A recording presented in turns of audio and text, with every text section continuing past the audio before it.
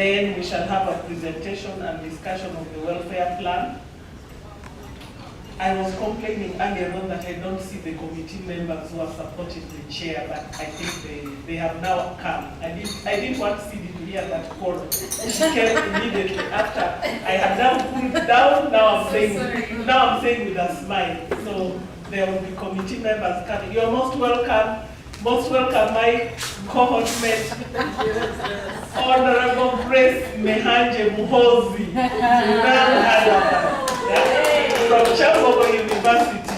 You are most welcome. Yes, and so in the meantime, ladies, feel free to take tea. There is tea, there are fruits, there is African tea, there is hot water in different shades. Just enjoy it in the meantime.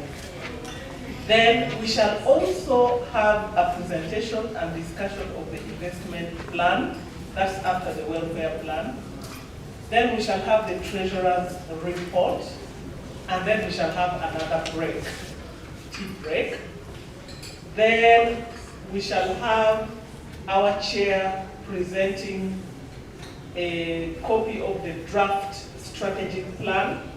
That one has been going on, the drafting of that strategic plan has been going on. Then we shall have voting. What are we voting for?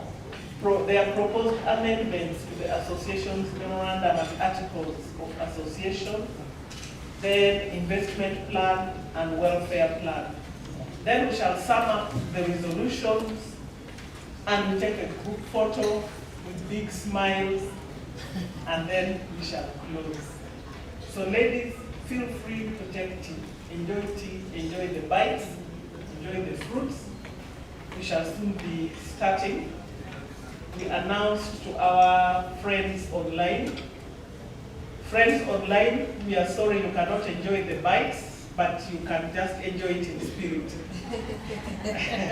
We are here enjoying the real thing, so just enjoy it in spirit. Yeah. Please enjoy tea and coffee and fruits.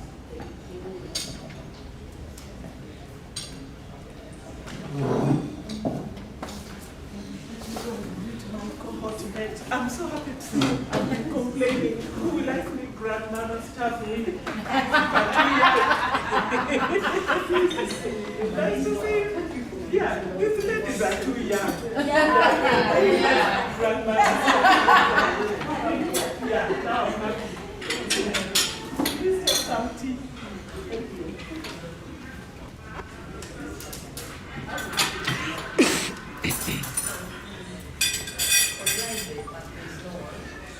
Online, there is no answer.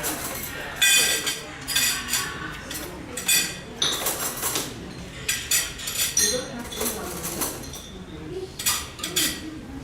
Oh, they join them.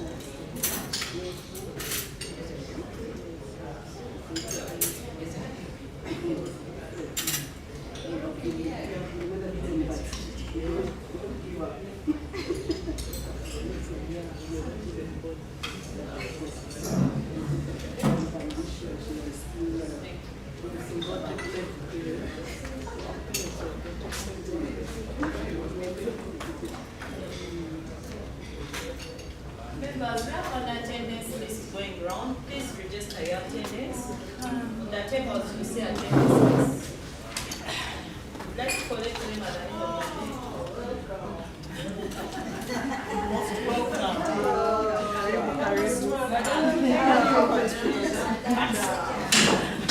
day.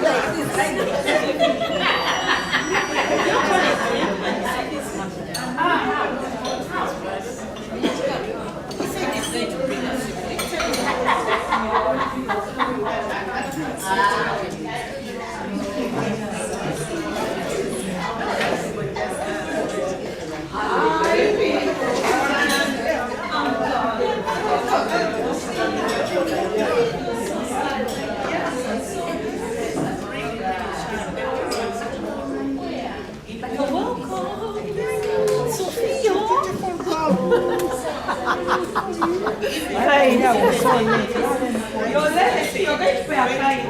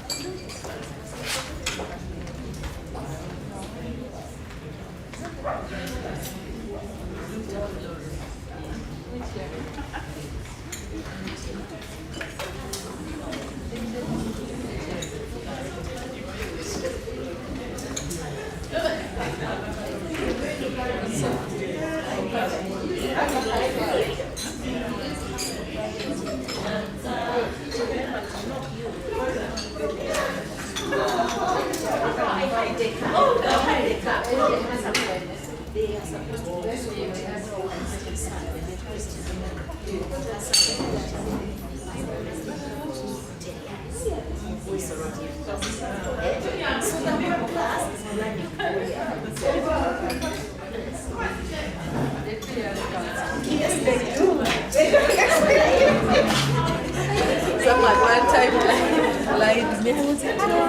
They said, wait.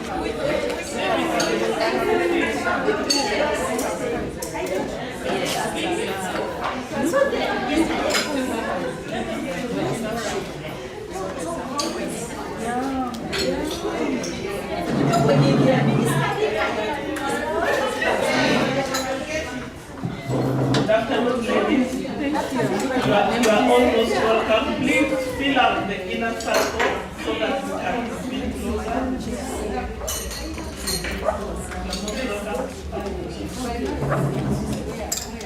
Nice, how are you?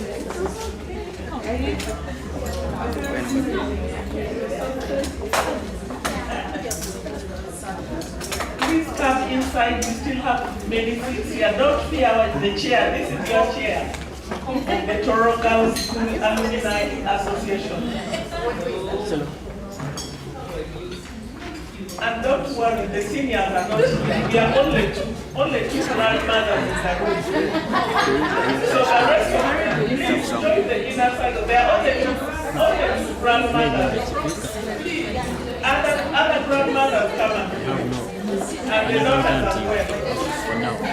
Dr. Lloyd, the grandmother, 78, 79, those couples. Please join. The doctor is taking the precautionary measure by this. She has flu. We are about to begin. Please join inside. Come inside.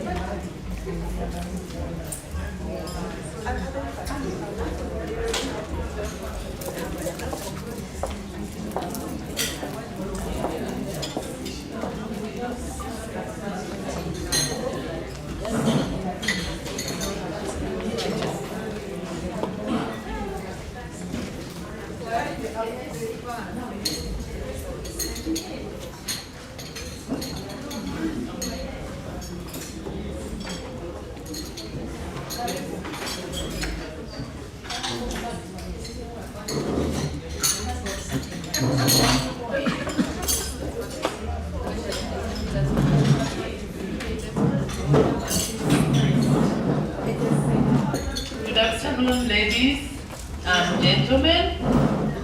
Good afternoon. Good afternoon. How are you?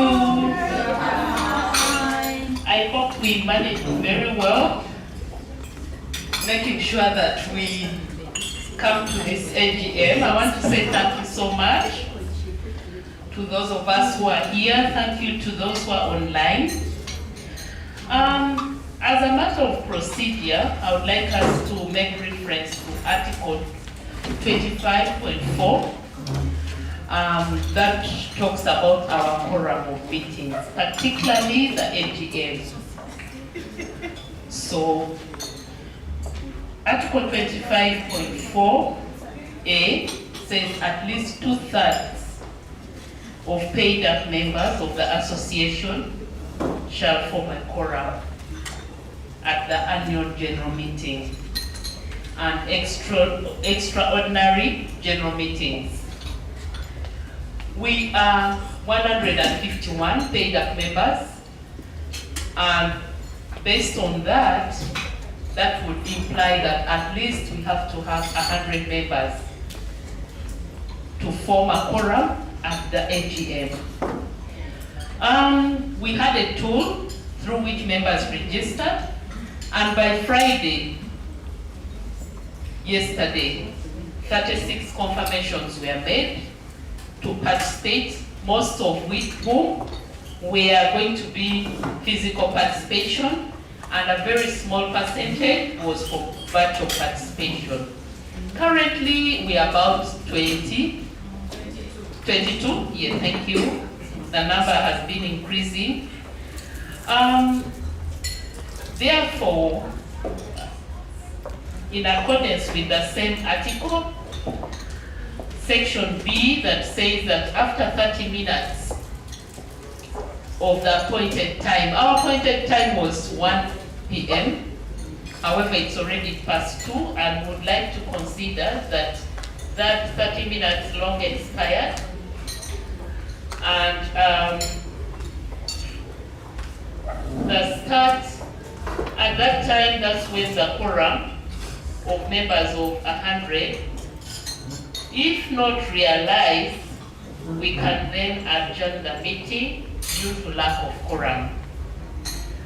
And with reference to section C, the meeting is accordingly dissolved. Don't be sad. I can see we are all what, pardon? We are not just going home. Section C gives us an opportunity that, section D, I beg your pardon, says we then reconstitute the subsequent meeting with the paid act members present.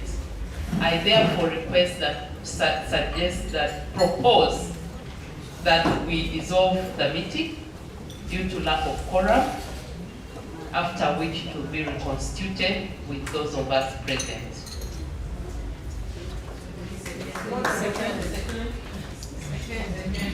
Thank you. Thank you so much. In the interest of time, can we just move straight to begin the meeting? Yes. Okay. Yes, please. Oh, sorry. Yeah, they gave me two. I don't know why.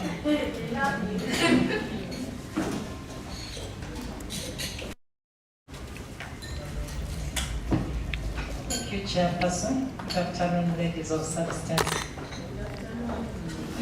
I would like to suggest that for purposes of record and to be consistent with that provision, that if we are beginning the meeting right now, we've adjourned the earlier one. If we are beginning on record, we could say that maybe the meeting started 30 minutes earlier, so that we are within the procedure. But it's okay for us to begin now. Okay, thank you. That's well noted. And who seconded the adjournment? Oh, okay. Sorry, can I see? Okay, thank you. Thank you so much, ladies. Welcome.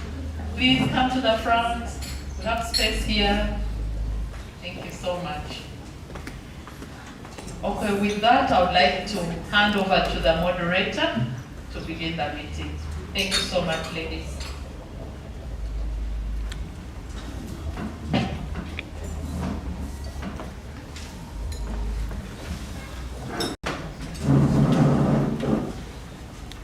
Good afternoon, ladies.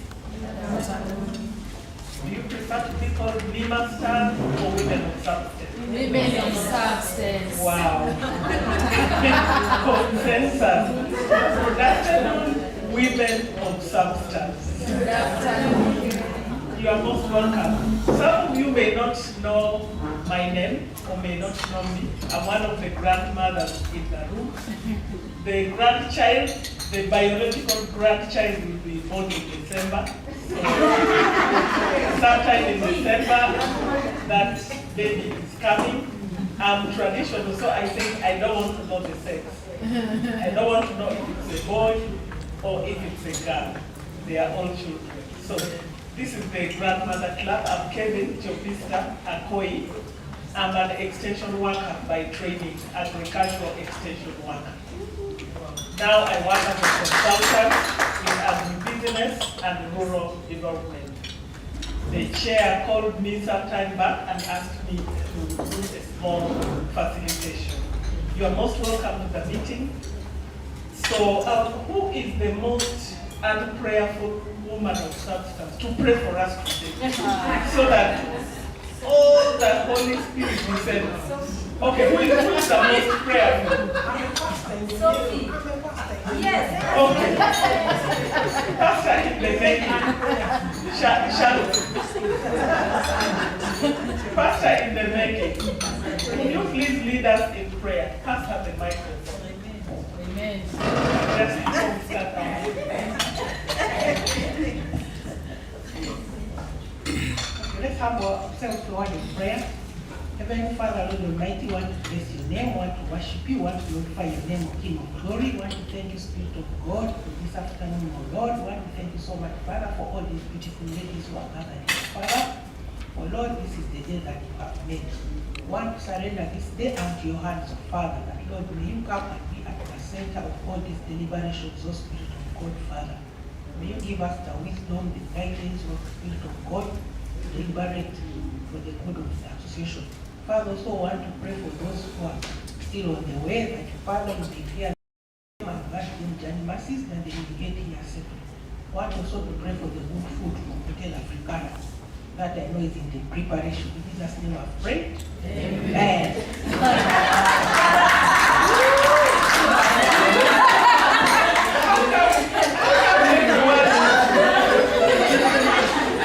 Everyone was waiting to laugh. But it's nice to see all these happy faces. Don't worry whether you are the most prayerful or the most unprayerful. We always say, we have some Muslims, there must be a saying in Islam, I don't know. But for us Christians, we say the life of a Christian is one of a perpetual struggle against self. So today you are most prayerful, tomorrow you are most unprayerful. So don't worry what we call you now. Just keep getting up and praying. So ladies, there are several attendance lists moving around. Don't forget to record your name and your contact and to sign it for purposes of our records. So the next thing on the agenda is the confirmation of quorum and adoption of our agenda. Should I go through the agenda again? Yeah? Oh yeah. Yes, it's displayed. So, and you have some on your phone also.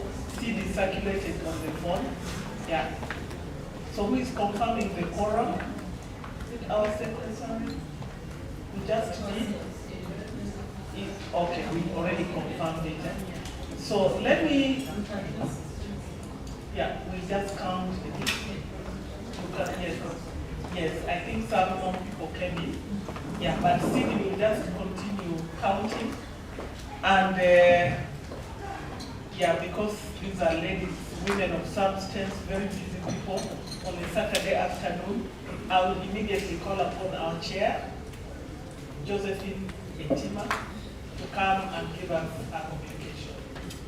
Yes, there is a hand. Number? Oh yes, sorry. Introduction. I only introduced myself and forgot. So our dear chair, can you start contributing, introducing yourself? Pass the microphone around so that everyone hears it very well. Yeah. You can keep that one behind. Yeah, go on. Thank you so much. Josephine Etima, cohort 82, 86. I'm nearing grandmotherhood. Yes, I'm not so far from that.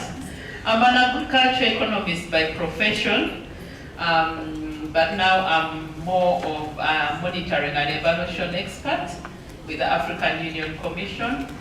And I'm glad to be here at this moment with members of the association, very beautiful weather, and definitely the best food in the world.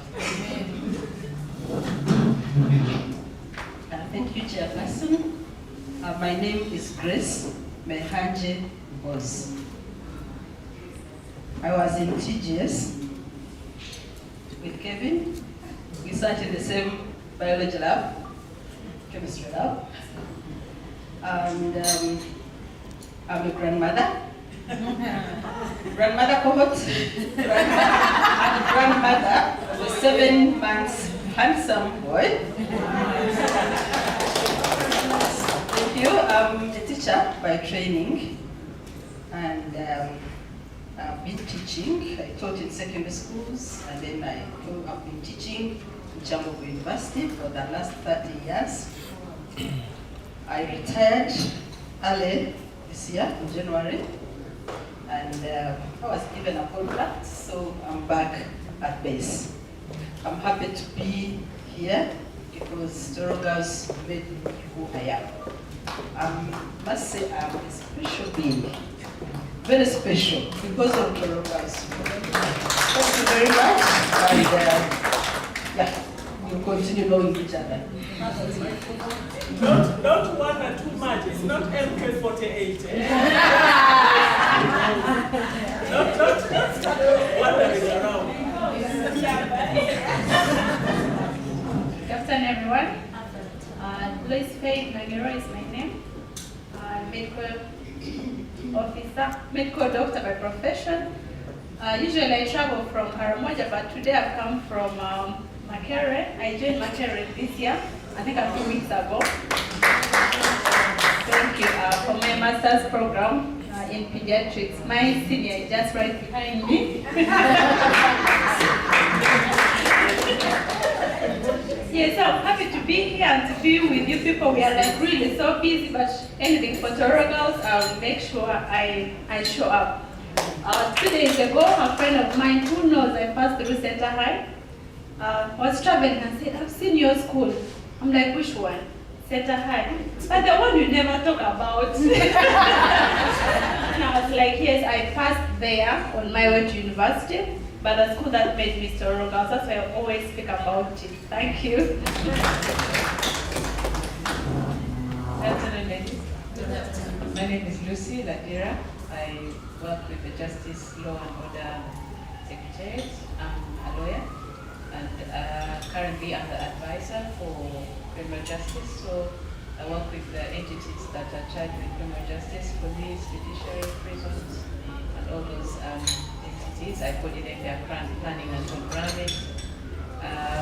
And my cohort is 91 to 94. I was the O-level head girl when I was there.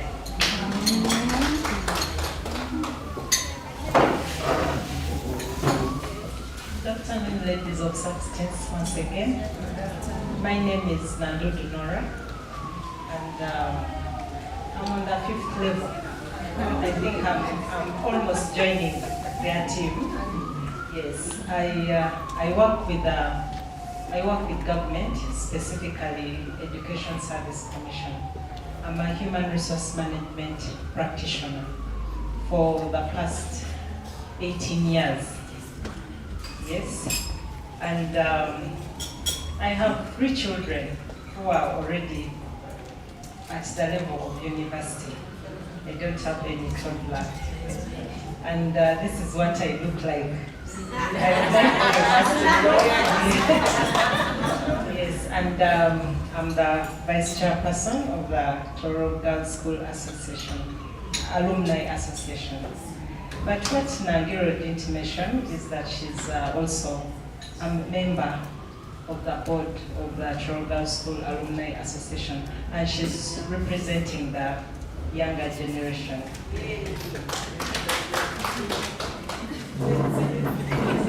Congratulations on success.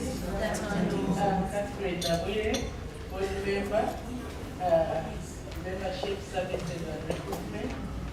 And I wear quite a number of hats in terms of my background, but I have turned an entrepreneur and I'm proud to be called so. So, in terms of my time involved in TGS, I was there I'm in the cohort of 1984-90, and I'm also an aspiring grandmother. I'm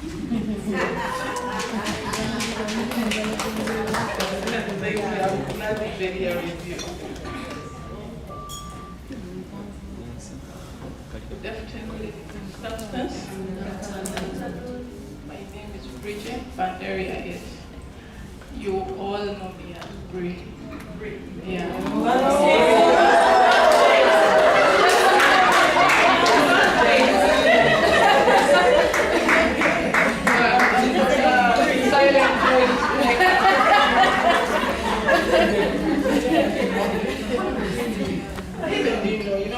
When you open an account and then, what was happening, you added sound like you just use this name to confuse people. And then after something was who's free, and then in a number of groups, I'm like, I use this name, so I have to continue using it, and then it just stuck like that.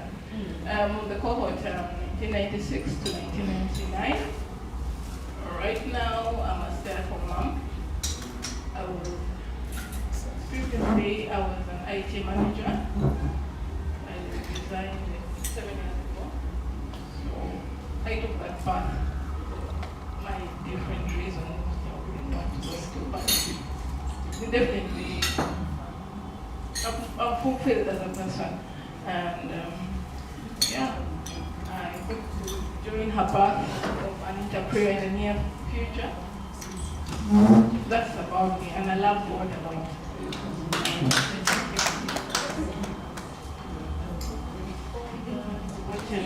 a member of the Welfare Committee.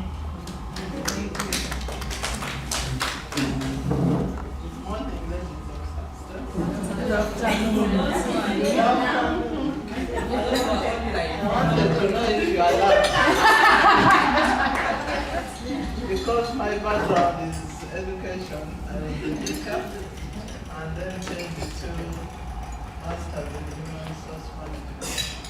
So I'm by the name Julia Nyachua, arts. We are two Nyachua Julians, the other one is science and arts. I work with the Federation of Uganda Employers. I also sit in the industrial court as a member of the court. I am in two boards currently. I'm in Tororo's board as the representative for senior members like the judges we have, the judge of kids. But I'm also a judge of two girls. And then I sit as the secretary in the board of Female Future Alumni Association of Uganda. So this Female Future program is offered by the Federation of Uganda Employers. It can really propel a lady from middle management into top, the board, into the boardroom. And for me, I'm a testimony to that. The moment I completed the course, I found myself in two boards. So those who are in the 5th floor and planning to retire, it's better to retire when you have that knowledge of going into boards. There are several boards in the country that you can go into. Otherwise, I wish you. Oh, I'm also chairing the welfare committee, and I'll be sharing with you about welfare issues. Thank you.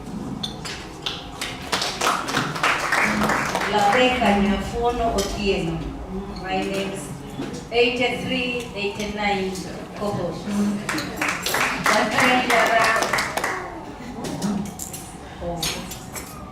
The association, every coin matters. God bless you.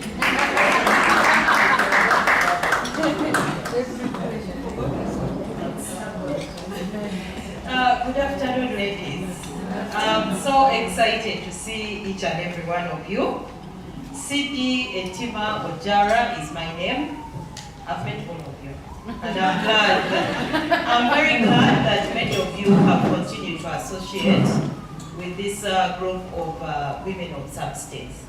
I was in TGS in 1990 to 1993. Lucy is my follower. Yeah. I'm a lawyer by profession.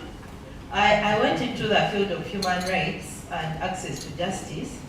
And the way things are growing of late, I was talking with Lucy and many other colleagues, it no longer makes sense for us to say we are human rights lawyers. So lately, I've been doing a lot of work in consulting in the area of gender. So I do access to justice, but specifically on gender-related issues. I've done some good work on gender-based violence, and also shaping the National Development Plan. So that is who I am, and I'm really excited to be here. I serve you as the secretary on the board. I've not yet seen Doreen, but we do have an associate secretary. She did communicate that she'll be here. I assume that she will come. And also on the compliance and governance committee of the board, I also head that committee on your behalf. Thank you very much. Thank you, Sidi. Good afternoon once again, women of substance. We have a lot to eat. We need to finish. It was meant for 150 people, but the people have not come and we have paid. So please, today you can forget about the figure. Tomorrow you can see what to do next weekend in the gym. Yeah. So please, just go ahead and Yeah, and serve yourself. So we also need a confirmation of the quorum. We were 24, we've increased, we shall be announcing later. For those online, we cannot see them, but CD sent them a chat to let us know who they are and whether they are there, so that we can count them for records. So let's continue with the introduction so that we can move on to the next thing on the agenda. Thank you. Thank you very much. Good afternoon, ladies of substance. My name is Oriam Grace Lake, cohort 85 to 91. I have my cohort mates here. Nora is there, Violet is here, plus the head teacher who is absent right now. I'm a teacher by profession, and I teach at our grade school, Tororo.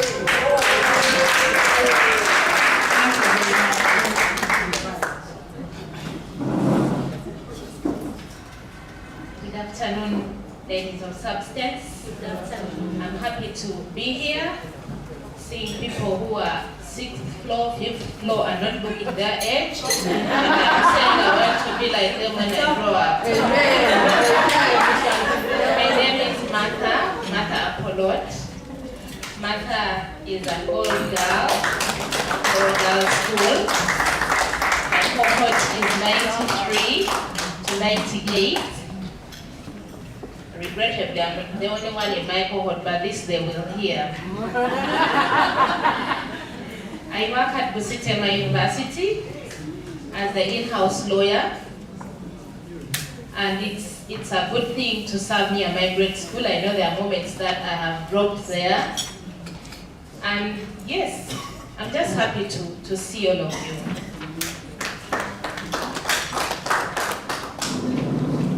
Good afternoon, ladies of substance. Good afternoon. Maybe I should skip introducing myself. Because I know you all know me. My name is Violet Nandudu. I'm a tax administrator. And I'm glad to be here because I didn't expect it is God. In our work, they move us here and there. And my last session was Northern Uganda. But with effect from last week, I'm back here now. So I hope I'll be more active now. I know many people are wondering why I went to, but it was inaccessibility. I just decided to say, I think let me skip until the right time comes. But I'm happy you kept the fire burning. And thank you very much, our committee, our new team, for keeping us shining. Good afternoon, ladies. Thank you for coming, and apologies, I stepped in late after I had started. My name is Doreen Akech Otelo. I am happy to know. Well, I've never known she's my senior in the tax body. I work with the Uganda Revenue Authority, and incidentally, I was also brought to the tower. So far, I'm looking for you. I serve in the association as the associate secretary, and I have a cohort of 2001 to 2006. Yes, have a good afternoon. Good afternoon, everyone. Good afternoon. Happy to see all the beautiful ladies of substance in the 5th floor, 6th floor. But you all look like Sweet 16. I want to be like you when I get up there. I'm Shayla by the dance, Achio from the north. Professionally, I'm a statistician, self-employed. I run a young research bureau that started 2 years back. I also do teaching, basically homeschooling.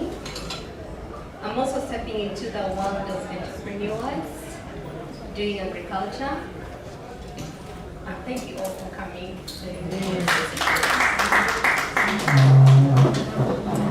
Good afternoon, ladies of substance. I'm Jane Owenda. My cohort is 8789. I'm a business lady. I deal in electricals. I'm on 5th floor with 2 grandchildren.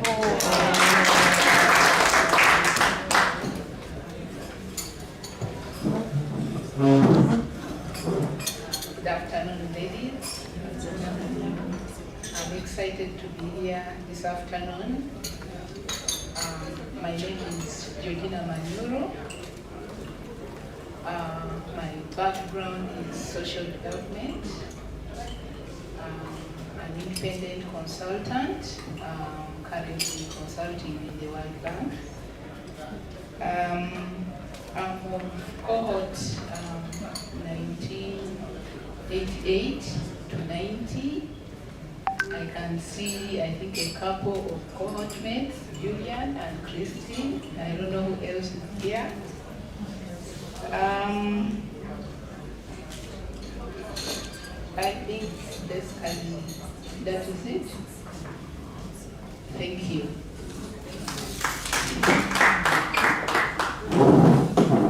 Good afternoon, ladies of substance.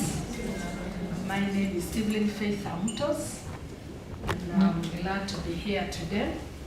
Thank you all of us for honoring the invitation. We are glad that we are here today.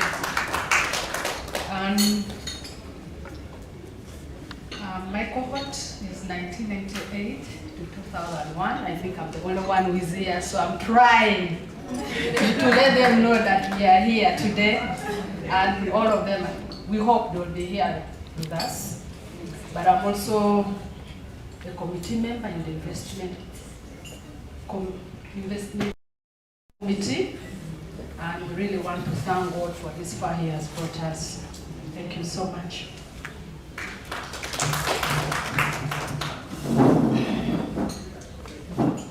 Good afternoon, ladies of substance.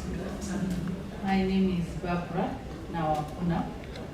I'm TGS. I'm in the cohort of 1996 to 99, which is my cohort mate. Yeah, I'm also a member of the publicity committee. Yeah, we were there running the career guidance day. Thank you all those who attended. By profession, I'm a food scientist. I'm working with Coca-Cola Namave branch. I've been working there for around 10 years. I also worked with Capita for around 5 years. And almost done with the technical work. So I went back and added on PGD in HR. I want to divert management some bit as I aspire for higher levels. I aspire for the floors. I'm on 4th floor. I've had the 5th floors.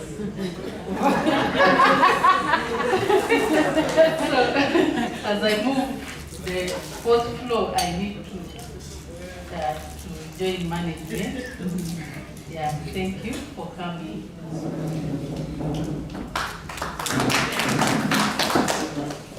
Hello, ladies. My name is Susan Hassan. My cohort is 2008, 2011. Madam William was my teacher. She was my teacher. And by profession, a telecommunication engineer. And I tried to divert the career to procurement. And in my last year, my master's in procurement and supply chain at procurement. And career-wise, my job, I'm a manager at TGS Alumni Services. Thank you.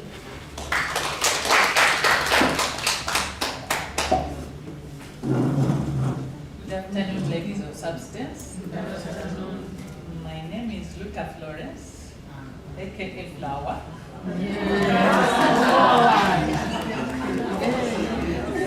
I was in TGS for only 2 years, this one and this two. I'm a grandmother of 2, and I'm on the 5th floor. take on grandmother as a plan. Nice to be here and nice to meet all of you.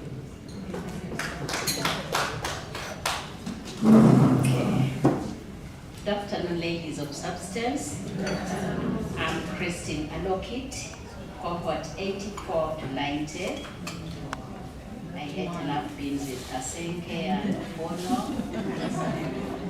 I'm an agriculturist by profession. I'm the country manager for Center for Agriculture and Life Sciences International. And we are looking at agriculture and environment, safe food and safe environment for all of us. Please keep safe. The other side of my business card, I run a tree nursery. I want to say that also because I did also. I run tree nursery where I sell seedlings in Tororo. Please support to green the environment.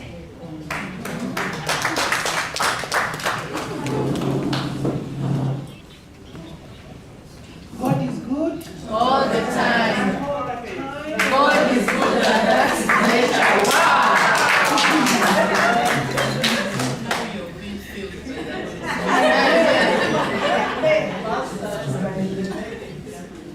Good afternoon, ladies of substance.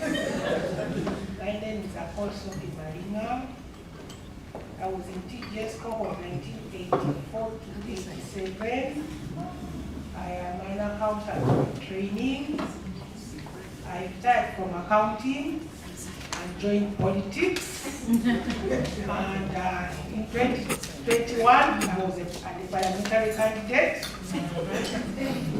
Somebody.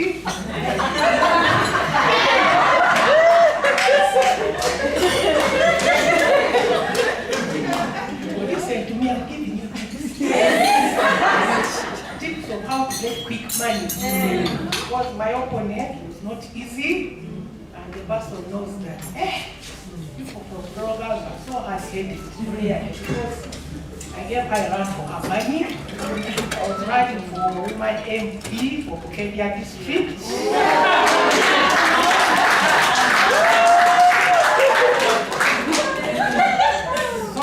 that person, and the tip is, if you want big money, just when you find that person anywhere, just say you are Sophia's OG, and you can convince me to step down. We get it, we get it.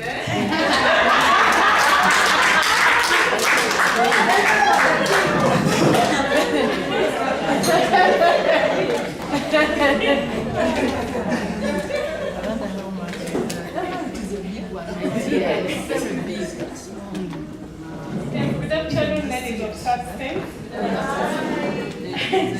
I'm still laughing at. Okay, my name is Doreen Nalugwa. I'm cohort 94 to 97. Unfortunately, I think in my cohort it's only me here, but I believe they will join with time. My background is clinical medicine and public health. I am working with Mokona District Local Government, and then I'm also part of the Finance Committee for the Alumni Association. So whenever they're asking so many questions about finance, I'm always in the background looking at them, and then we discuss them from another end. But really, I'm glad to be here. Thank you. Good afternoon, ladies of substance. My name is Christine Ellen Taya, cohort 84-88. I'm a mother of 2 adult boys. What else? Currently, I'm looking for more employment. Professionally, I'm an administrator, and I would also like to say this year in January, one of us saw how I was thanking OGs who have sent me happy birthday messages. And this person called me for a chicken. And as we speak today, they are 30. I would also like to take this opportunity to thank TGS Ladies of Substance. When I'm not well and I am sick, when I go to Mulago, they know me as Dr. Helen's sister. So I now eliminated the name Helen. I just stuck to Christine because they would always say, but she's your sister and you look alike. But how could your parents give you both names? And I was like, okay, let me eliminate this. And then I would also like to take another opportunity to thank Ladies of Substance from the legal fraternity in TGS. I could not thank you enough in your different capacities. People have gotten in touch with me when it's out of office hours to console me, to hold my hand, to do this. I have gotten in touch with all of you out there and nobody has said no. One time Cindy called me at 10 and my volume of TV was at the highest and I was crying. Christine, with whom are you in the house? I said, I was dying. But she told me no, hang in there. And I mean, I don't want to go mentioning us here, but I would just love to take this opportunity to say from the bottom of my heart, I appreciate you all.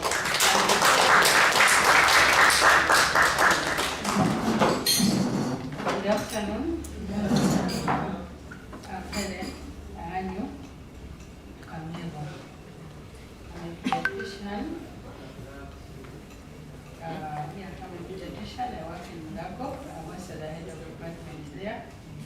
I know I picked some of your grandchildren.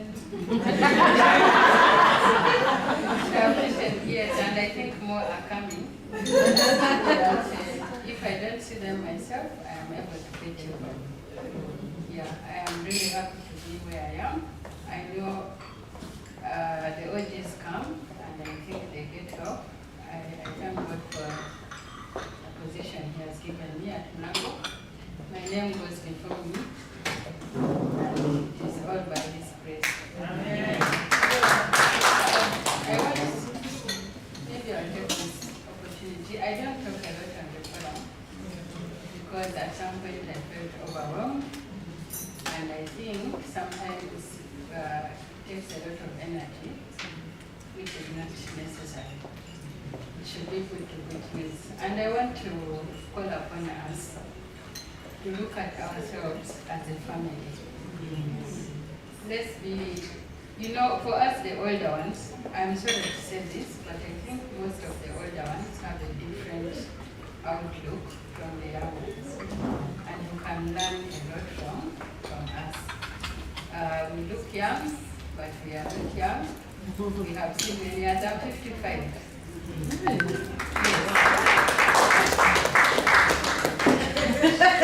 And no one ever believed that I'm that old, but I am that old. HS3 to 89. Yeah, I also want to thank you all for your support. I know I've been through some hard times, and you've been there for me. Thank you. God bless you.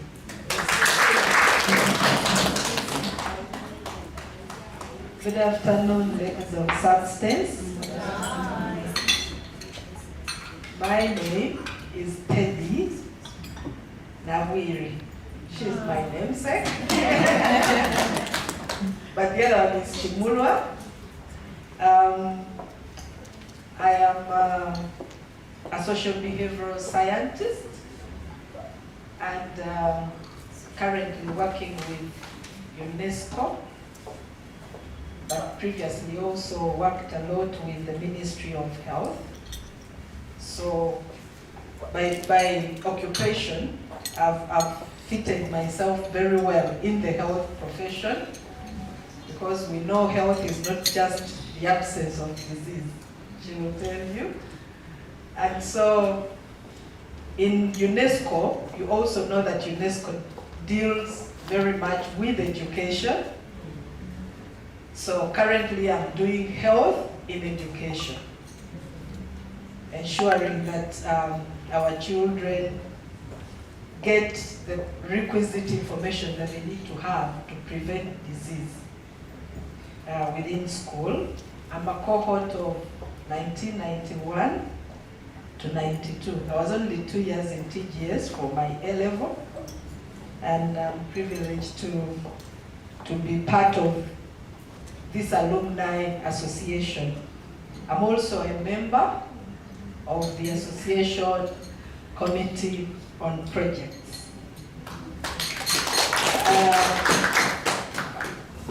I like the opportunity to grow ladies and women by the Federation of Uganda Employers. And currently I'm already a board member of some organizations, so I'll appreciate a lot to share and pick more leaves. I'm happy to be here because I think this presents an opportunity for us to network even more. I saw colleagues there that are in the same office, the same building, but they did not know. And I think that is very great. I am on the 5th floor as well, and I have a 24-year-old baby.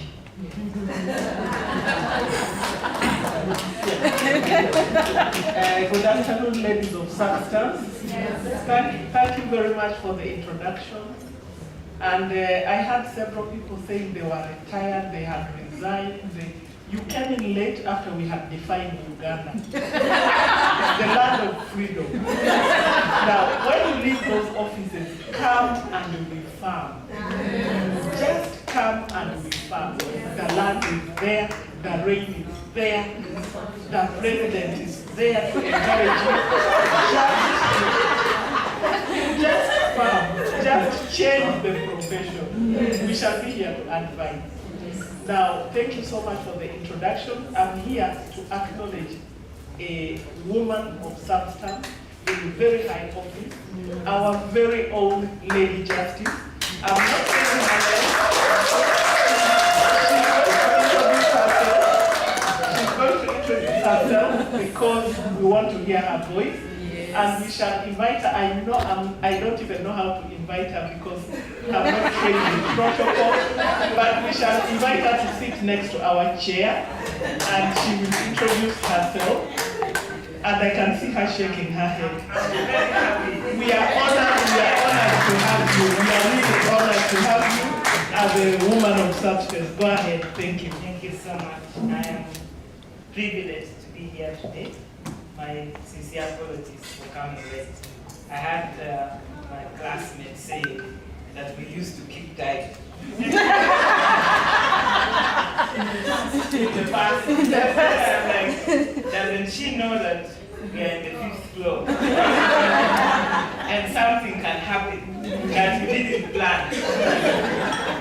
So my apologies, really. I wanted to be here when I was, of course, I tuned in and there was a lot of excitement. I joined in to be excited, really. I'm happy to meet faces. I had the introductions. There's just one person whose introduction I didn't get because I don't know what happened to YouTube. They posted this flyer instead of the face of that person. But everybody was screaming, "Wow!"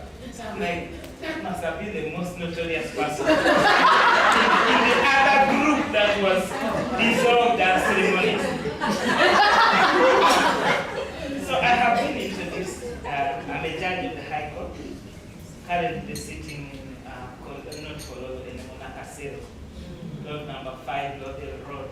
That's where the court that I serve in is located. I have seen my classmates here, very many of them, beautiful girls. Nabil is there. My own cousin, she's not proud to introduce me. And to talk about it. Can you stand up for recognition?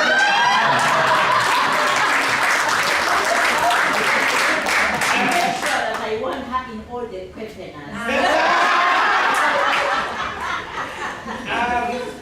I was asking her, I was like, but who was my mother? You know, I joined TGS in senior 2.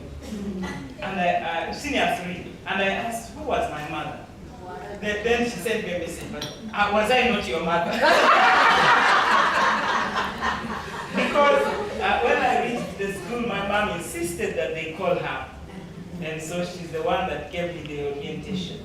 2 years in Tororo Girls, enough time to be infected with the values and the virtues that I possess within.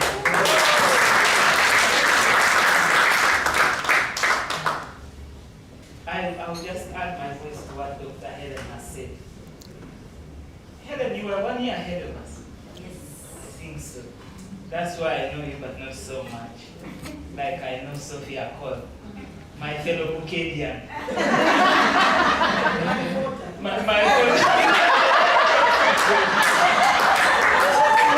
It's a long, long battle. And without sounding like I love partisan politics, really we were outdone in fraudulent ways. And that is why I decided to stand with Sophia. I did, almost at the risk of being exposed as somebody who is engaging in partisan politics. My issue was, if you are nominated for election, why should someone use money to defraud you with high offices as high as mine, to remove you from those people, the list of persons that have been nominated, and prevent you from being elected? I will talk about it for my whole entire life. I'm not ashamed to talk about it. But what Helen said, which I want to reiterate, when I see all of us here, we're just normal people. But on WhatsApp, chaos. Chaos. I'm like, what is this? What is wrong with these people?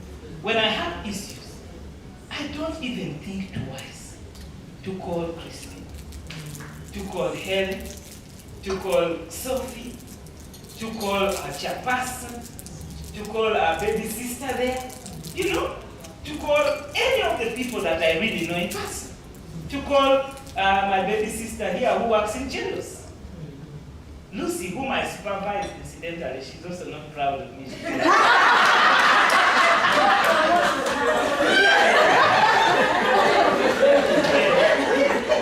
But when I have an issue, Lucy calls me, I call her, even the ranks disappear.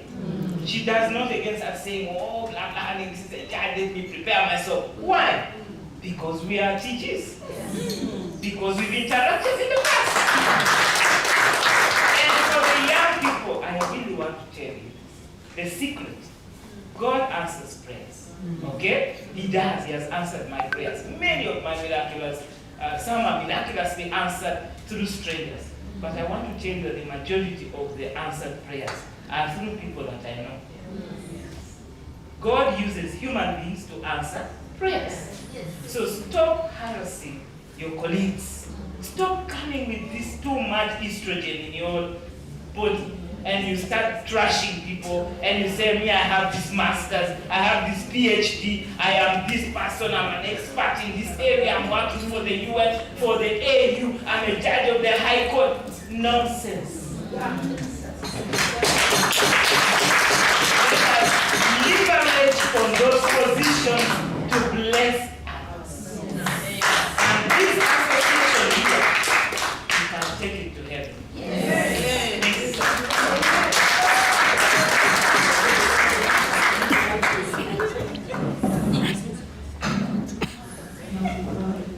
Thank you very much for that introduction and for warming up the room. And the Dr. Anyu, this is what we were going to miss if I had bypassed the introduction. Yes. So it's very, very good. So we finished that. It has taken quite a bit of time. So we are going straight on to the next agenda. We are now in the room physically. We shall check later. We had one person, Grace Orient, online. I hope more have joined, but we shall. Now we have 7. Yeah, so we are now 37. Yeah. So the lady in the corner is supporting us with the telecommunication and technical things, but of course you can tell us your name. We shall be happy to know. is there. And we shall ask the gentleman as well. Yes. So we are very warm ladies, so you have to, please go on. Praise God. Amen. My name is Obiliana Sugamtiaba. I'm married. Praise Jesus. I'm a born again. And I'm a resident of Katende, Masaka Road. Be blessed. Thank you. Yes, and she has a colleague. Yeah, go on. Praise God. I'm called Busha Mike. I work with her, and I'm so happy to be here. Thank you.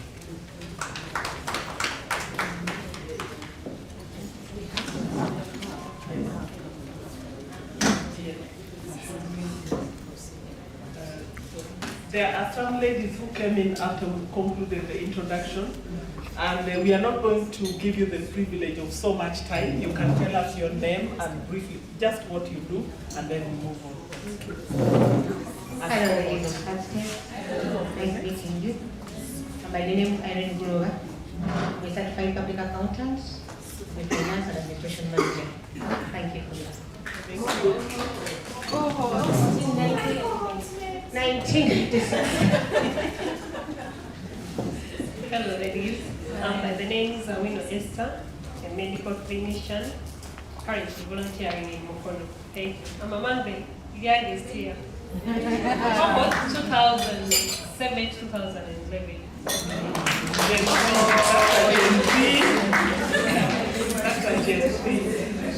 Yes, thank you so much for the introduction.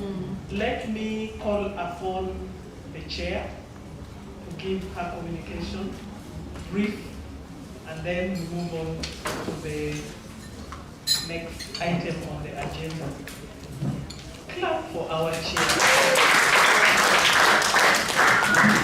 Thank you so much, ladies. I'm honestly humbled, first by the energy in the room.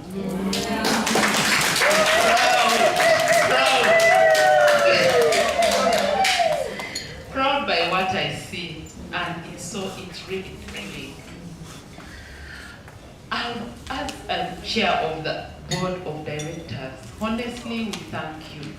First for devoting your time, your resources in terms of finances, your everything to be part of this AGM, and even to be members. It's humbling. This association values members more than anything else. And we are proud and happy to say that we have a diversity of these members. Hearing from the introductions around the room, from arts to science to IT, everything is in this room. So we lack nothing, we don't lack any skills here. And this is a very powerful strength. I'm not going to go into a lot of that, but it tells us that the heaven that Justice Susan talked about is actually reachable. It's reachable, and it's upon each and every one of us to give it our all to make sure that this association reaches to another level. I'm no longer going to say we are young. We have moved from the youthful days of the Tigasa that we had. We are advancing. We have done a number of things. During the progress report presentation, you will see that the members and the board have achieved a lot of things. We have committees running. We have different plans that are going to be rolled out. We have the welfare, we have the investment, we have two separate ambitious documents. First, the strategic plan that is going to be presented later today. We have a number of policies that have been developed thanks to the respective committees. We are working day and night to make sure that this association actually moves. We are no longer the TGS Association that was almost being thrown under the carpet at one point, not because of being a proper association, but because we had not come together, we had not legalized a lot of things, we had not put in the energies that we need to do. Today we are networking. A number of associations recognize Tororo Girls School Alumni Association as a very important strategic partner. And this is something we need to leverage on and continue strengthening. Recently, we were at the Nabingo Gala, Spectober events. Even Nakoba, which is more senior, is beginning to realize, and the Alumni Association within the whole country have invited us to participate in a number of activities. So it's no longer Tororo Girls School Alumni Association that is the young one, whereby you are beginning to say, is the life wage probably the right one? We are advancing, where they're going to start looking at the bank accounts and saying what is on the bank account, because we have grown. But still, that growth cannot come without each and everybody's contribution. We each need to put in our few cents to make it sustainable. In the various committees, I know there's a lot going on in the projects committee. We did some work, we submitted some proposals, and we're looking forward. Whenever we see an opportunity, we are going to grab it and make sure that we put something within our coffers to strengthen the association. We do have a few challenges. You will hear some of them, and one of the most important challenges, again, is the resources, but still, we are saying that we are not going to accept that. We have the human capacity, first of all, at the forefront. We are going to exploit it. We have the demographic, the dividends. When members were introducing themselves, the moderator at one point said, my God, we are full of the youth. And that's where most of the energy is. So we are going to take advantage of that.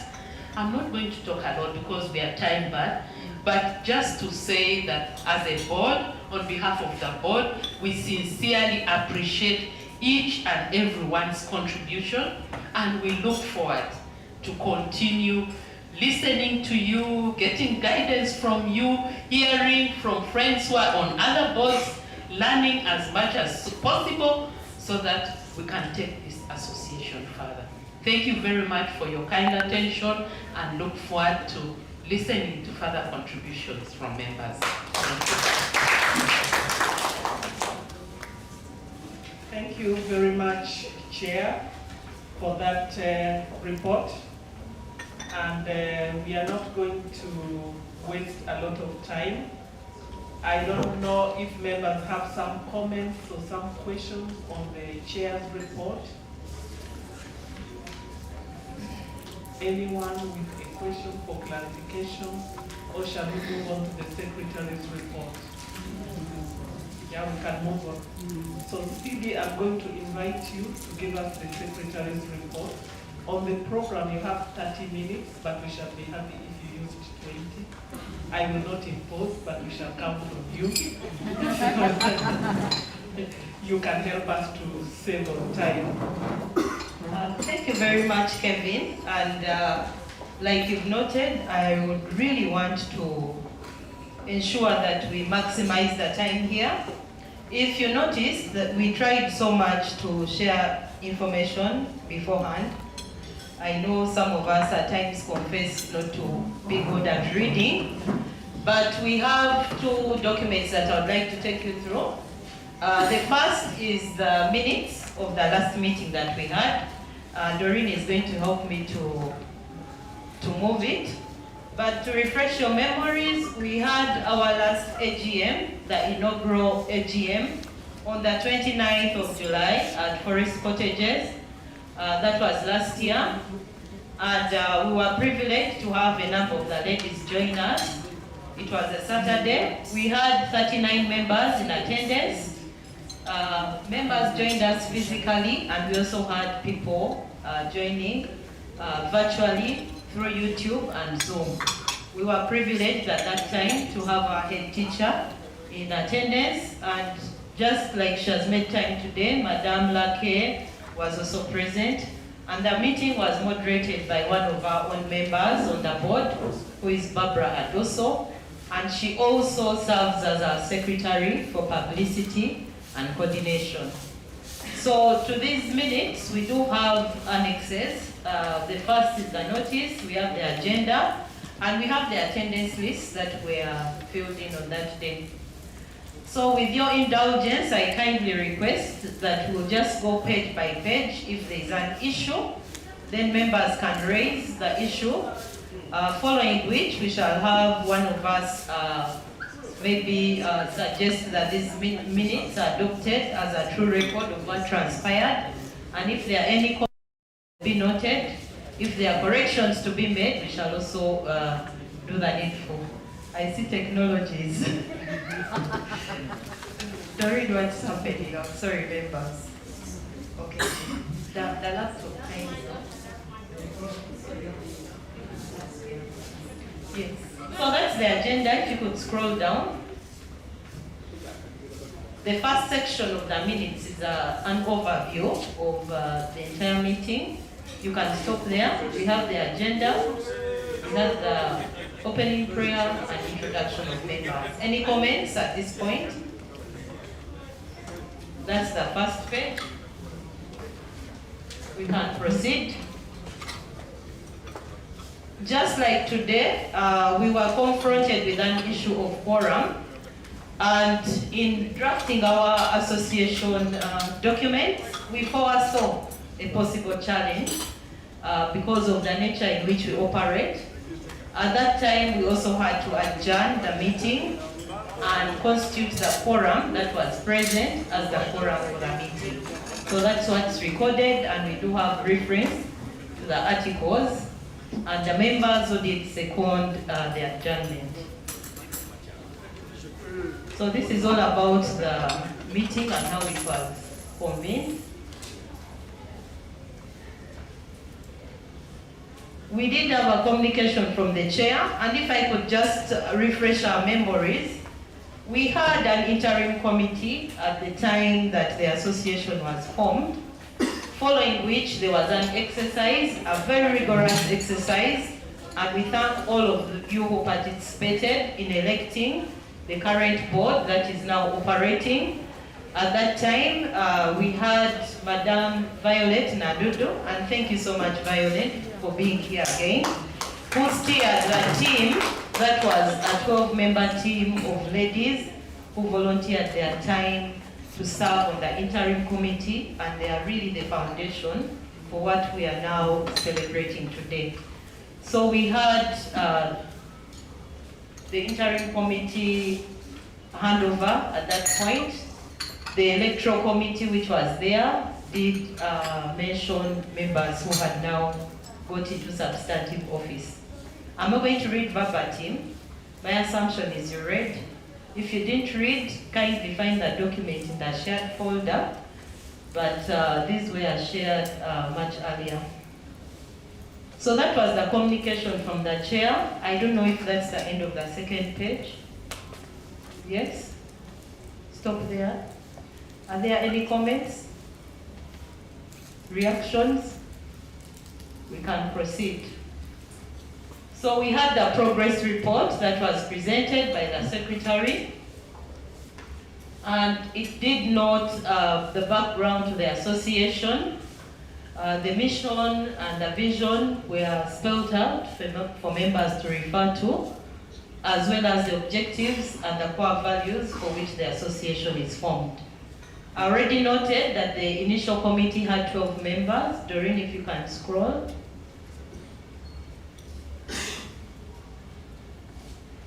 Yes, during the AGM of last year, we did inform members of the process of registration that was undertaken by this association And the reason why we opted to register as a company limited by guarantee, we are clearly spelled out. We do have an address. I think you have been able to see 59 Ntinda, Kampala is our address. We have a website which is up and running. I do want to note that there is a concern that we need to make it more active. For many of the associations that are thriving, they do have dedicated personnel, some of whom are former students, but in some cases they are paying people to have this website updated. So we want to make it more interactive.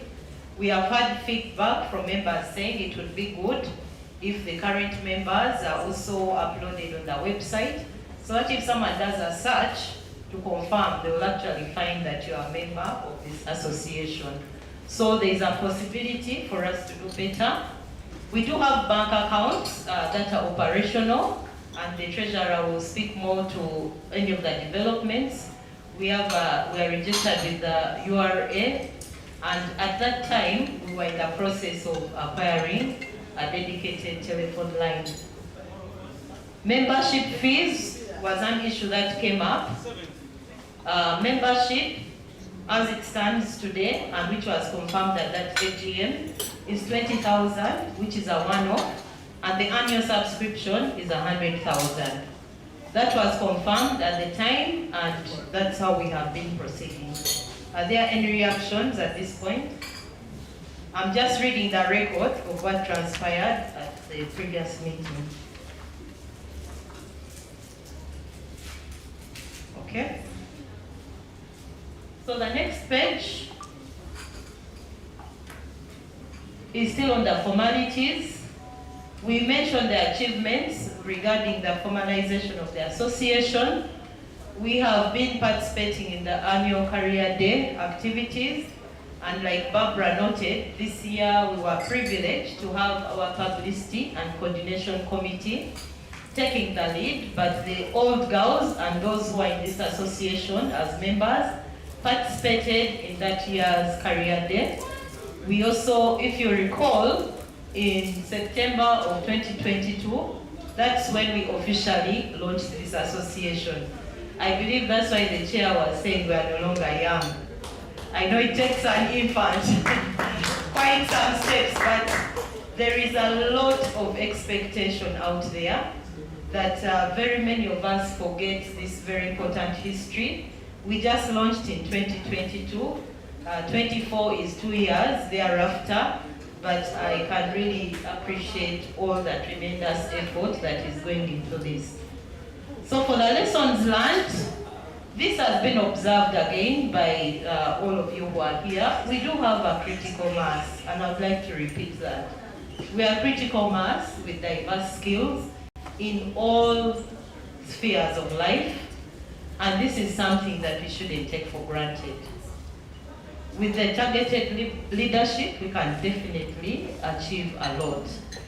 We also observed, and you can look around you, next to you, who is seated next to you, we still have a concern to bring together our sisters who are from the much later cohorts of the 2000s, so that they can be represented, so that we can also draw on their skills and expertise, and we can both learn and benefit from one another. So that is still something that we need to work on as the membership.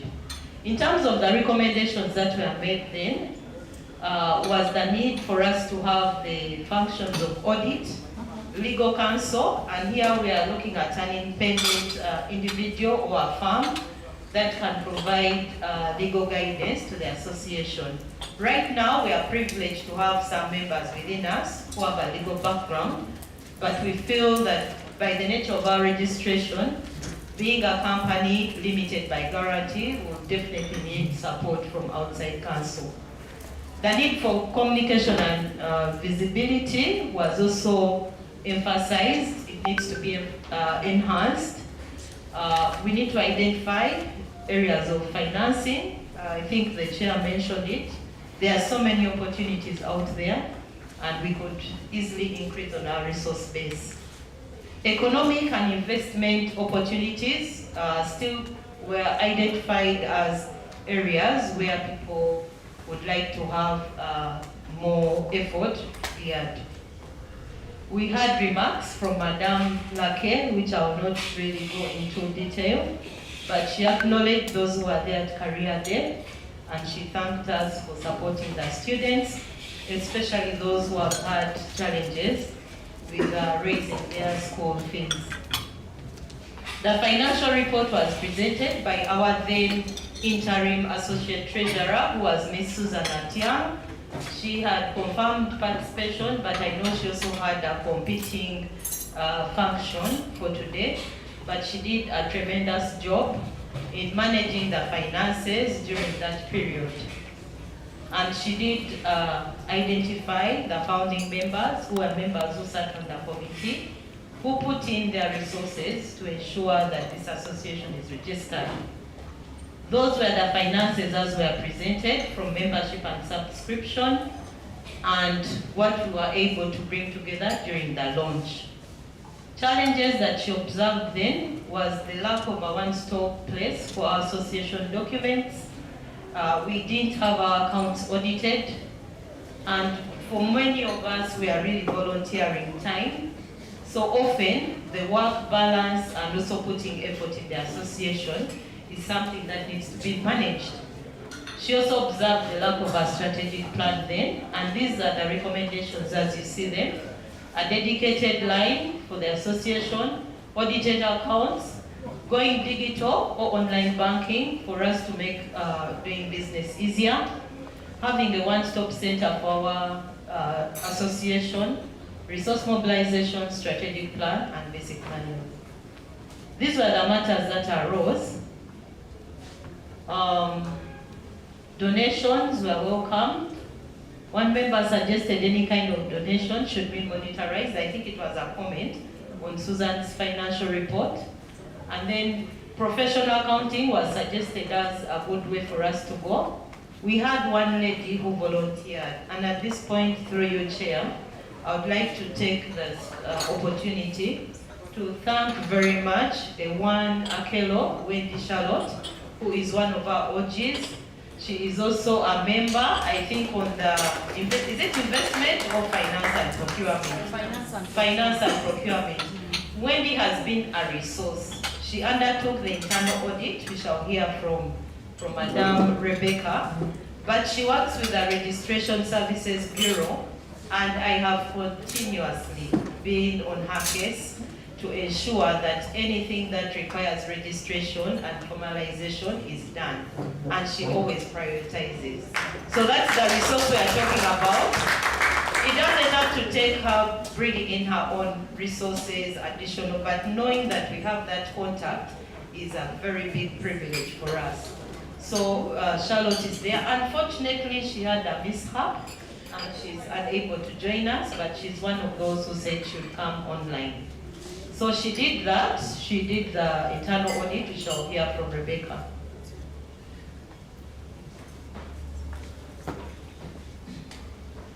Yes, the strategic plan arose again, and then the issue about us being accommodative of one another did come up, and it was mentioned in Lady Justice's remarks that we need to move beyond that attack that was going on at times on the group.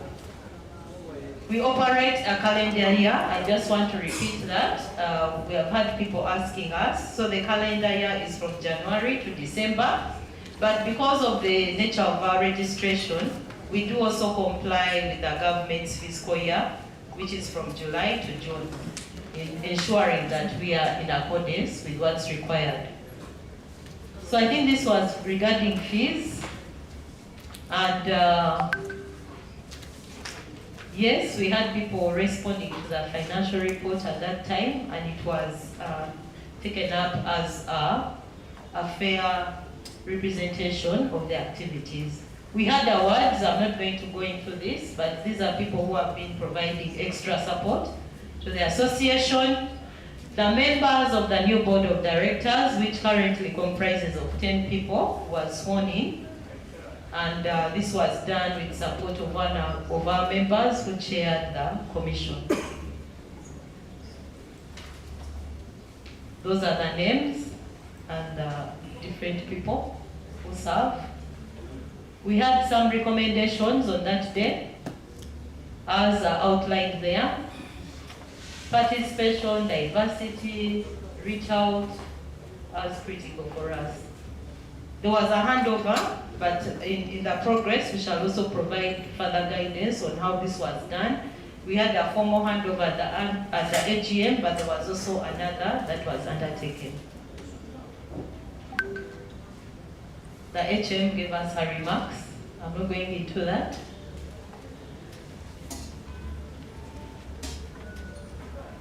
Maybe some of her observations which are still relevant. A homecoming event, and we have had so many people even inboxing and asking us to do one. It's recommended in the first or second term, and majorly because of the activities at school, that then representative of the old girls on the school board, Madame Julian Nyachuo, Sciences, I think her term was coming to an end, and we shall provide guidance on how we have managed this. She encouraged us to look at investment through a circle, maybe. Benchmarking, like Josephine noted, whereas some people view us as being young, there are so many people who are looking up to the Tororo Alumni Association. Those were the challenges of the school that we can reflect on how best we can support our school. With the increased number of students, there are issues of accommodation. For all of us who have been able to go back to school, there are challenges with the infrastructure, which is dilapidated. And there is a yearning for us as old students to do something to support our school, and that will benefit the students. Those were the resolutions that we passed at the AGM, 10 of them. Develop a strategic plan, undertake audit, set up a secretariat, have the telecom lines acquired, subcommittees become functional, ensure the representation of our sisters abroad. There was a possibility to have an extraordinary meeting at that time, an event for the old girls at school, and then the fees. So that's the conclusion of the minutes of the annual general meeting that was held on the 20th. I already see there may be a challenge on the date, but yeah, I think this way the minutes were written, but we had a meeting on the 29th of July. Thank you so much, ladies. I don't know, Kevin, how I've done with time, but at this point, maybe I can hand over to you. Would like to hear feedback and to know whether this is a true record of what transpired, especially. We can proceed to the next on the progress. Thank you. Thank you very much, Phoebe, for the minutes. Ladies, yes, there is one hand there. There is a second microphone somewhere. Yeah, please pass it to her. Yes, comments on the minutes. Would like to know if it's a true record of what transpired on the 29th of July. Yeah, 2023, not 2024. Okay, thank you very much, Chair and Secretary, for articulating the minutes. I was there, and I would like to really confirm that that was what was presented. But in addition, I would like us to add in brackets sciences where Nyachuo Julian is, wherever her name is, noting that we have Nyachuo Julian Arts and Nyachuo Julian Sciences. I saw in the minutes somewhere. It was, thank you. Thank you. The comments are noted. The date will be corrected also in the minutes. Any other comments? For those of you who were there, those who read the minutes and saw spelling mistakes, anything?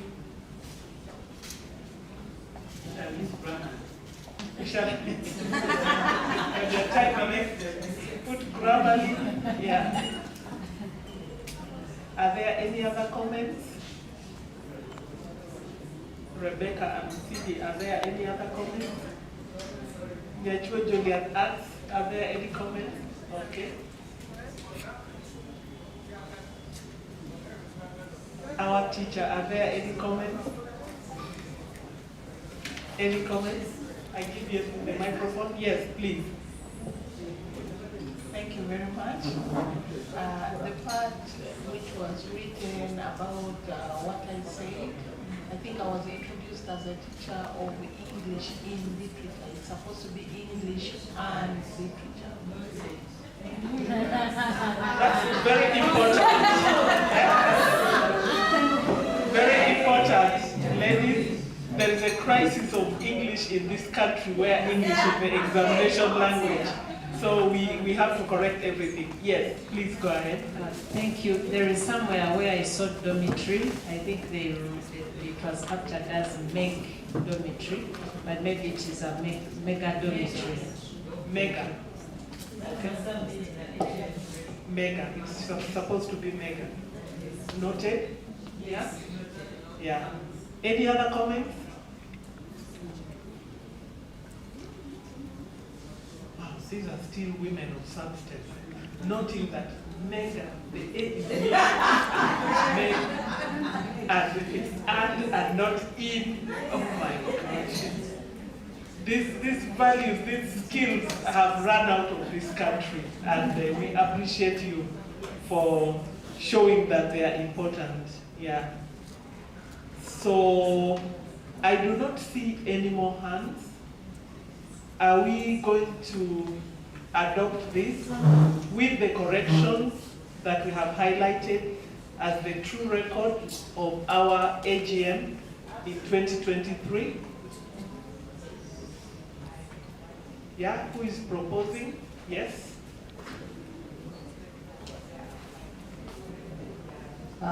Grace Mose. I propose that we adopt the minutes presented as a true record of what transpired on 29th July 2023. Thank you. Anyone seconding? I do the proposal that the minutes be adopted as a true record of what transpired with the amendments. Thank you. Thank you very much, ladies. CD, I'm handing over to you again. Nora had a short commercial break. Okay. And the mic is stationed right where she is. Oh, as I make the progress, yeah, she can. Yes, please, Nora. Okay, ladies, may we stand up, commercial please? break. Let's stand up, please. What are we selling? We are selling cars. We can stretch a little as we get ready to excite our voices in different ways.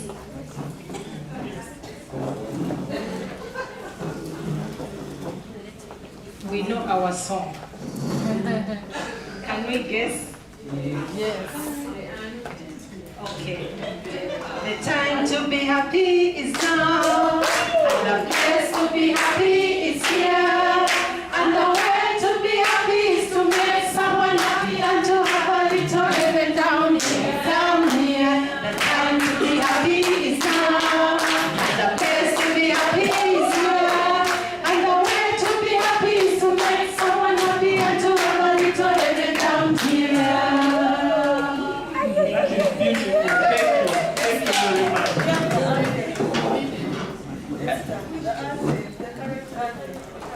So, Cindy, do you want her to sing now, or we do a bit and then we give? Yeah. Okay. She said, have you remembered the new tune? It was remixed.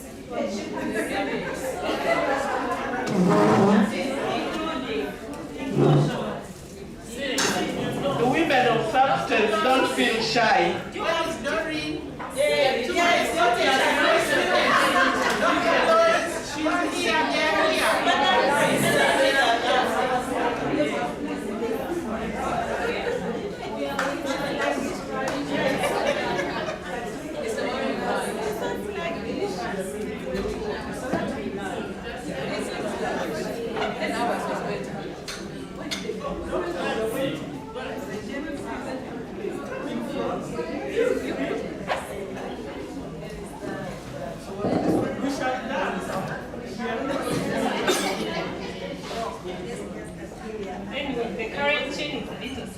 is not enjoyment, it's yours. Yours should even dance to that tune. Sorry? Okay, sorry. Set spring, all springs are thrown, sons of America, champion with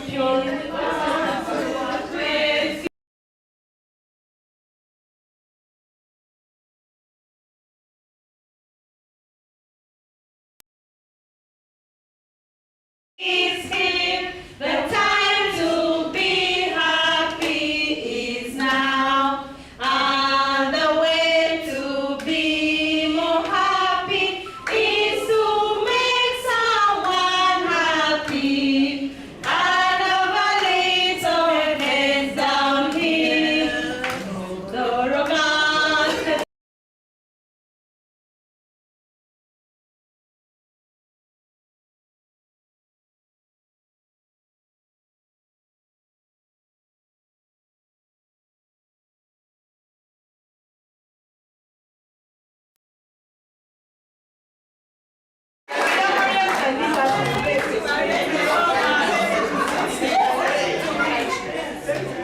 Thank you so much. Thank you so much for warming up the room. Yes, so I'm going to call upon you, Sidi. You need Rebecca. Doreen, we need you here. Sorry. The secretary needs you. Oh yes, there's a hand up. Sorry.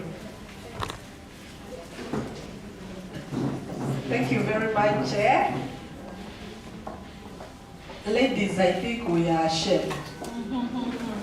And it's very embarrassing for us not to know the anthem of our school. It was just that. Okay, I want to propose something. Chair, I'm proposing that we intentionally purpose to learn the anthem of our school, so that even as we start our AGM, it can be our starting agenda item for the future. Thank you. Thank you very much. Secretary, did you note that in our minutes? Can someone put it on YouTube to make it easy for us to learn in the bedrooms? Ah, okay. That's good. So we shall be practicing online. Just once in 3 months is okay. Yes. So CD, please present the progress. Thank you so much, moderator. And since I don't want to bore you again with my voice, I'm going to try, ladies, to make this quick. An overview of the progress. What we have projected right now is a summary. It's in PowerPoint, but we do have a detailed report of the progress where we provide additional detail. I was just checking in with Rebecca to ensure that the period that I've covered is also aligned to the financial report. We shall do that, and it will be clearly reflected in the progress report. So this is the progress of the Tororo Alumni Association. If you recall, 29th of July 2023, we are starting on the 1st to 31st July 2024. Please scroll. So that's the content of this presentation. I'm going to provide you with a very brief introduction, and the progress will be around the board, the committees, and also what we have done with membership, and the progress that has been made with our strategic plan. I will not go into details because we have a separate presentation for that. So this report is being prepared as a requirement for us in our memorandum and articles of association, Article 12, the clause D. It provides an overview of activities that were implemented in the period that is reflected. For us, we do take this as very important progress. If you recall, at the last AGM, for the first time, we have this inaugural board, which is the board of directors, that was elected into office and sworn in on the 29th of July, 2023, at our first annual general meeting. The board constitutes 10 members. I do want to note that our documents require us to have 12 members. I think 11 or 12 on the board. Right now, we are still lacking a representative of the student old girls. And when we refer to student, we are not meaning a learner at school in TGS, but we do have those who have left the institution of our school and are now pursuing different levels of education, mostly in a tertiary institution or in a university. So we need to find a way of tapping onto that resource of old girls who are currently pursuing higher education. So for now, it's the 10 members. We do have a chairperson, the vice. We have a secretary and an associate. We have a treasurer and an associate as well. Representatives of old girls, one for the senior old girls, one for the junior. We have a representative for publicity and coordination, as well as member recruitment and retention. So those are 10 ladies who are currently serving on the board. We had an official handover at the annual general meeting, but there was a request for us to have it formalized. So on the 26th of July, the ladies met once again to have the official handover from the interim committee to now the substantive board. During that meeting, there was a handover of all the association documents. We can confirm that the current board received each and everything, and we don't owe the interim committee anything. So we received the financial documents, we received the progress, so everything is within our possession. We then went ahead to have an orientation. We note that we have varied skills and expertise, so there was this urgent requirement for us to have an orientation of the board. I'm very happy to note that after sending out a request for different experts to lead on this assignment, we got one of our own, Madame Musuya Sobi, who led this orientation. It was a 6-hour session that was done virtually, but it was mainly geared towards ensuring that we do understand our roles and responsibilities, and also appreciate how we can support one another in our different functions. We had a very engaging orientation. There was an evaluation that was undertaken of this session, and each and every one found it to be a very useful exercise. Currently, we have an annual activity plan that is guiding the board. I know many times there's been a request for a lot more from us as board members, but just to note that there's been regular engagement. If I can speak to each of our colleagues here, there are times where we have even met on a weekly, and this is beyond what is required in our memorandum and articles. Ideally, we should meet on a quarterly basis, but the ladies have really devoted their time to engage on a regular basis. Whenever there is an issue, we always ensure that we meet as a board. The committees are now functional. We do have 7 committees that are outlined there, with 5 members on the committee. Each committee is chaired by a member of the board, and this was done categorically to allow for the flow of information from the committees to the board. So we have our board members. I thank you all who volunteered. We put out a call, if we still remember, on the WhatsApp group, requesting people to volunteer their time to serve on the committees. For some committees, there was overwhelming interest, and in others, we had to go inbox and request people to come on these committees. Thank you very much, ladies, who are serving on these committees. All the committees have had their inaugural meetings, and many of them have even gone as far as trying to make plans or proposals that some of which are going to be presented during this meeting. For the projects and development, they decided to develop a tool which they thought would drive us into giving purpose-driven support to our school, but also to our membership. There are so many things that still need to be followed up for us to provide input to. I know there's a tool that was developed and Teddy was the one running behind this, and we shall be coming back to members on providing support. We made an attempt, because you've heard that our resource base is minimal.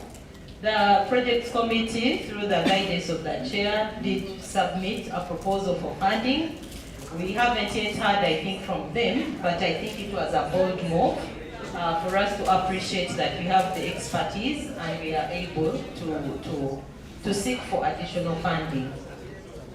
There's been a proposal to operate a separate projects and development account, and I'm very proud to inform you all that we now have a separate account that has been dedicated. And this came majorly from the interest that we saw from our old girls. If some of you do recall, there was a very exciting formation that was coming up. People were looking at doing something at school. There was a project of painting our dormitories, if you recall. And many times people are asking, we are ready, we have the money, we want to send it, but we weren't sure. We wanted to receive this money once we have organized ourselves to avoid commingling of funds. Already there is a lot of pressure that we want to know how this money is being spent. So we are very sorry that it took longer than some of you had hoped, but we now have a separate projects and development account, still held with DFCU Bank. For the welfare committee, Julian heads that committee. They had their inaugural meeting. They even went a step further and engaged one of the service providers in insurance to speak to the board of a product that was available. And as we speak today, they do have a slot within this meeting where they will share with us a proposal that they have as it concerns welfare for our members. For membership services, we are introducing an ID, an identification number for each of our members. There have been some changes, if you'll see later, in our register. And thank you so much, Sheila. Ladies, I'd like to recognize Sheila. She's seated right there. She's on the Compliance and Governance Committee. Like she introduced herself, she's a statistician by profession. So we are running a very, I could say, I don't know, it's an Excel sheet that I developed with the skills that I thought I had. So Sheila has been so helpful in trying to organize that, but she noted one thing which I think is very important for our membership and membership recruitment and coordination services, that we need to develop a database. We really need a database for our membership. We need to have it linked to the website. Right now it's so crowded, I even feel embarrassed to show it, but it has grown to like more than 15 columns, which may be difficult for us to consume. There is also that constant request for us to grow our membership. Kathy and colleagues, I know there's something that you'll be working out to see what will be the best ways for us to grow our membership. They had their inaugural meeting, and they shared a report of their meeting, and we shall be waiting to hear on some of the concrete ways forward. For publicity and coordination, they were at the forefront of organizing and moderating the chat with the board. For those of you who recall, we thought it was a very important opportunity for the members to speak to the board, ask questions that they may have, even request for clarification, and also advise. So we did have that meeting happen. We shared with you a brief of what transpired. There was a lot of discussion on how we can grow our membership, but also the resource base. They coordinated the career day activity for this year, and I think that was very well done. Barbara, thank you so much for the coordination. She was in charge of making sure that we all, those who are able to, made it to school. This time the association even provided transport to ensure that we were there. Thank you so much. And they also had in plan some communication and visibility materials. They will be advising if this will be available today. You know, when you're dealing with providers who are outside your network, at times you can encounter a challenge. So I just want to note that they already put in a lot of time. If you saw some of the branding images that we shared, it was also part of their work. And if not today, we hope that we shall receive a contact of how people can be able to have these items. We have about maybe 4 pages. I'm going to go quickly now. Compliance and governance. We have been in the background trying to ensure that we are not even thrown out of this meeting. As you know, being a company limited by guarantee comes with a lot of legal requirements to ensure that we comply. So we have comfort that Wendy Akelo is at URSB, and we have so far been filing resolutions. The ones that we filed were for opening the bank accounts and also change of the signatories when we had the interim committee transforming into the substantive board. We have supported the opening of the 2 bank accounts. We now have, in addition to projects and development, we now have an investment account. Let's clap, clap, clap. Because there's been a lot, people have been saying, that money, let's invest the money, let's do this. There have been so many people comparing us to history of people who have been in the market for 20 years. But we are starting, and we want to assure you that your funds will be safe. So we have an investment account, which is also opened, and they are now functional because the association took a step to deposit initial funds on those accounts. We supported the registration. Some of these things seem so obvious, but if you are in the background chasing the paperwork, looking for these ladies to sign, some of them have been posting even to their places outside the country. Yeah? Josephine has had to struggle at times. I make sure when she's in Nairobi, I tell her, okay, make sure you sign the documents. You can put them on a bus. Yeah? So it has really been a lot in terms of giving time. So we have registered 2 mobile numbers. We have MTN and Airtel, and it's displayed on most of our documentation. We do display those numbers. The numbers are registered. We have MTN is a merchant code, and then we have Airtel Money. So you just use the short code *165*3# and then you transact. We do have statements that are issued. For MTN, they have the possibility to transmit the funds immediately to the bank. So it reflects on our bank account. But also with Airtel, we have to initiate transfer from our mobile account into the bank account. I think this is great. Many people have been calling. Some people call the line. There's a lot of, at times they want to speak to school. Other people want places at school. Others are looking for their OGs. So we are very active on this line. If you're trying to call and we don't answer, please forgive us. Because we are trying our best to use it for receiving money. And it's better for us if we receive money in such a form, because I know Rebecca will easily follow that trail and know where the money is going. And to that, for those who have been paying recently, just to confirm, we have a digital receipt. Do not be scared and think it's a NASA Road invention. We have tried to make sure we have both hard and soft copy. So in the cases where we are not able to access a hard copy receipt, you will receive your receipt from the registered association line, acknowledging a payment that you've made. We have coordinated Compliance and governance has been in the background coordinating this second AGM, and I want to acknowledge Dorina Ketch, the Associate Secretary. Thank you so much. We came here and were negotiating. By the way, is the water. Yeah, we were meeting with a manager, looking for a room, begging for discounts, and making sure that all the papers that you are seeing before you are in order. That is part of what compliance and governance we are doing. Just to note, we collected some proposals for amending the constitution, and one of us on the committee, who is Rachel Nyakecho, was the one responsible for that. If you recall, on the WhatsApp group, she was requesting people who had any comments. Some of them, the way they were structured, we still had to put in more time to structure it in form of a proposal for actual amendment. I think others were comments, which we can then share with you.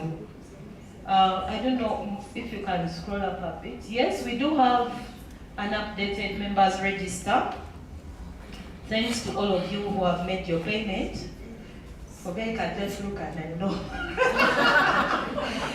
Some of you, I send you messages in your inbox, and thank you for being so responsive and acting. But we have that register. Apart from your name, when you are enrolled, we do take a record of whether you have paid your annual subscription, whether you've paid it in bits. The reason why I'm mentioning this is because of also the other benefits that come with being a fully paid member. So thank you so much. I will show you the figures later. You will see that we are doing fairly well. This register would like it to grow into something better, which we can all use very easily. So I'm going to be looking at our colleagues in membership. We have Sheila, who is part of us, but she's very willing to support. Okay, investment, and this is where all eyes are. Investment and welfare, that's continuously what people are looking out for. So we have mentioned a separate account. There is a possibility for us to grow the money that we currently have instead of leaving it on our account. So we'll be hearing from our colleagues on the investment committee what proposal they have in plan for us, but they have been thinking of how to support us. Finance and procurement, they supported the internal audit, and they are managing the overall finances. Rebecca is always continuously reminding us to follow that trail. For some of us, you just think you said on WhatsApp, we need this money for the flyer. You say, but where is the requisition? So I want to assure you that Rebecca has all the full qualifications in accounting, and she's managing that portfolio very well.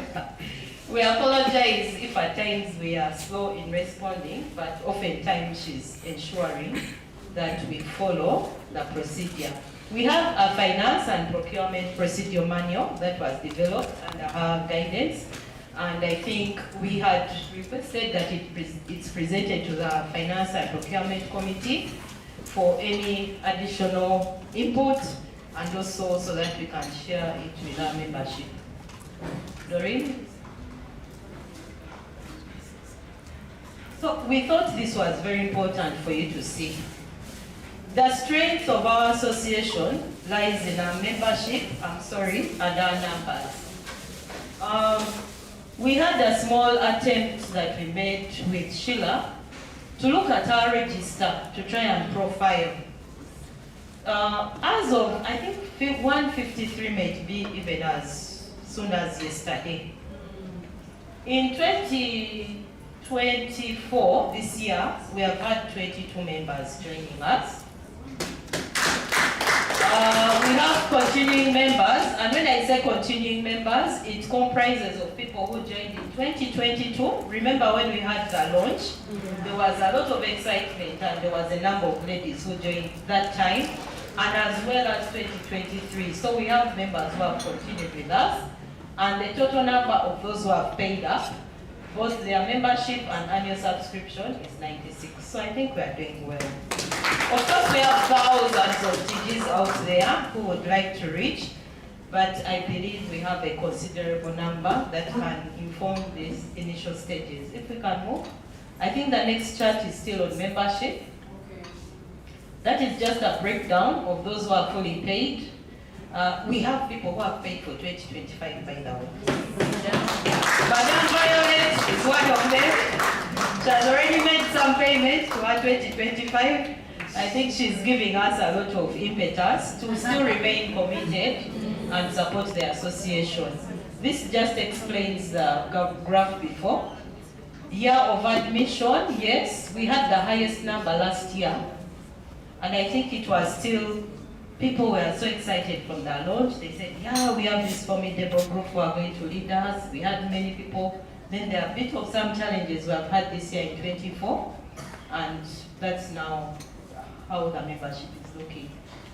We have one member who is not continuing with her membership. She didn't give reasons, but she's still committed to supporting as an old girl. She lives abroad, so I want to believe there are other reasons which we can later query.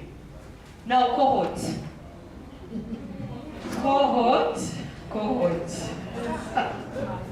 And it speaks to our membership right now. This graph, we attempted to organize cohorts by a decade. Grouping people in 10 years, Nora is shaking her head. But if you talk to Sheila, she'll tell you the challenge with having a 6-year cohort. Every year from 1960, when we were founded, is a cohort.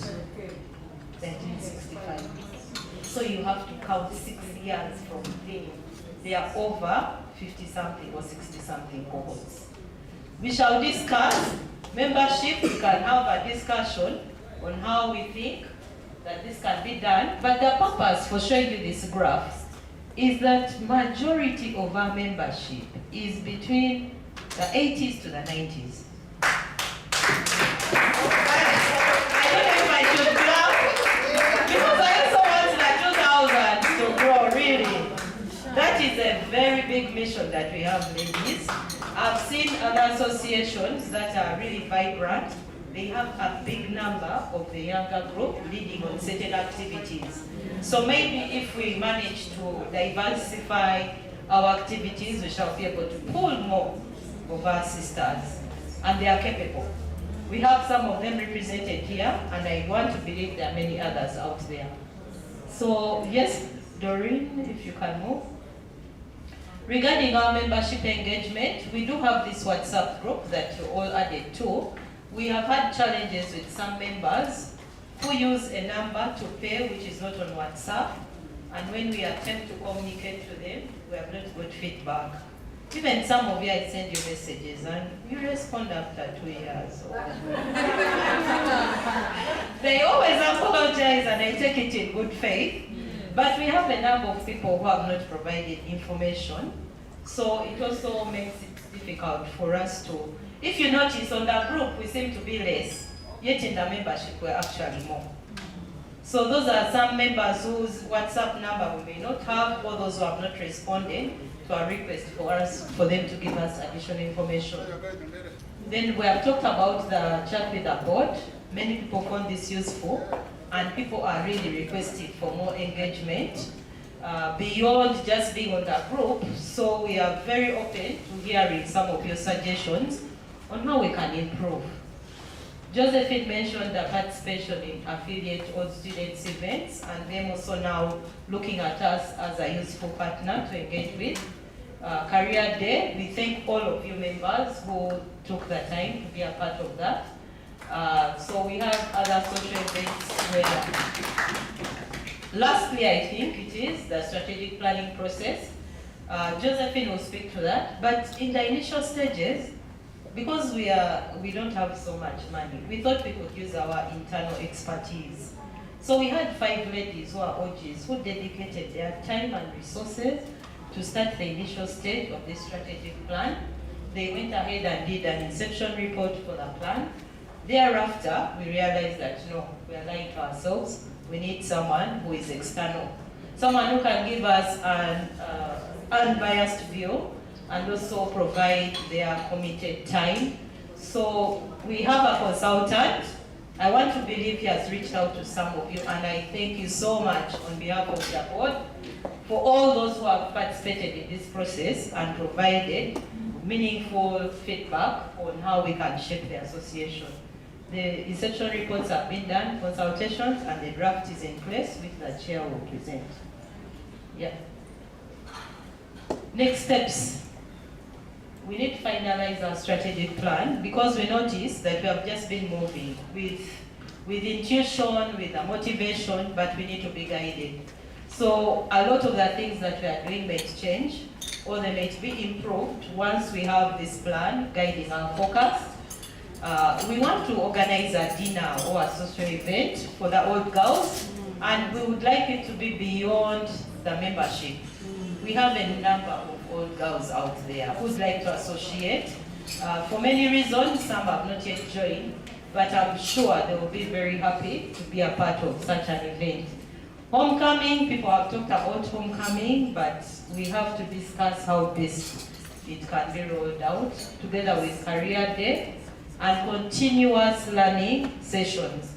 I think some of you have participated in online events which are organized by other associations.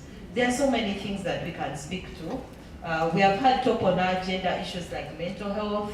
Some of you might want to know things about agribusiness, financing, maybe you have a legal question, and we have all that expertise within us, and we believe that we can organize more of these sessions so that we have people improve on their literacy levels. So that is what we organize, and that is the progress that we have so far made as the substantive board and together with you, members of the Tororo School Alumni Association. I want to end my report here and thank you very much for your attention. Back to Madam Moderator. Can we clap to give another round of applause?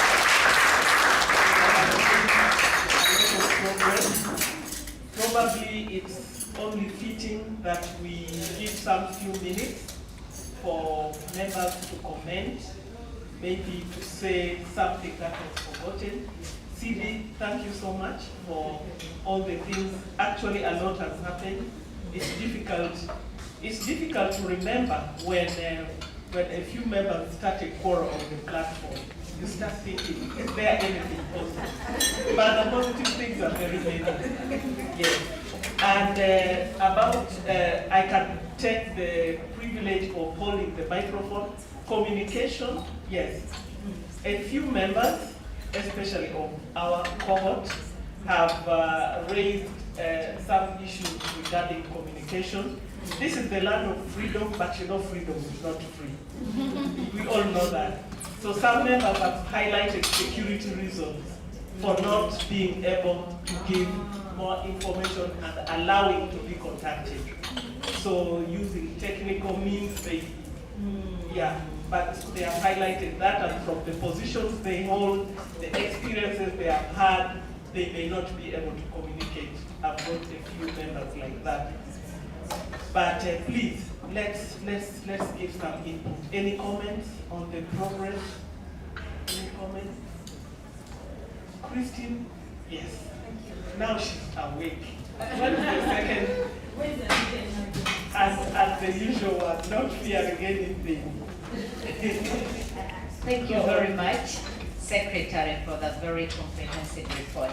I just took note of a few things that I think my ears were waiting to hear a little bit more. I don't know whether this will come in a bit later. I just wanted to know whether this mega dormitory that we talked about earlier, we shall hear any updates about it. Where is it? Because at some point it's one of the things that we discuss and say, okay, how does the school really, how can we be part of this? And you also mentioned about the investment club. You know, you said that is where we are all looking at. And yes, we are anxious. And then when you say we have an account, which investment account, and I'm like, is it investment for projects or is it a circle for members?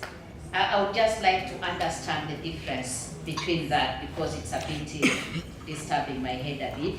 The other aspect on the membership, I think you talked about 109 last year. Sorry, I didn't get the number that we stand at currently. And I welcome the idea very much for the identification numbers for the members, because if we are going into this investment, you should also be able to say I'm number this and the other, which we can use a lot more.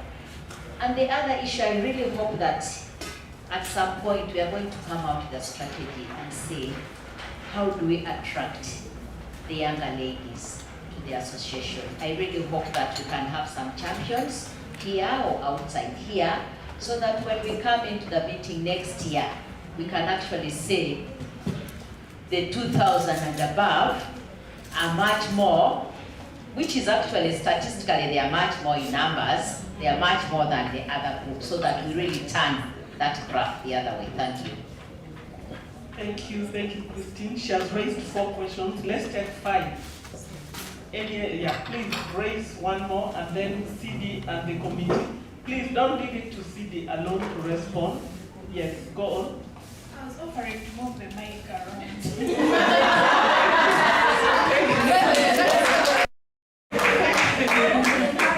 Thank you very much. Anyone raising a 5th question? Yes. There is the madam, the politician. Thank you, ladies. Honorable. Thank you. Our honorable. Thank you. Mine is just a slight observation. As an accountant, look at figures there, you have to be very particular. Progress report, the date has the year.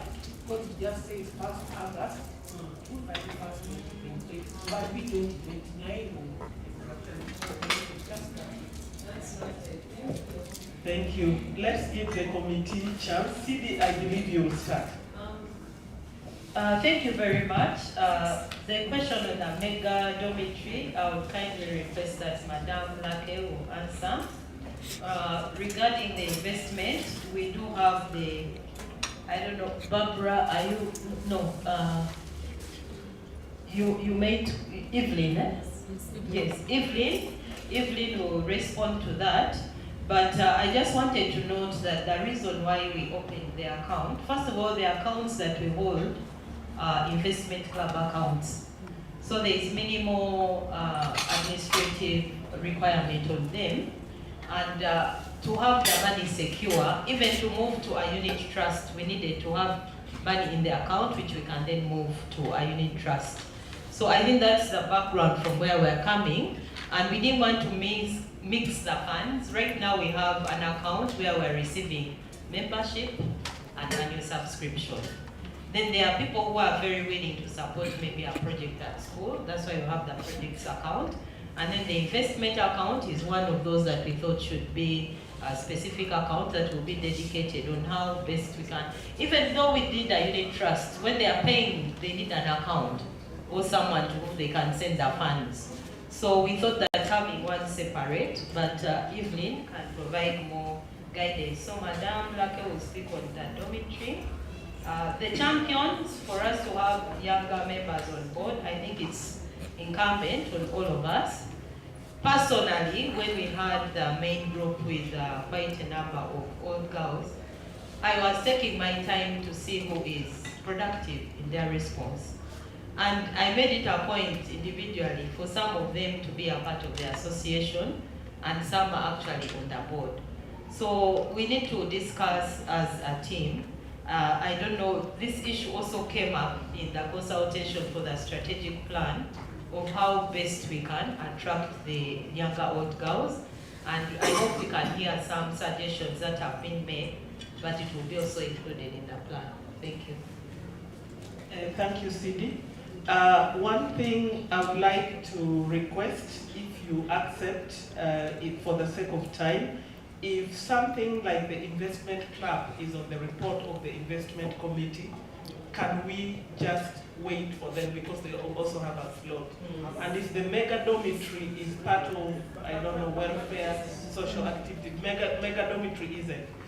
So let's have someone talk about the mega dormitory, and the investment club issue will come under the investment report. Thank you. Thank you very much for this opportunity. The mega dormitory is called Mega because it's supposed to house about 1,200 girls. And it has 3 levels. It is a project that was started by the school to meet the rising number of the girls coming to our school. And the government has supported this project by giving us a grant. However, as it is called Mega, the grant that we got from government is not enough. So we've brought on board parents. Parents are contributing some amount of money every term, but still that's not enough. We are reaching out to whoever can help the school. If you have a way of probably getting for us funds, that would be welcome. Actually, this mega dormitory should have been completed by February this year, but the issue of finances, the issue of finances is making it impossible. However, I'm happy to report that progress is at 85%. Thank you very much. Thank you. Thank you very much. There is another comment or a response from our chair. Thank you so much, and thank you for the comments, both Christine and... Okay, yeah.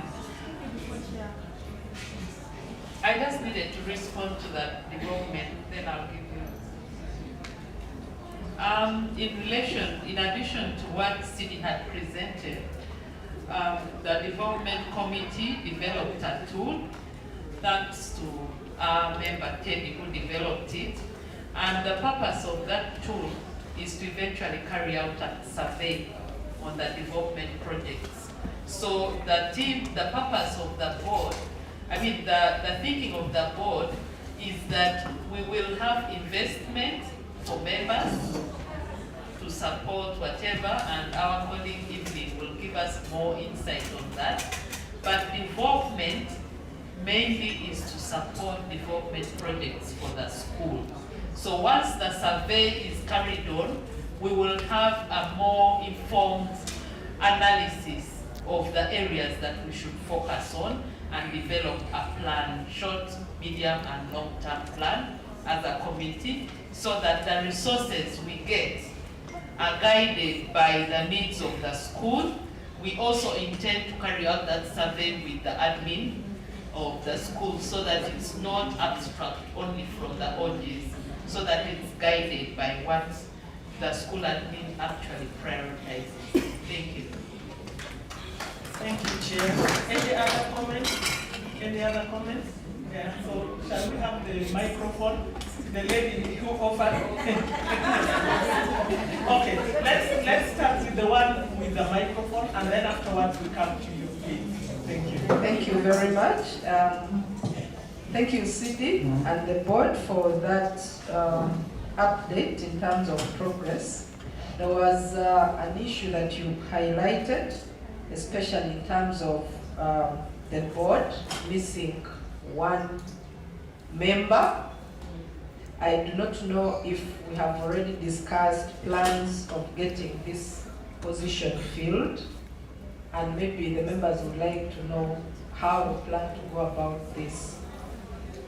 Thank you. Thank you. We need about 4 more questions. So the lady at the back, and then Namwire at the front. Okay. Okay, I hadn't seen you, but go on. Go on. Thank you so much. Good afternoon, ladies. Sorry, I came in when you had started. Thank you so much for all the work that you are doing. I'm called Deborah. I imagine the others introduce themselves. Yes. Deborah Onyambo is my name. How many remember me or know me? Oh, precious me. I really want to thank the team for all the work that you have done. I'm a therapist, so I was still counseling a lot of children all the time. And I like that. I taught at Kingsway Budo for, so just sharing some experiences I learned, and I'm still learning from that school. Is the way they dormitories. So they will say, this cohort, they have their WhatsApp, but one of them is also a representative on their own Colonials Club. Does that make sense? So that they are taking care of different groups. So that helps them to keep everybody on board. And I'm not sure, definitely, maybe the school does also, our school, Strong Girls, for Budo, as teachers, as admin, they also have a database, so it's kind of easy, eh? Also for the school to say, hey, this Budonian is here and this is what is happening. So you keep in touch. Like I was a teacher there, but I'm so involved in Budo, even the other week, the deputy called me to go and do counseling, and I went there with a big team of trained therapists. So you really keep in the life of the school, which I think may be something for us to think about with our administration if they have information about the girls. And I like what you said. I like how you involve the girls on the board. I think that is super helpful. But I don't know if it would help to say, hey, you're representing this group, you're representing this group. And definitely younger people have their own language and their own interest. For me also, what I saw in Budo as well is those, and which we also had in Pro Girls, but there's a lot of investment, teachers and the students, that the old students love their school and love their teachers. You know, I've just bought another invite because next week they are appreciating another. They said, Ebra, come. 2 weeks ago, the old Brunel executives just came to check on me at my counseling center in Itinda. You know that kind of commitment. Also, I shared when I visited one of the old girls groups, and I saw on the other big group which got dismantled, for various reasons. And there was a lady who would say, please, let's give school fees for somebody. And it will take long, it will take forever. And I kept wondering, there's something happening here which I don't understand. I left King's College in 2004 as a teacher. And 2 years ago, a parent came to me of a little girl now in S2 in Budo. And they said, I was asked to come and find you. I teach at Brooklyn University as well. And I left Budo in 2004. So, and she needs fees for her daughter. I said, I don't have the money to pay. But I said, let's go to Budo. So I went with this young lady, the mama, to Budo. I said, hey, can you allow me to see the daughter? Let's take a picture together. And I shared this picture with me and this little girl. In 30 minutes after I shared that picture with Donians, they had covered fees for 2 years. Immediately. 30 minutes. And they were thanking me for involving them. Thanking me. And one of them was like, but Auntie Deborah, okay, for us we are willing to adopt her so that it's sustainable, okay?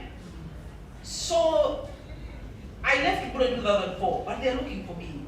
So the point is, for me I thought, one, when teachers have a certain investment in the lives of the children, there's something that happens. Yeah. There is no doubt about it with my experience as a teacher in Budo. So that we nurture the team and encourage our teachers in TGS. Number two, and I'm going to stop on that, and it may be happening, I may be completely wrong, because I've not been to TGS for a long time. I keep wondering if they share some experiences with other schools. Budo has just completed a mega dormitory, Australia House. Oh my God, it looks so beautiful. But they have experience. Yes, I mean the things they have put in this dormitory and how fast they have built it is amazing. But maybe learning from others, what are you guys doing to raise this money very fast? And they have beautified their school, they're doing a lot of things within a short time. What are you doing? They have their, and I like what you mentioned. I taught long ago in that school, but they've invited me to talk about mental health, to mentor them as all students, and they are all. I kind of felt I need so much for that school, everything I dreamed of it, but they've invited. So they have their clubhouse, their meeting area. Let's learn from them. It would be, when I was a teacher in Budo, we used to have other schools coming to benchmark, come and visit Budo. I don't know if TGS does that, but there's something to learn from those guys. Finally, I have seen finally. Careers. I am crazy about these things. When I was at Budo, and I shared with Barrett one time, I think it's one of the schools that did careers in a unique way. And I thank you ladies for your commitment. For the last 2 years, I've always thought I would come, but some have been out of the country. But I was part of the careers in Budo, and what we'll do is not just these big general talks. No. A number of people, you showcase your career. People will come with different careers. And by then we'll have young people. They will come. And I will mobilize everybody I dreamt of to come to Budo. They will come dressed, the judges in their attires, the dentists bring their gadgets. It was a fun shopping day. It made careers live. We'll take them through, of course, how to prepare, and then it will be a beautiful day. And I'm hoping that TGS does the same as well. But the beginning point, what I would suggest is, it may be helpful to benchmark. Yes. There is a lot to learn from that school. Thank you very much. And thank you for all that you do. It is amazing.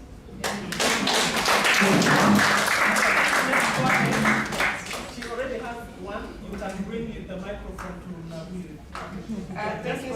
Thank you so much, moderator, for the opportunity. My name is Sarah Nafisa.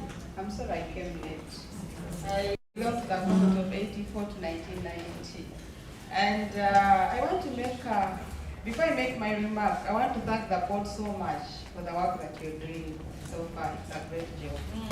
I want to make a remark on the negadometry. The information we're getting right now is that it's 85% complete, meaning that we are remaining with only 15%. There is a government grant and other sources of income.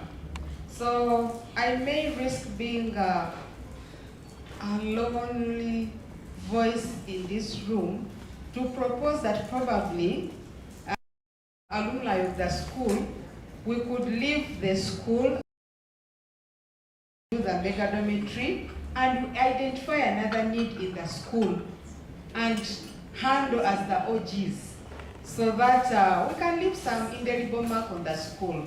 Other than now, into this, that is 15% only to go.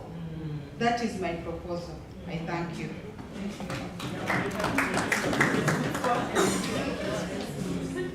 We are collecting 5 questions. Yes, good evening, ladies, once again. Now, mine are a few responses to the concerns that have been raised regarding membership. I looked at the presentation of the progress reports, and we already talked about IDs. Then we are progressing very well. We intend to look at that ID being further developed in a manner that should capture details of each and every member in a way that the details are not so obvious, but also captured under a code that the source code should be able to have all the details pertaining to your membership, especially that could be later linked to investment and all those other benefits. Then the database, we already have the register, but for fear of having so much information, we are still trying to look at how we can develop a database without giving too much information for some of our members that might be considered confidential, but that is a welcome idea. Then on the aspect of recruitment, we are concerned that the recruitment is not taking the pace that we want it to take. And we as a committee are looking at areas of how we can make this more vibrant. We are looking at how do we create awareness of what the alumni is going to do for the members in all those cohorts that are not yet actively involved. Now we are looking at creating awareness through various cohorts. We are considering looking at cohorts. Yes, the report talked about 10-year cohort, but we know that that may not really get to the individuals as we want them. So we have preferred considering the 6-year cohorts, where we want to ask each and every subscribed member who represents a cohort, that they agree amongst themselves, appoint a representative of the cohort, and these should be our ambassadors in their respective cohorts, because we know that each cohort has a particular way of relating, for instance, at WhatsApp level, and that should be the marketplace for all these members to fish the other members who are in the cohorts that are yet to be part of us. We have also a suggestion that wants to encourage how to possibly come up with different category of members. We believe that possibly if members are in agreement, because we have heard voices that talk about the prohibitive fees, and we are looking at how can we make it as affordable as possible for members to grow our numbers. So we are considering a proposal of possibly defining two different categories of members, membership where we can have individual and also cohort membership. So we class it in such a way that for members who find the individual membership prohibitive can pool resources as a cohort, and then they join us as a cohort. We'll come up with a figure that we consider good enough for members to join us at cohort level. And that, when it is approved, it will be one way of encouraging more members to be part of this initiative. We also want to call upon the membership representation in the diaspora, where we believe that we have quite a number of members out there who possibly do not even know about our existence and would want to be part of us. So in addition to the members that we proposed, the young member that is at tertiary institutions, we also want to get representation at diaspora level, and we want to see how we can cluster those so that those equally can be representative in the diaspora. And those we are going to fish from the already subscribed members to see how we can increase the membership. And in terms of benefit, the question of membership benefit, this has always come up in over and again. We are suggesting that in addition to the existing benefits, we want members to also contribute to what they think could be tangible benefits, so that as we get the representatives for different cohorts and clusters, they have a clear guideline on what benefits they are going to communicate to the respective cohorts. And so we want to have that put in a tangible manner that can be attractive and consolidated so that people can see and identify themselves as the alumni members. So I think, yes, and for mobilization, we want also to continue encouraging each one of us to take it upon themselves that even when you're not a cohort member or a member at what, or a board member or any person, but for as long as you're a member, we want to task each one of us to be an ambassador to continuously fish out people wherever you meet them, whenever you find them. Let it be each and every member's responsibility to fish members wherever you can find them. Thank you. That is what I can say in terms of recruitment and retention. And I also, just before I conclude, I want to encourage members that once we subscribe, we should not end at that. We should aim at maintaining our membership by paying our subscription on an annual basis. We have a tendency of people paying once, and then once we are in, we go back. So please, I call upon each one of us that once we pay, we make our annual subscription, we'll give it a priority. Thank you. Yes, thank you, members. I'm very sorry about the time that we are depending on this. I'm requesting all those who have to contribute. I think I'm taking the second last, you'll be the last on the progress, and then we shall leave the rest of the discussion under the different reports. So please, very briefly. Thank you very much. I have a proposal for us to run with. I'm proposing that as all girls, we redefine and upgrade the school gate, and we also put something that we get.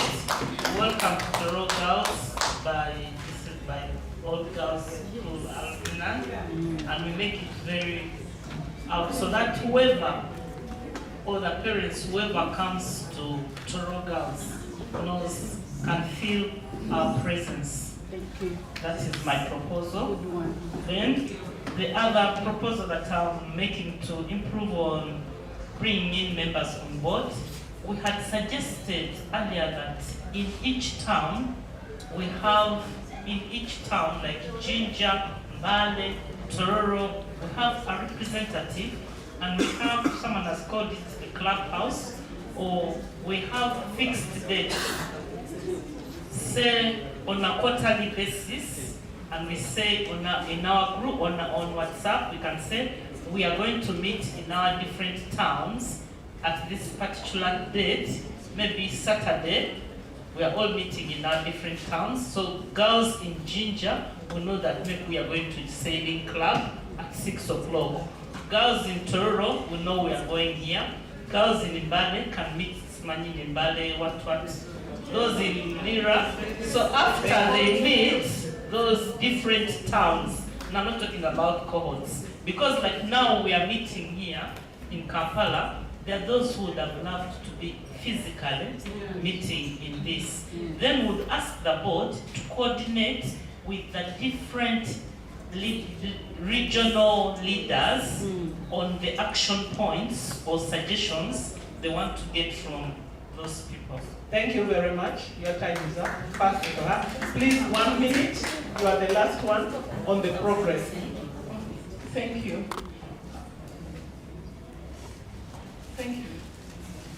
My comment is on what Lady Justice spoke about, and Madame Deborah. We need to look at this as a family. But from what Madame Deborah spoke about, I think I was even asking myself something. I think I wake up, what's wrong with true girls? What's wrong with the girls? But I'm thinking it's a mindset, you know? If we want to get in, we have to change the mindset of people to believe that, you know, it's our own baby, it's us. It's not like, so if you are trying to say girls coming, if they don't feel part of you, they don't feel part of the family, it's hard. So I think a strategy to change the mindset and to make people feel valued and loved. Thank you. Thank you very much. I'm sorry you came in too late. Ladies who have come late, please just make sure you register. And I'm going to give the committee another 2 minutes. Yes, you can pass it, yeah. I'm going to give the committee 2 minutes to respond to the various things they have captured. I will take the privilege of the microphone to say 2 things. There are many suggestions coming up, and I'm requesting the committee, when people bring suggestions of doing something, please task them to lead that group. So if someone says, let us do something to improve the gate, can we in a week get a bill of quantities or quotation on what it costs to actually do the gate? And then the following week, we ask how many people are interested in contributing to the gate. That's number 1, finished. Number 2, my sister there mentioned that maybe we could leave the 15% to the school. 15% in terms of constructing a mega house could be 10 billion shillings. So, construction is one of the most expensive things in this country and in the world over. Now, to just, in terms of fundraising, by the way, I worked for over 20 years for NGOs. If you're working for an NGO, for those of you who are there, you know, every day you are looking for your salary. The money doesn't come free. You know, people think, oh, they are driving four-wheel drive. You are looking for your salary every day. So one of the things you learn from there is how to raise funds and be accountable. So if you are going to raise funds and you come and tell us 15% of the mega dormitory is not constructed, what is 15%? I want to know it in terms of money.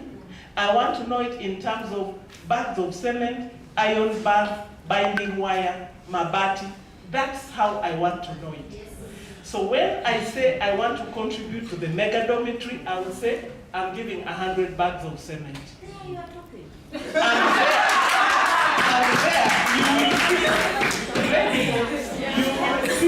You will see women of substance doing great things. I used to stay in Konge and we were building a church in Lukuli. There was a catechist, he was disabled. He would give you every Sunday. Now, in order for us to move to the next step, we need so much money. We need so many bags of cement, so many iron bars, no. The next week is announcing. Of the ones we asked for, so many Christians brought 2 bags of cement. Now we need this, the balance, real time. There was no WhatsApp. It was just announcing. We built that church in 3 years, and it is now standing. It's a parish, a big one, a well-known one. So let's get serious when we want to do things. One of the things I saw when I went there, the administration block, I felt very sorry. It used to look very elegant, and it requires, you know, sanding and varnishing and painting. But it looks terrible, in short. Let's have groups speaking little things, but with the real stuff. Talk real stuff. Yeah, thank you very much. I know you're going to do it. Phoebe and your committee, you have 2 minutes to respond to Eva. The rest you can push to the committee. Yes, thank you very much, ladies, for your feedback. What I noted majorly were comments, like suggestions of what we can do better. I don't see any comment that I need to respond to unless one of the other committee members would like to say something. One of the board members. There was a question on how we can fill that position. I don't have the answer.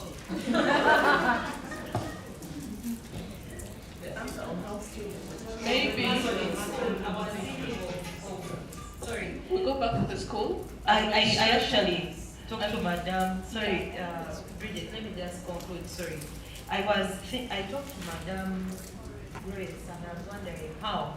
And I'm thinking that maybe the school can lead us to someone who is exceptional, who we can reach out to, who is in a tertiary institution or a university or an institute of higher learning. Because right now it's quite difficult. I don't know how best we can fish for that person. And we need nominations and maybe have elect this person to that position. Also, if you note, we hardly have any student members. The fee is 20,000. So I don't know if it's seen to be prohibitive for that level. Thank you. Thank you. We have actually closed the discussion on the progress of the secretary. I'm requesting that we continue the discussion on the respective committees. Is that okay, ladies? Yeah? Pardon? Yes, yes.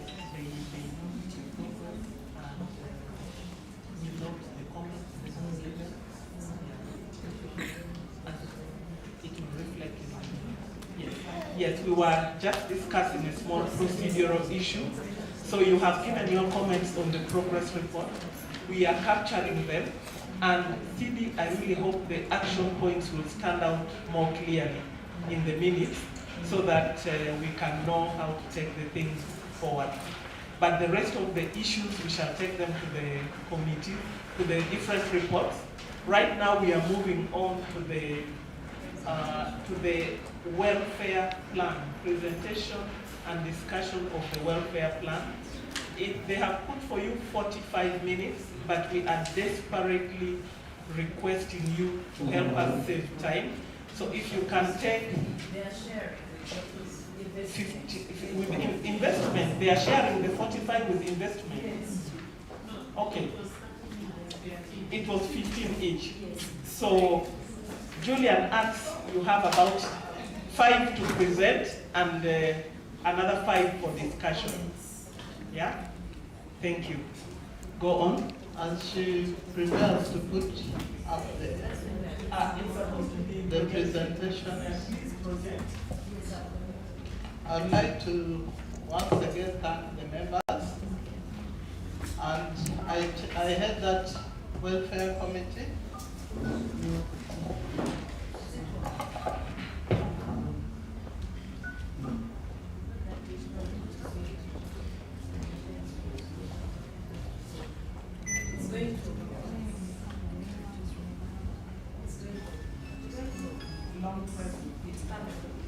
So I'd like to call upon the welfare committee members to stand up for recognition.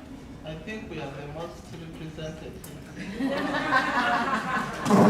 We are supposed to be 5, but only one of us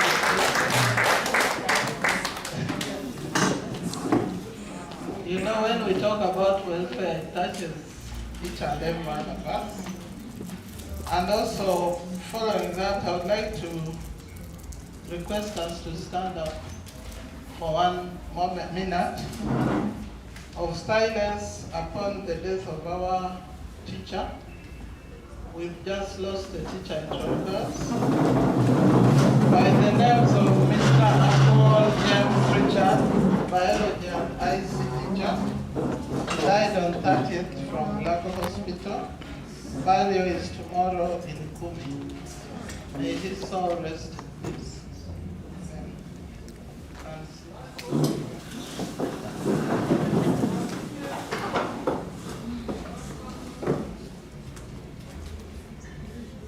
As welfare, we surveyed from several insurance companies.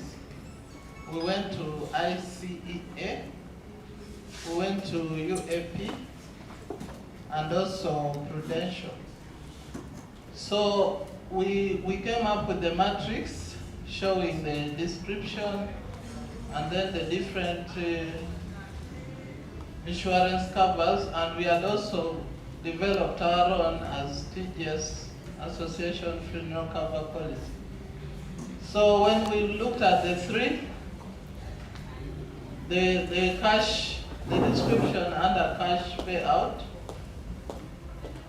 for ICEA, there is no cash payout. It's a service product, limited. They provide products like the casket, transport, and building, the grave.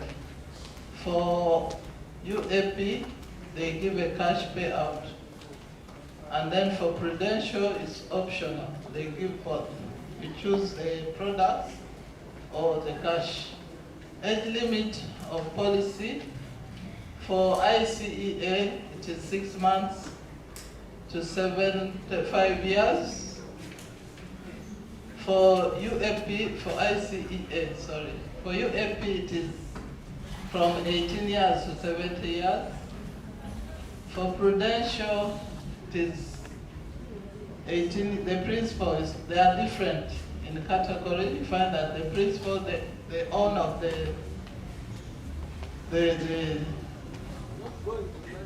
owner of the policy has to start from 18 years to 70 years. If it is a child, 0 months to 22 years. If it is a parent, it is 75 years.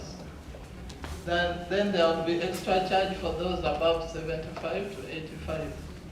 Waiting period, there is when you deposit your money there, but you have to wait, or you put in your request. And for ICEA, you wait from 6 months to 50 years, which has 2 months waiting period. And it applies to death by natural causes in first year of cover. So if you died, you paid yesterday and you died today, you do not expect to receive any money. For UAP, it is 1 month waiting period. For Prudential, it is also 1 month. And like I said, it has to happen due to natural death in 3 months. For critical illness, it is offered by UAP. They also start giving you after 6 months of the policy.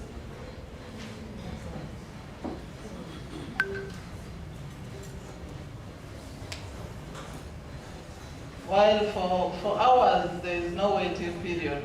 We thought that the moment you pay, if you lost in that year, we should straight away start paying, giving cash out. The packages, the annual premium for ICEA is 100K per person. And this one, the principal receives 5 million worth of services. For UAP, annual premium of 100K per person, you receive also 5 million worth. Then for Prudential, this is not conclusive, as the amount to be paid will be determined by the number of members interested in the policy and the age bracket, as well as the targeted group. For annual premium for ICEA, there are 3 categories. There is where you pay 65K per person, you get 3 million. Or you pay 45K per person, they pay you 2 million. For UAP, it is 60K per person, you receive 3 million. While for Prudential, the age bracket as well as the targeted benefits. So I'll go to the next page, if you could. For ICEA, they call it the Muslim package. And the other one for UAP, it is ended there. They'll give you 3 million as cash payout. Policy benefits coverage. For ICEA, it is funeral expense. For UAP, it is partial or permanent disability, chronic illness, accidents, and funerals. So they have more than only funeral expenses for ICEA. For Prudential, it is death benefit, permanent disability, funeral expense, critical illnesses, for example, cancer, heart attack, kidney failure, organ transplant, permanent, and for Prudential, it is funeral expenses. Other benefits such as critical illnesses, permanent disability can be included at an extra charge. So we move on. For geographical or area coverage, for ICEA, if they have not provided, for UAP it is worldwide, and for Prudential it is worldwide. We would think ours should also be worldwide. Policy exclusions, ICEA excludes suicide, atomic or energy death caused by atomic energy or some other causes. The same with UAP and Prudential, suicide, aviation, war and related risks, consumption of legal drugs. For us who are looking at death as death, if we adopted ours, whatever the cause. So continue, please. Those are the different exclusions: nuclear reaction, war and related risks, consumption of illegal drugs, death resulting from influence of alcohol, suffering from insanity, natural death, and so on. Natural death before expiry of waiting period, you don't get for Prudential. If you died before the waiting period is over, then 6 months and so. Page 4. Cash out period is 48 hours. If you put in your requisition, you'd take 48 hours in ICE. ICEA. In UAP it is 48 hours also, or 5 days. Please note the payment is reimbursed once all documentation has been filed. And then for us who are thinking of 24 hours, maybe if we have made a collection in some account and then we put the requisition to the treasurer to say, then you would withdraw the money. Some recommendations would think of a hybrid model, 2 kinds of policies, either by the association or insurance policy, and then the TGS funeral cover policy. The insurance policy that is inclusive of medical cover for critical illnesses, especially recommended for those who are soon to retire or retirees, or anyone interested in the benefits. These are some of the recommendations. We'll go for an insurance policy that is inclusive of medical care. For funeral cover expenses only, we recommend TGS funeral cover policy. Reasons below. It is based on a study we conducted from January to mid-June, whose report will follow this one. So only one TGS member was affected, implying that between January to June, mid-June, we had only one person affected. Those are members of the association, implying that the probability of members dying or losing spouse, kids, parents is low.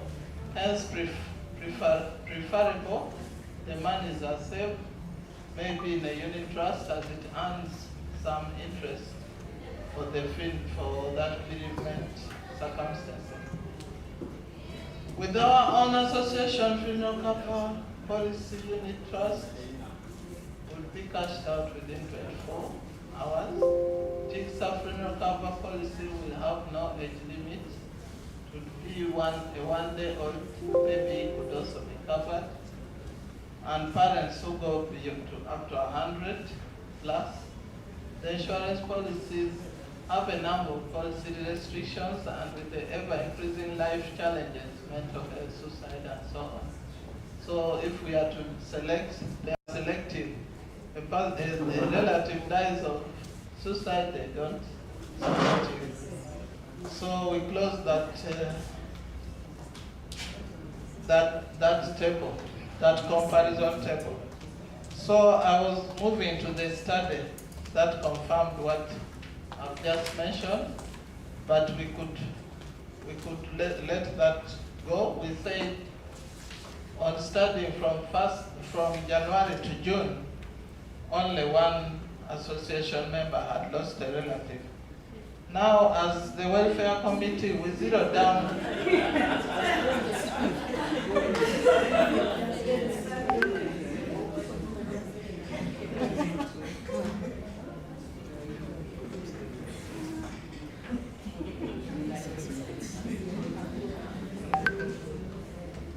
Your 5 minutes are almost over. Yeah. So the background to this is that after the board forming the welfare committee, we found that the social support was rampant on the other bigger group. All the time, ladies were posting, I've lost a relative, I've lost a parent. And I would like to take this opportunity to appreciate that big group. When I lost my mom, they were very supportive, but it was not sustainable because many people were losing at a go.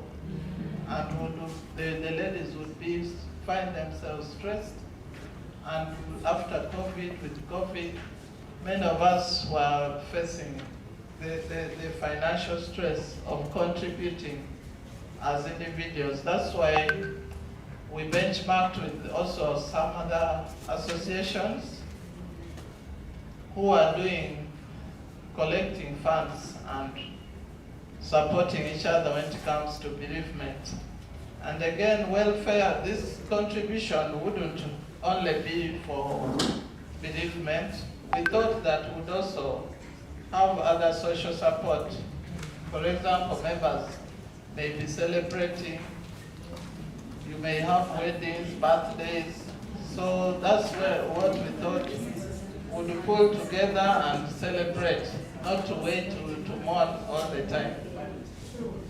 And then we could also think of supporting the school, say through the success cards as the candidates are doing their exams, or if the performance has been good.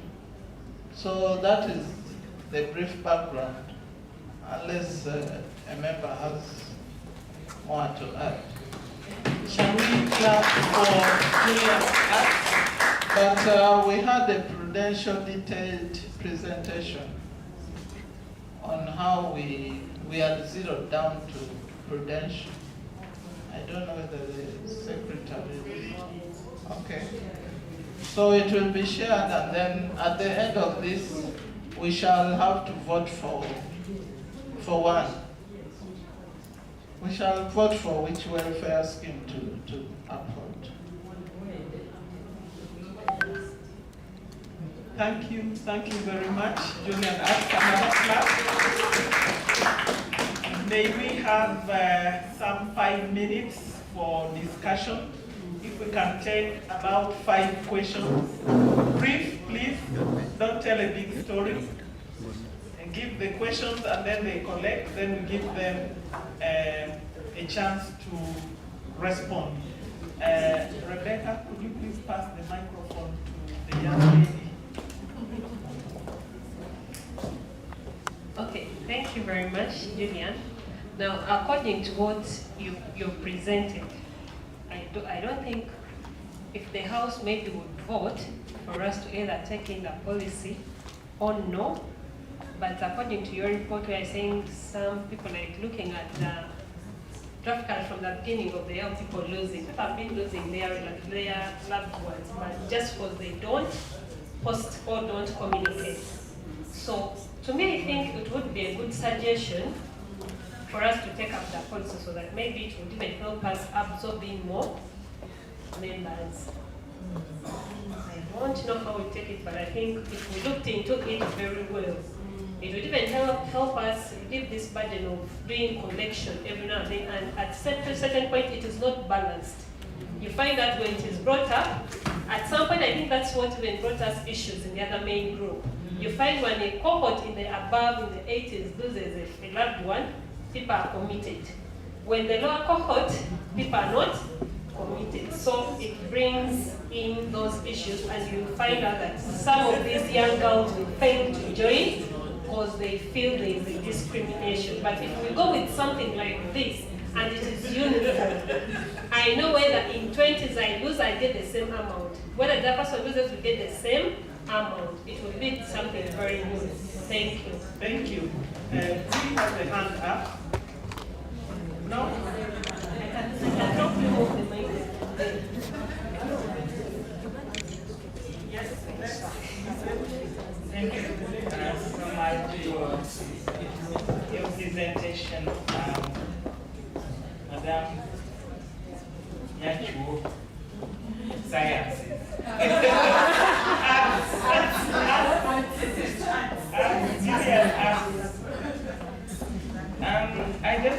I thank you for the research that you have made. I want to start by agreeing with the previous speaker that there was imbalance.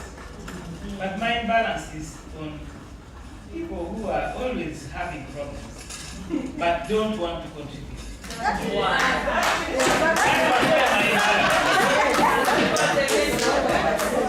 I'm just to explain without being vindictive. Without being vindictive, I want to say that the reason why the 80s people were always having somebody was also their commitment to each other. We kind of love each other like that. Okay, I was also in the 80s. I was beginning to say no.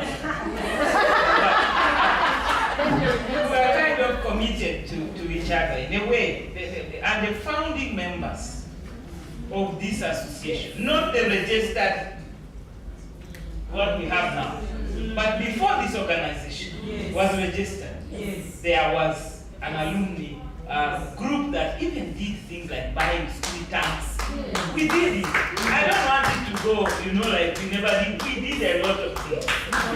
Yes, together. But we were very committed, and so we knew each other. So when someone loses whom you know, we'll be contributing.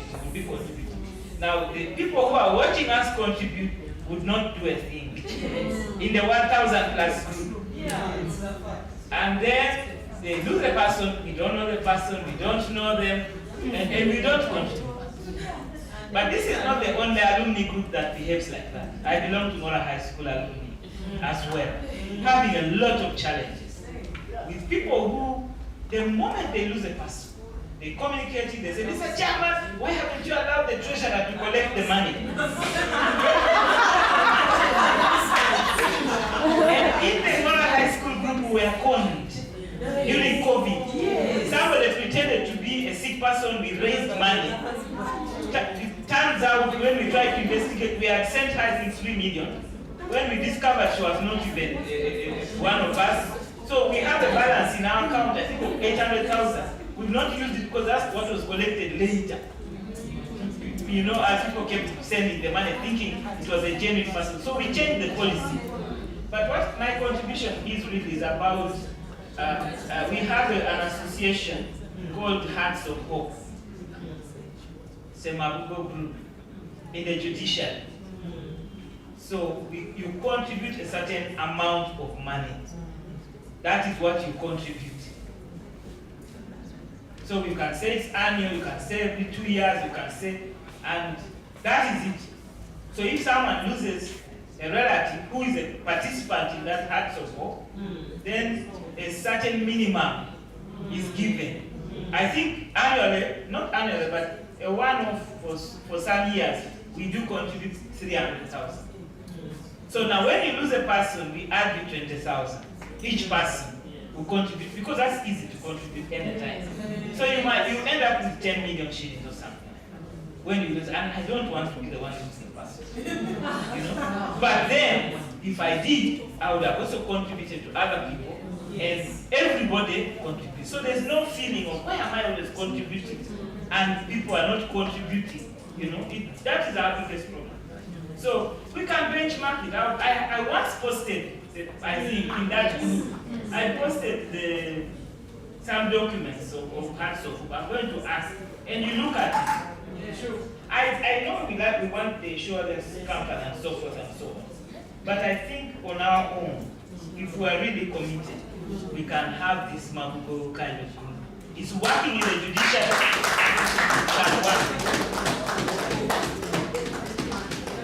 Thank you very much. That's a good way of benchmarking. Please, right. Yeah, thank you very much. Thank you, Julian Arts, for the work that you have done with your committee. Mine actually is really, I'm happy with what you have presented. But I think we are more into now sickness, death. But we have a case that you have just posted, the case of our student who is in Tororo. I don't know whether that is not welfare. The student that she normally, yeah. So how do we handle that?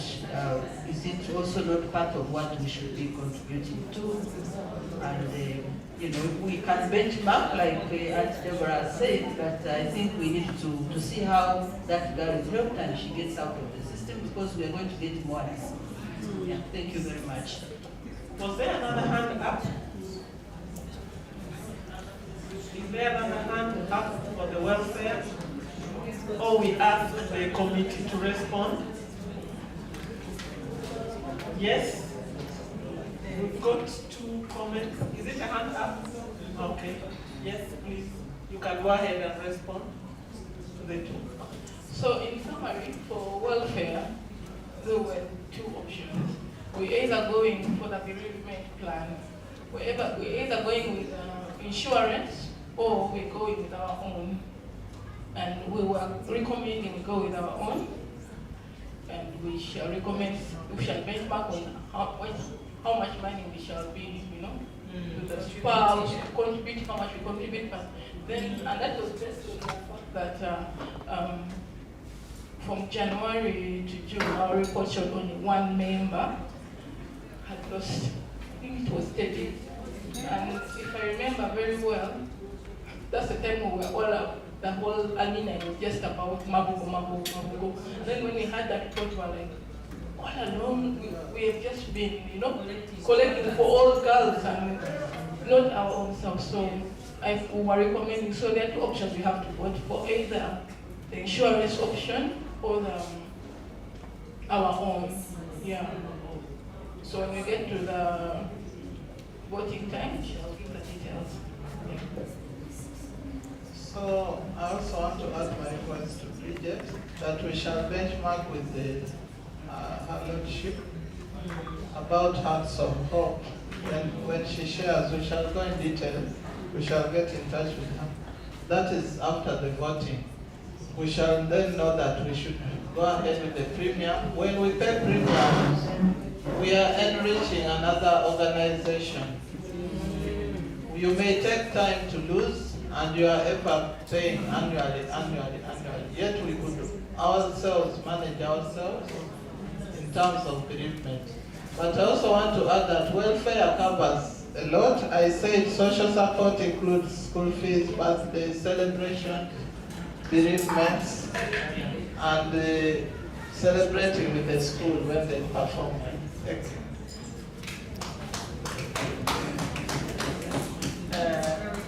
I have not authorized another contribution. Oh, sorry. Yes. Somebody is passing the microphone. Do you have a comment or you are responding? You are responding. Okay. You are a committee member. Go ahead. Yes, 1 thank minute, you. please. Mine is on the school fees contributions. I remember about 2 years or so we contributed for a girl who was stuck in school. I think she had not paid fees for 2 years. And I'm the one who spearheaded the collection. We collected for 2 years, and actually I moved there physically, did the payments and every other thing. But then it's not sustainable, because every other time we'll have to come and call people to help. There is something I'm doing back home in Karamoja because we face such challenges. So we have a group of girls who support other girls. So we collect money earlier on. So we have money we collect like every month, 10K, 20,000. So we collect that money, and that money literally waits. So when we have a colleague that someone is stuck in school, we assess the situation, and then we can come in. Otherwise, calling when you need help there and then, it's like so hard. So maybe TGS can borrow a branch. We can have such, have fun, still under welfare. We could contribute 10,000 or something, and then we assess such students and help until it was sustainable. Thank you. Thank you very much. Yes, ladies and gentlemen. Ladies. Sorry. Ladies. Yes. Someone has one. Okay, thank you very much. We appreciate that we all have problems. And like if we need it to open like this, that whoever is needy should come to the association. Even me, I'll bring my child here. Yes. Okay? So what I'm suggesting is that, don't laugh. It's what the world is today, and we are facing it right now. So what I'm suggesting is that let it be the school to recommend. We have some dire situations there, by the way. They are there, and some of them are very bright children, but they don't continue because of lack of support. So I plead with this house that let the school have the mandate to recommend a very needy situation to the girls to help. That would be good. At least we shall ration out, other than relatives running to their association. Because I would also tell my sister, please do that. Thank you.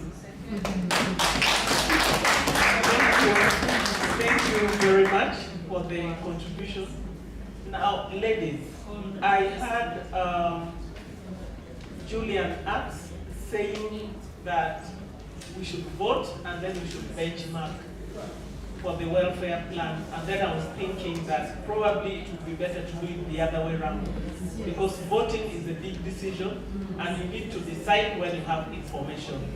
So I would like to suggest, but it's to be taken up in our discussions later, that when we have such critical issues that require voting, members would agree here on the actual steps that are supposed to be taken. For example, they are going to benchmark with Budo and with what the Lady Justice says, and it will be within a week or two, and we shall be furnished with the comparison in a table online, and members will get back to a certain committee, this, and we shall decide within a certain period of time, so that we are not waiting for the once a year to be able to decide. Yes, you have a burning contribution. Okay, go ahead. 1 minute, please. Thank you very much.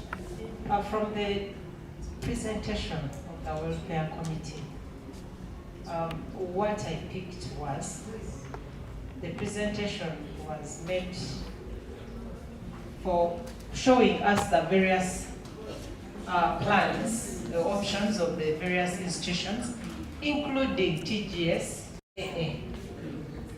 So now, I would like to believe that the voting for us here is whether we choose to go with TGS AA plan or the other, one of the other options. However, after the voting, if it is in favor of TGS AA, then after that, we can now go and benchmark from those that already have, how better we can make our TGS AA plan. That was my understanding. I beg for clarification. Thank you. Okay, it depends on what the members feel. I don't understand voting in that manner. I think voting is a very big decision. If I'm voting for TGSA, I want to know in what form. The exact form I'm voting for. So if you're still going to benchmark and change it, then I'm not sure if I should give my vote. But of course, the lawyers are here, the other members are here, you can say it's consensus, basically. Yeah. Sidi, do you want to say something? As a lawyer, at least. You are thinking. Yeah. So, okay. Yeah. Me too, actually. So, the one I'm saying, if I'm voting for Tegasa, which is going to benchmark, is it this one I'm voting for? Is it the one that has benchmarked, and what does that mean? Yes. If you are voting for two options, a formal insurance policy or a beginner kind of thing. I think there's a recommendation.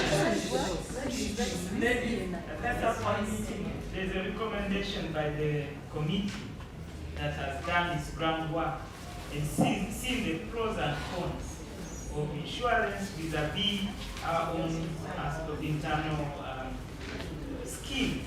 And they recommend that we go with the informal one because of their main reason being we shall be losing a lot of money in insurance because of the death rate. We have a high life expectancy in our group for ourselves and our families.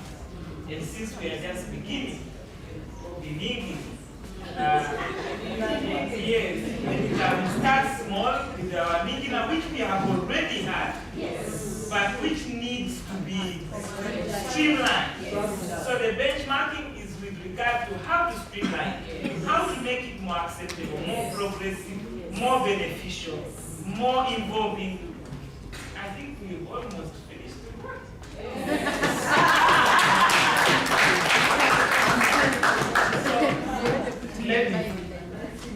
Yes. So we actually have in our program, we have the voting time coming up. So I guess we shall, at that time, we shall have the different committees stating clearly what we are voting for and the people voting. So let's not get worried, let's not get too excited, but let's be in the middle there so that we can continue. Yes, thank you, committee, welfare committee. Now we have the big one. Are we ready to move? Investment plan. We like to invest. You see, this is the land of freedom, liberalized trade and economy led by private sector. Please go ahead. Energizer. Oh, they already started. Do you have another one? So do you have another one? Yes. Okay, because I have already started. So, yeah, get another one. No, Okay, ladies, before we go for the presentation of the investment plan, please let's stand up. We are going to stand up and do the energizer and have 2 minutes where people go to the loo and make that urgent telephone call. And yes, we shall make it 5. Okay, please let's stretch a bit before we go to our energizer. Let's stretch a bit. Okay, there is a song, just a short song. We are going to sing, but we shall have to be practical. Have we ever heard of this song? Echibobo, chiri munyumba, echibobo, chiri munyumba, echibobo, chiri munyumba, jango chirabe, chiri munyumba.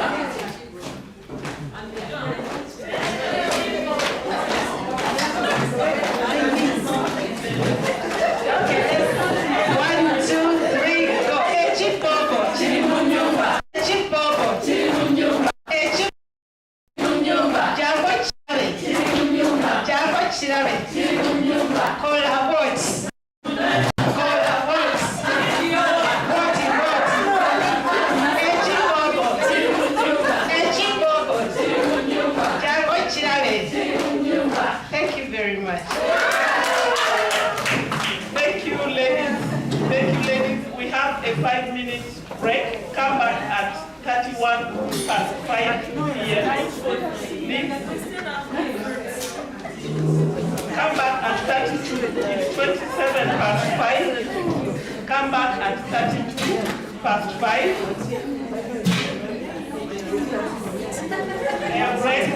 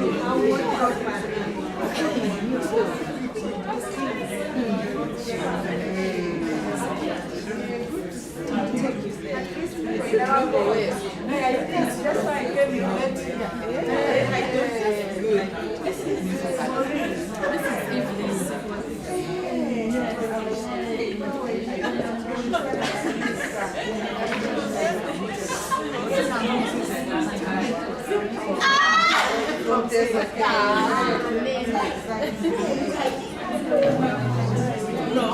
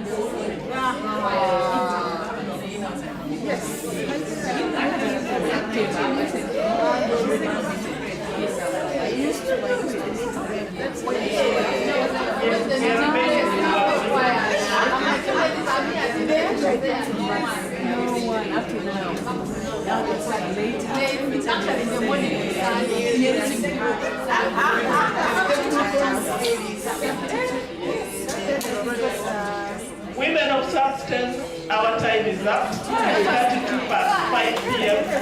And there are good things coming up. Miss Christine and Lokina. Let's get fast. Nanjutu, let's get fast. We are running out of time.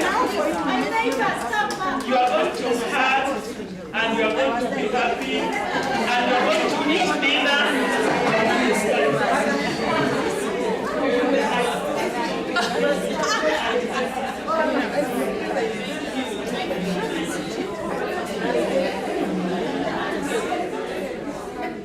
I thought so.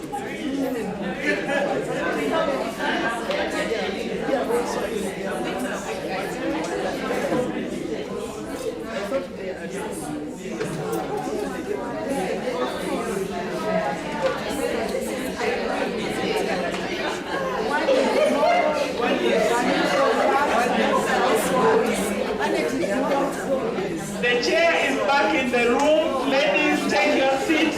We listen to the investment. Ladies, welcome back.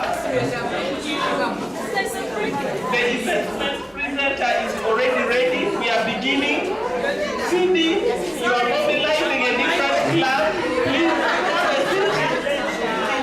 Sidonia and Lois, take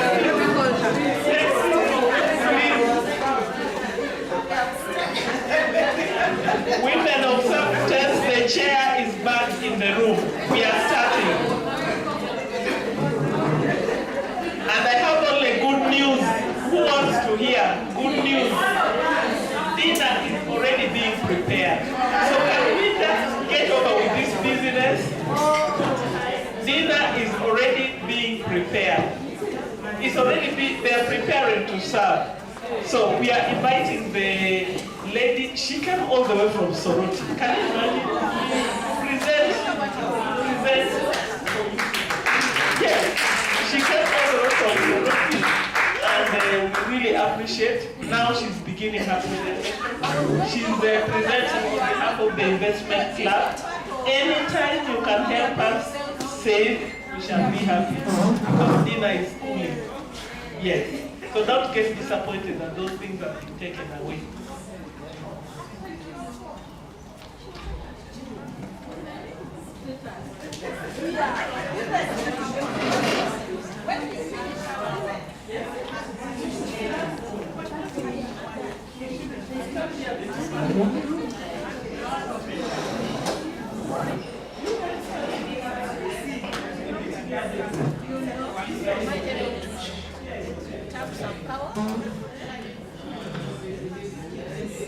This one is going to work.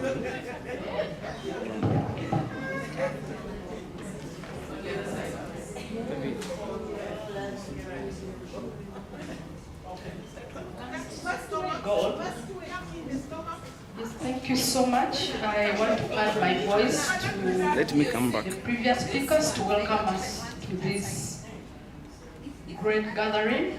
And I want to say thank you so much to all of us. It was great effort coming here.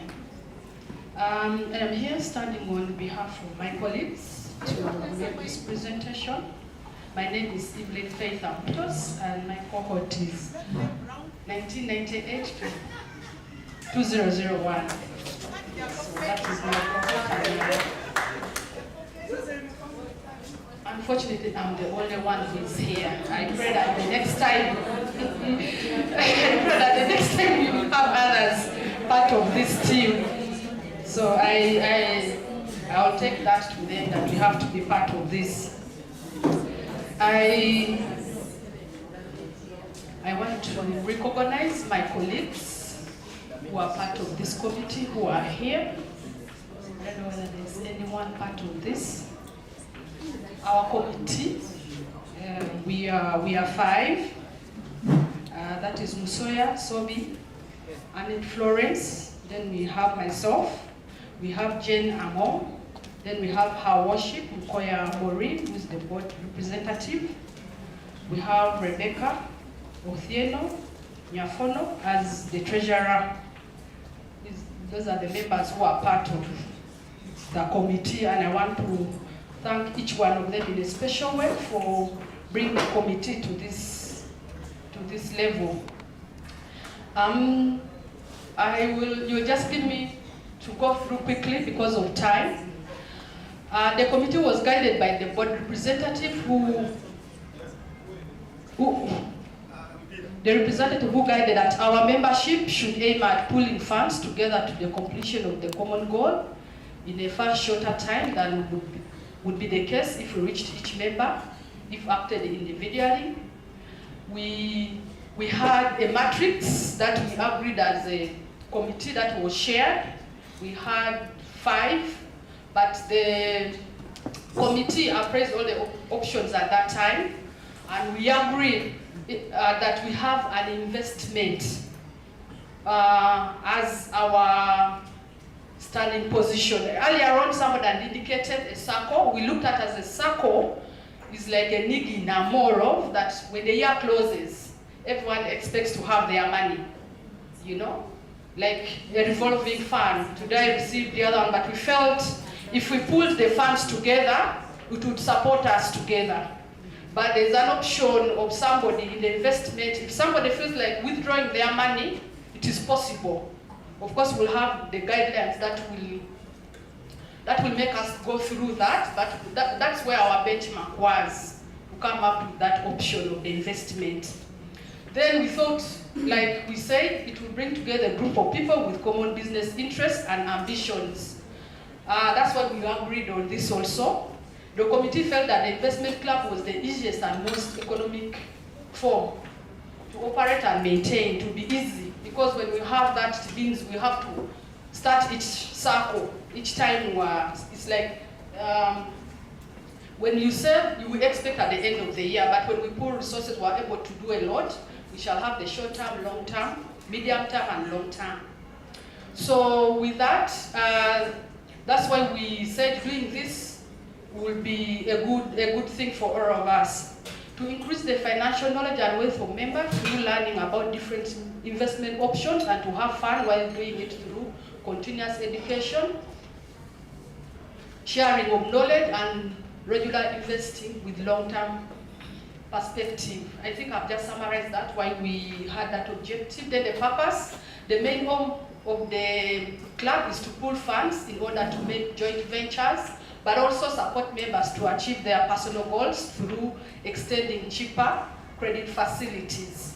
So that was our main purpose. I think it summarizes. Then our proposed core values as we execute this. professionalism, integrity, teamwork, excellency, and competence. So we rounded it as there's an acronym we have there for Just Easy BTEC, just to help us have a slogan that each time we're doing something to help us carry through. Then the committee recommendations or proposals for ratification by the AGM. The membership of the investment club is limited to members of Tororo Girls, Old Girls Alumni Association. The members will serve, borrow, socialize, invest, and evolve together. The investment club will be managed by a committee that consists of the chairperson, board treasurer, secretary, member, and any other member selected at the AGM. Why we thought any member here is to represent some of those silent voices that maybe, as we keep operating, may not come up. So we agreed it would be important for us to have somebody among us today to be part of this, for the silent voices that we may not hear. So we expect at the end of this meeting that we shall vote for somebody who will be part of this.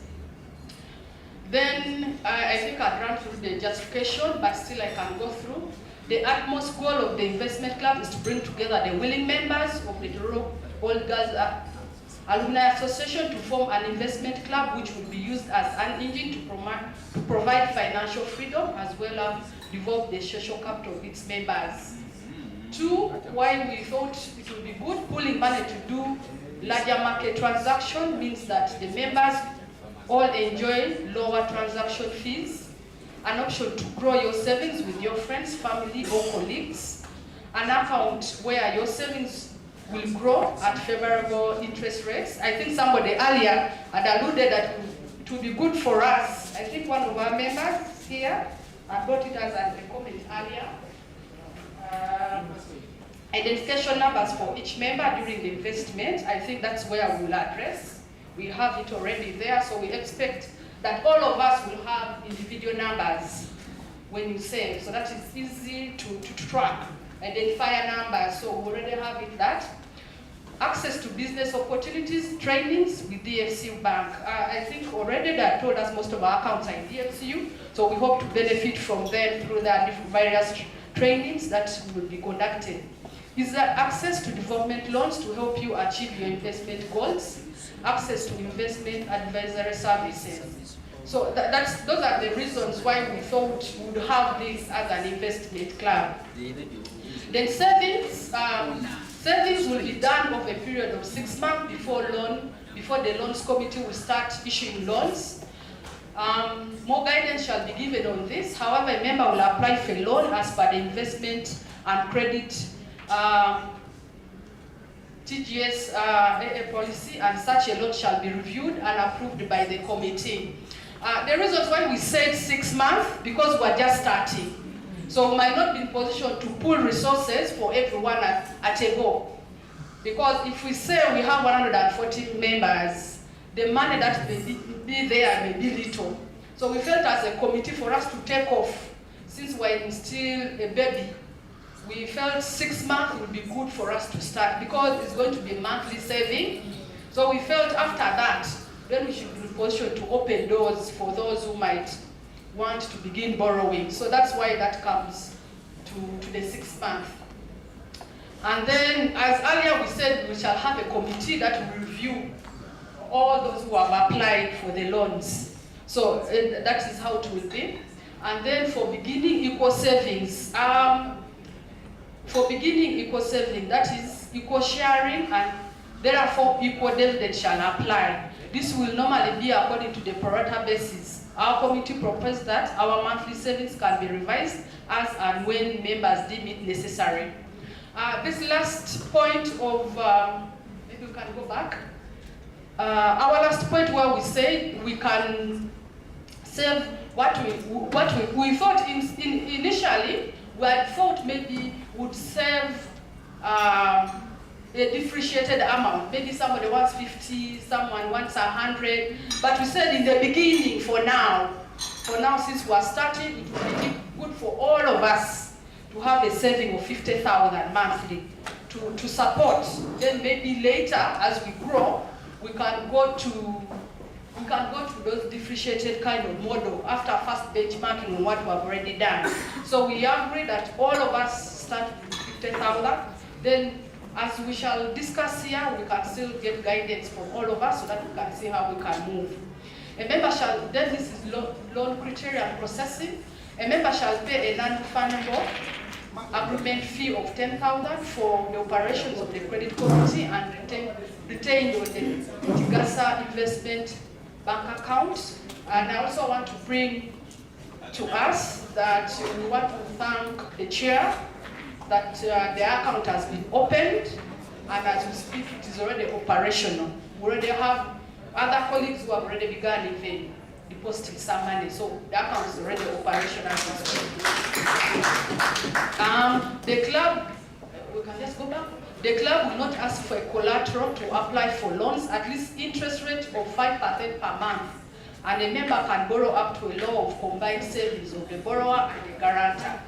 So we made it law that every month, depending on, because we have guidelines that we're still working on, we hope by next week we would have made it conclusively what the guidelines will be, because we have been drafting it back and forth, and then also benchmarking with other groups that have already taken off. So we already doing that, and we hope by next week we would have concluded on the guidelines, because that's why we're giving ourselves 6 months so that we have the documentations. We didn't want to start without having the documentations regarding this. So and then we agreed somebody, this means that the 5% at the last comment means that if somebody saves, you can only borrow twice the amount you've saved. You wanted to avoid where somebody takes maybe 4 times and then fails to pay, but at least twice, maybe what somebody has borrowed. If you have 5,000, then you can borrow up to 1 million. But our expectation that both you and the guarantors should have an amount that is equivalent to what you're borrowing. Because we want to avoid issues of collateral, you know, with somebody bringing in something and attach. So we just said, no, let's avoid that, but have that both what you've said and your guarantors should be sufficient to pay off what for us we have given you. The investment committee, important milestones. The strategic plan focusing on what the club will do in the shorter term, medium term, and long term has been put together and will be shared with all members for their input and ratification. Like I alluded earlier, that we have all this documentation, but we're still working on them. We hope that by this month, if we really fail by next week, all this documentation should be in place and we should be in position to share with all of us, because we will first give the board so that when all of us come in, we have our final comments. The board will then go ahead through the document and make the approval. We've already done that. Also, draft of the investment and credit policy is done, and this will be shared to all members after the board review and approval. This outlines how savings are done by all members monthly up to 6 months before loaning will start. A designated investment account has been opened, and members have started funding their account in the DFCU bank. The TGS bank signatories will be the same for the investment club. Members propose that 50,000 Uganda shillings will be posted by members. A receipt will be given in exchange.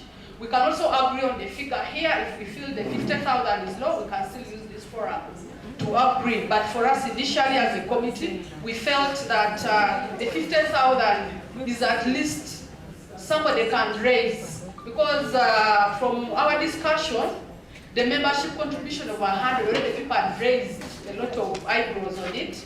So we felt from that, those conversations, we felt the 50,000 can be a starting point. We propose that the savings start by the month of September 2024 as our baseline, and every 5th of the month shall be deadline for members to save. The members are free and advised to save by the end of every month. So our expectation, of course, we put it in the perspective that, of course, sometimes we may not meet this, but our belief and trust that all of us will make that commitment as long as you are willing to be part of this. We hope that you'll have the commitment that at the end of the month, 50,000 should be deducted. Actually, somebody was telling me for her, she has already made a standing order that every month automatically the money should be there. Your time is running out. Okay.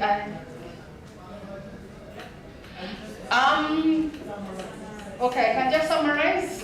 We also had a working document. That is still in place. The strategic plan we're trying to align also our strategic plan to what will be shared here. So we had also started something small on that, and we're working on it. We also have a proposed investment plan. I could not share it because it's incomplete. I didn't want to give you incomplete documents here which we are still working because we have just started as a committee.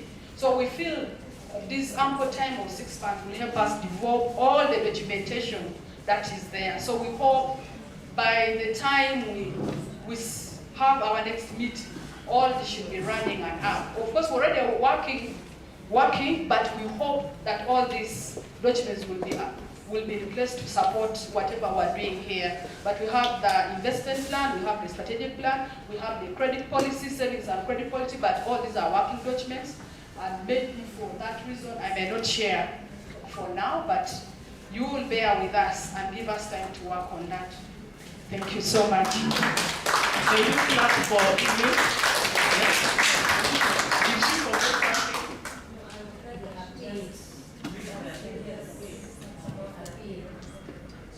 Okay, okay, all right. Members, maybe we can take our attention to this.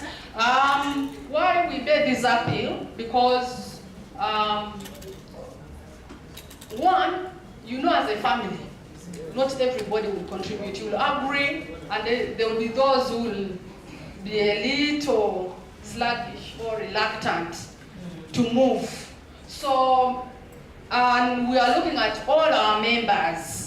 So our proposal that those currently part of our paid up members, we believe all of them should be positioned to join.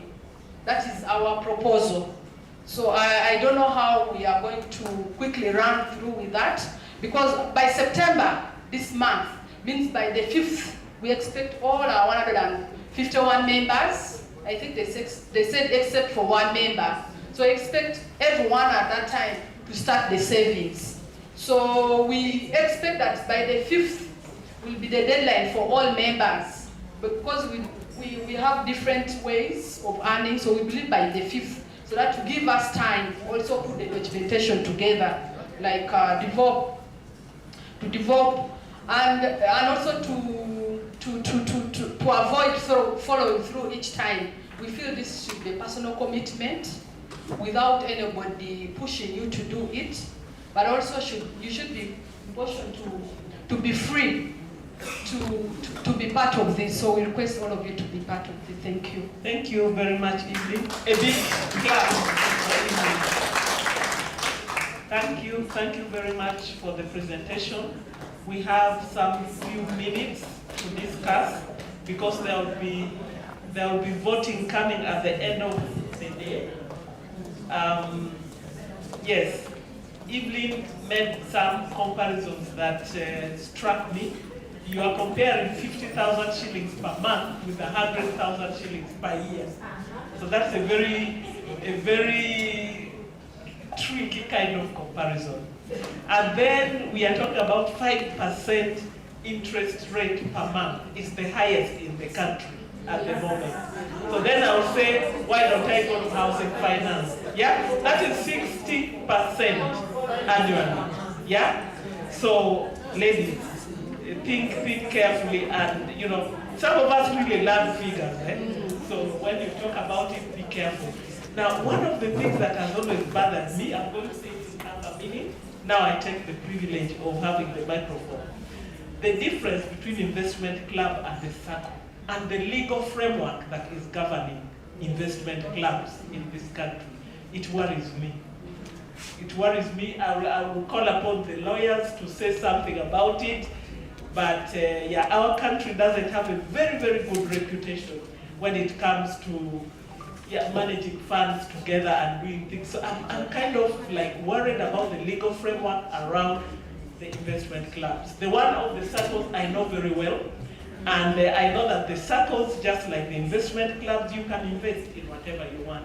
You can even buy a building as a circle, actually. Yeah. But ladies, let me give the opportunity. Members' hands should be itching up. This is the hot stuff. Yes, very, very. So I hope you've noted those other ones for response. Go on, Julian. Thank you, the investment club. I'll just one or two. The first one is to concur with the Kevin that the 5% is a bit high compared per month. Maybe if we are talking of a year. And then I was suggesting if we could save this money into maybe treasury bonds, treasury bills to make for us money, or unit trust rather than putting it in the bank. Thank you. Thank you. Thank you very much, presenter and the committee for the investment plan development. I have an issue on maybe the way we need to define some of these terms we are using. We have an area of the investment plan, the area where we're calling, which has a semblance of a merry-go-round. Yes, it has. We need to define it, and also the circle. The circle should be explicitly defined, because with a circle, we are having a saving. At the same time, we are offering credit services as a cooperative organization. So we have two things there. We save, and then we also lend. So we need to be a bit critical there. At this point in time, are we able to, do we have the commitment to save but also lend as we start? It is possible. We are a diverse community. We need to have that commitment, and we need to have that discipline. If we go into the lending, we should be able to have that discipline to ensure that the money that is being lent out is coming back, and it's coming back in time for us to have those further investments. I have seen associations that begin like us, but in the beginning they concentrate on investment until they are comfortable with themselves. Then they now go out to a circle. So we need to think about that. Thank you.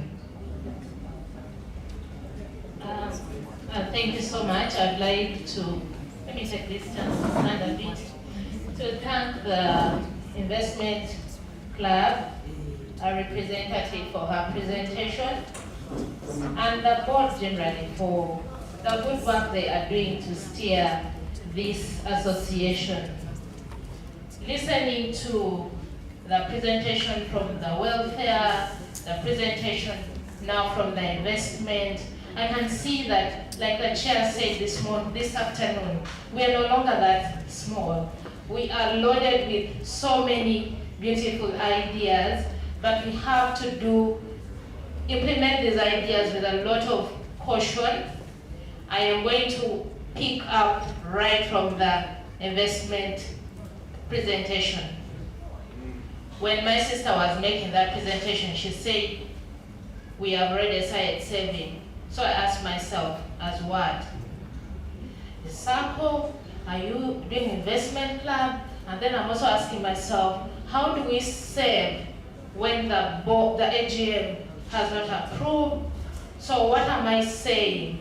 When we get into things to do, say, investment, you're dealing with a structure.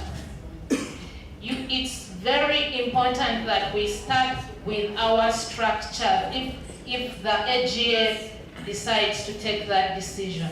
because eventually you're dealing with another legal entity separate from this thing.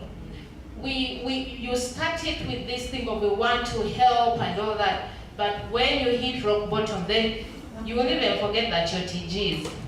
You may run to court. Yeah? So an investment club, like the moderator said, the law on investment club is not as very clear as circles. I happen to be a member of an investment club in our cohort, but what we did, we registered it as a company. Yeah? So for us, we started with registering that. And it is, like you're saying, it's really, you have to get in there with your own mind. We are a group of 24 girls, and we have done this for a year now, and we are about to deliver what we want. But it takes discipline, it takes commitment. Along the way, some people even fail to meet their obligations. And that constitution will tell you how you treat those people. So it's always right to start with paperwork. And I'm also happy that we have the issue about amending our constitution in here. What are the powers of the AGM? What are the roles? How far does it go? How far can the board do? And this welfare investment committee, the committees of the board, they are governed by that charter. How far are your powers in the charter of the board? I thought I'd just share that. Thank you. Thank you very much. I mentioned earlier on that we are on the hot stuff. Yes. Not only do you need discipline to run investments, you have to be able to punish when people misbehave and to punish consistently. That one is not a very easy one. Yeah. And just before Christine, you start, you talked about the ambition, the desire that all the 150 members should be able to contribute by the 5th of September. I don't want to be I don't know how they call it, prophet of doom, but they will not. Yes. So actually, you are going to separate legally the association and the investment club and make peace with the fact that not all are going to pay. Yeah? And then you start with maybe 20 or 30 and some of them will default or do something and you must punish. That one is usually not so nice. Go on, Christine. Thank you very much, and thanks to the previous presenters as well. Yeah, just thinking through this, I also got a mix, and Nora, thank you for clarifying the investment club and then the merry-go-round, which is normally like Christmas comes, divide and go. I belong to a circle which was started in 1978. It's still very strong. We are about 1 million members. And the money is lent out at 1% reducing balance. Yeah, 1% reducing balance, but of course the association also has lots of money. And what actually happens, this is not my area, so don't tag me a lot on this. I know I chatted as this in Ministry of Finance. The issue here is, do we want to invest money to grow for 1 year, for 5 years, before we begin to bite it as members? Or do we want money that I can say I have a problem here, maybe this house of mine I need to boost it up, I can borrow something and it will help me a quick loan. So we need to think through this before we actually begin to put in that money. The other aspect that I wanted to raise is the issue of the 50,000 per month. That is good, but I don't want us to be so restrictive. You heard from the introductions here, there are people here who want to do an arcade, I don't know, in Kedea, I don't know that kind of. So, if you're talking about 50,000 per month, when can I be able to borrow 50 million from this association? There are people who have money and they are willing to inject. So we need to define what are the shares, so that we say to become a member, the shares should be so much. So everybody buys the shares, But then the monthly contribution, you can say it's a minimum of 50,000. If me, I want to put 200,000 per month, it's okay, because at the end of the day, I'm going to borrow based on what I have invested. So we need to really think critically on this. Otherwise, it will be an association where 50,000, that's about 600,000 in a year, maybe when we are 20. Then I want actually loan, I end up again going to the bank because I want to borrow 2 million and the association cannot lend me 2 million. Let's try not to restrict, but we should be able to use the structure, if agreed upon, to say what are your shares. The circle that I belong to, you have so many products. You have for holiday, for construction, for buying. I can have like 3 loans running at the same time. And they still manage to lend. But because there are people who have saved there a lot of money, and probably they don't need to borrow, so other people enjoy it. So I think we should be able to open that. And I really appreciate if we can actually think through this very well, so that we get the product. I also know somebody who is in an investment club, and they say they first want to grow the money. Over 2 years down the road, they cannot borrow the money because they are still growing the money, and they are about to reach $1 billion. And members are saying, so how is this helping us? You get it? Because life is now. Yes, life is now. School fees is starting, and I want to go to school.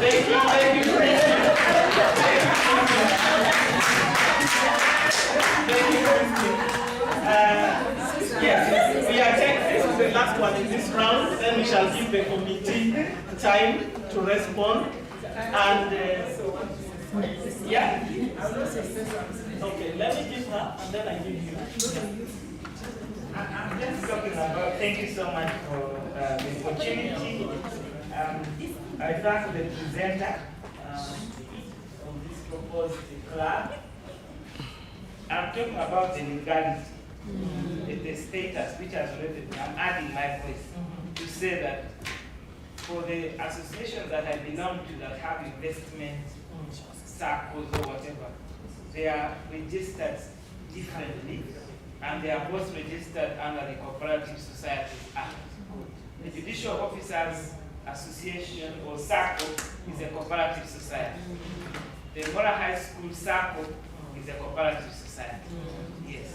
So we have to register it as a different entity with its own life and its own membership. I'm willing to share the documentation that we have. Thank you very much, Lady Justice. That was one of my questions and one of my fears.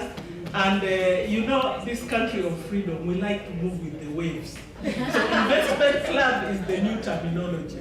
But ladies, if you've ever gone to Nairobi, the center of Nairobi, many of those skyscrapers are owned by circles. Yes. Just for your information. Yes. For my issue, just something small. We talked about 50,000, 100,000. Are the figures supposed to be like consistent? Or if this month we get 100, and next month we can get 2 million? You know? Why should they be 50, 50, 50, like consistently like that? Can't they be? Because sometimes you may get more money, another time you do not have, you put less. So is that also okay, or is it supposed to be consistent? So Evelyn, we now have about 5 or 6 questions. Yes. Yourself and your committee members, you are alone, you say. I give you a few minutes to respond, then we shall take a round, because this is one of the hottest things to be discussed. Then, yeah, so we shall extend it a bit more. But you are in hot soup. Go ahead. I'm also ready for them. Yes, colleagues, thank you so much for the questions. Like, all of us brought it, even us as a group have kept on having this back and forth communication within ourselves. And like I told you, we are still working on so many things. I think that's where my opening remarks came from, that we're working on so many things. We are trying to benchmark on so many things. And I think I alluded to all of us that we're having the 6 months to help us put our house in order. But we came here so that we can get redress for some of the things we have already done. So this, we have told you we have begun. It's a new thing. that we are all getting into. We are getting into like new waters, chartering into new waters. So we are building on what all of us have here to help us move forward.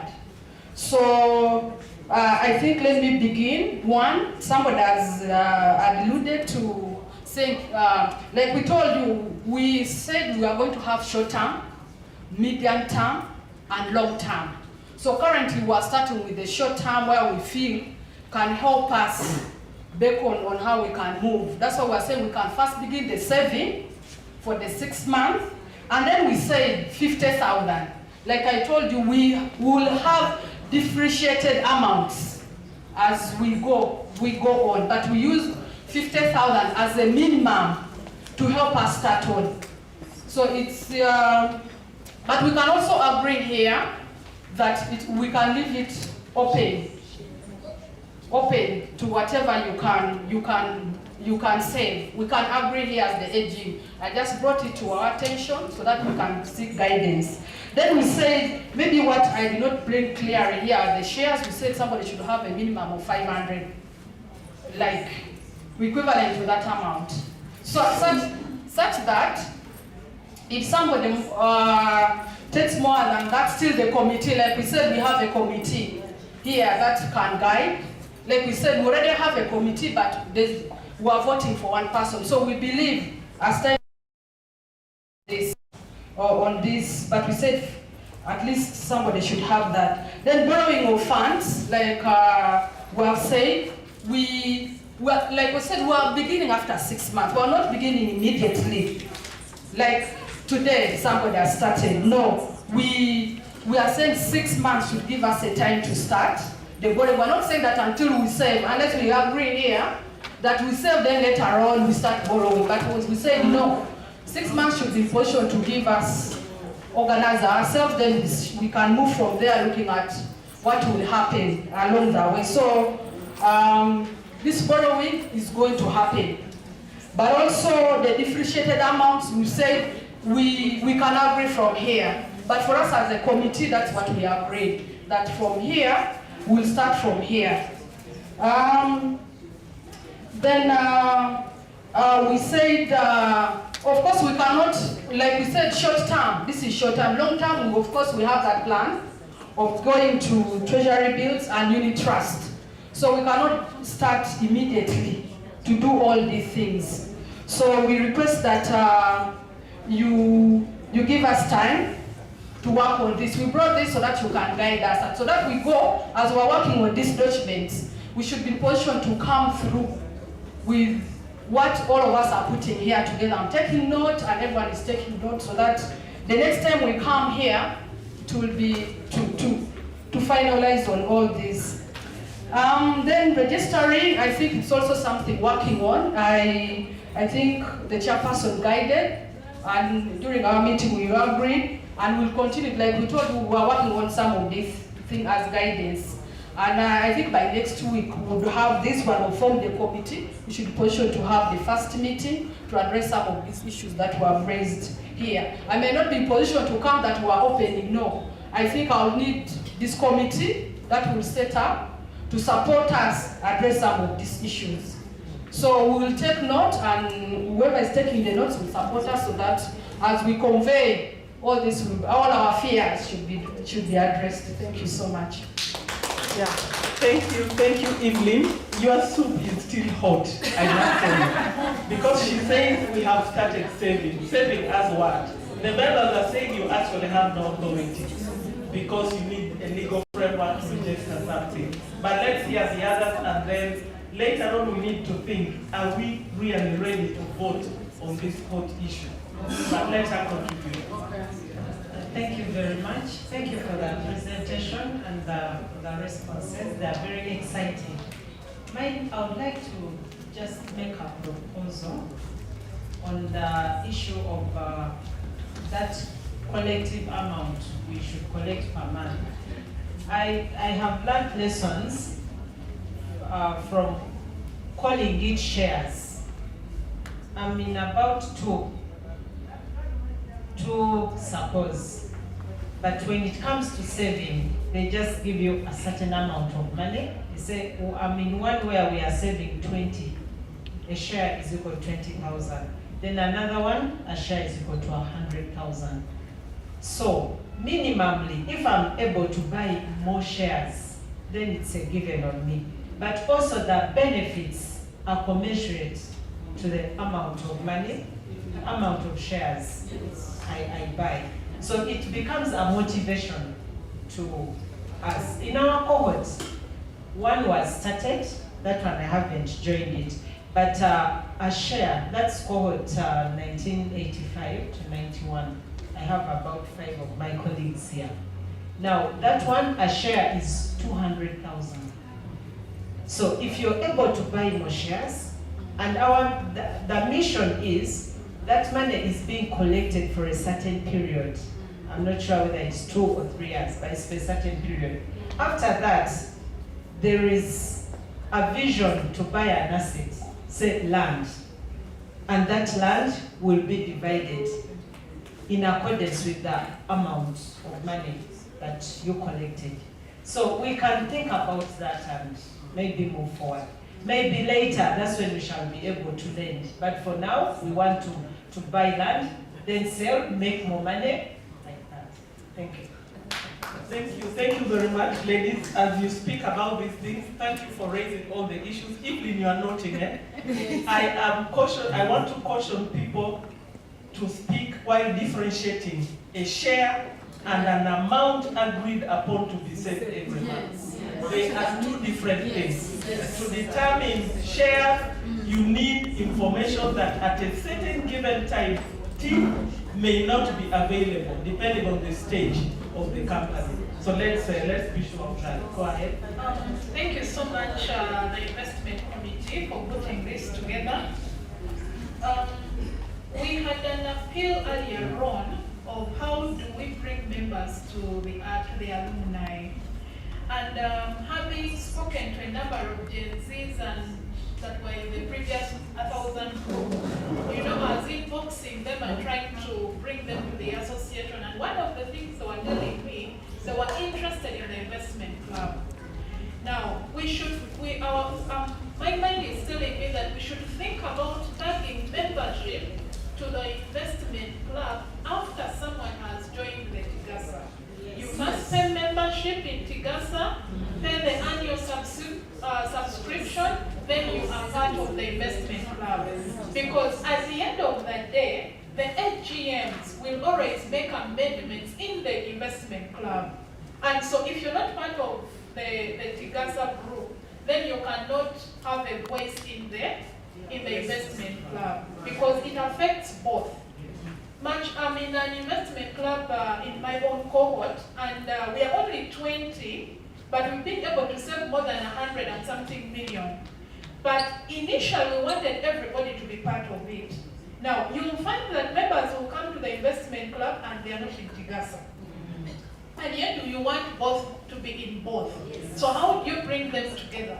So at the end of that day, someone will say, after all, there is membership in the investment club. I can keep in the investment club, but I'm not in TIGASA. But when you're making decisions, the AGM affects the investment club. So we need to think about this as we draw the legal framework for the investment club. Thank you. Yes, there is someone there. Thank you. Thank you, Evelyn. My comment. Yes, ladies, make it very brief. Very short. Yes. Thank you, Evelyn. My comment was, I think I would suggest you go and benchmark, look at what the current circles are doing, investment clubs. It will give you a deeper picture on a comparative analysis, how they started, their challenges, and then that when you bring back that to the WhatsApp, I think we can better understand what exactly you're talking about. Thank you. Thank you, Doctor. Thank you. I think she has said probably what I wanted to say. But I also want to tell us that we are at a stage, I think I would say we are still in a forming stage. So we can't start trusting each other before we have known one another. So it's okay, you've done well, but go back.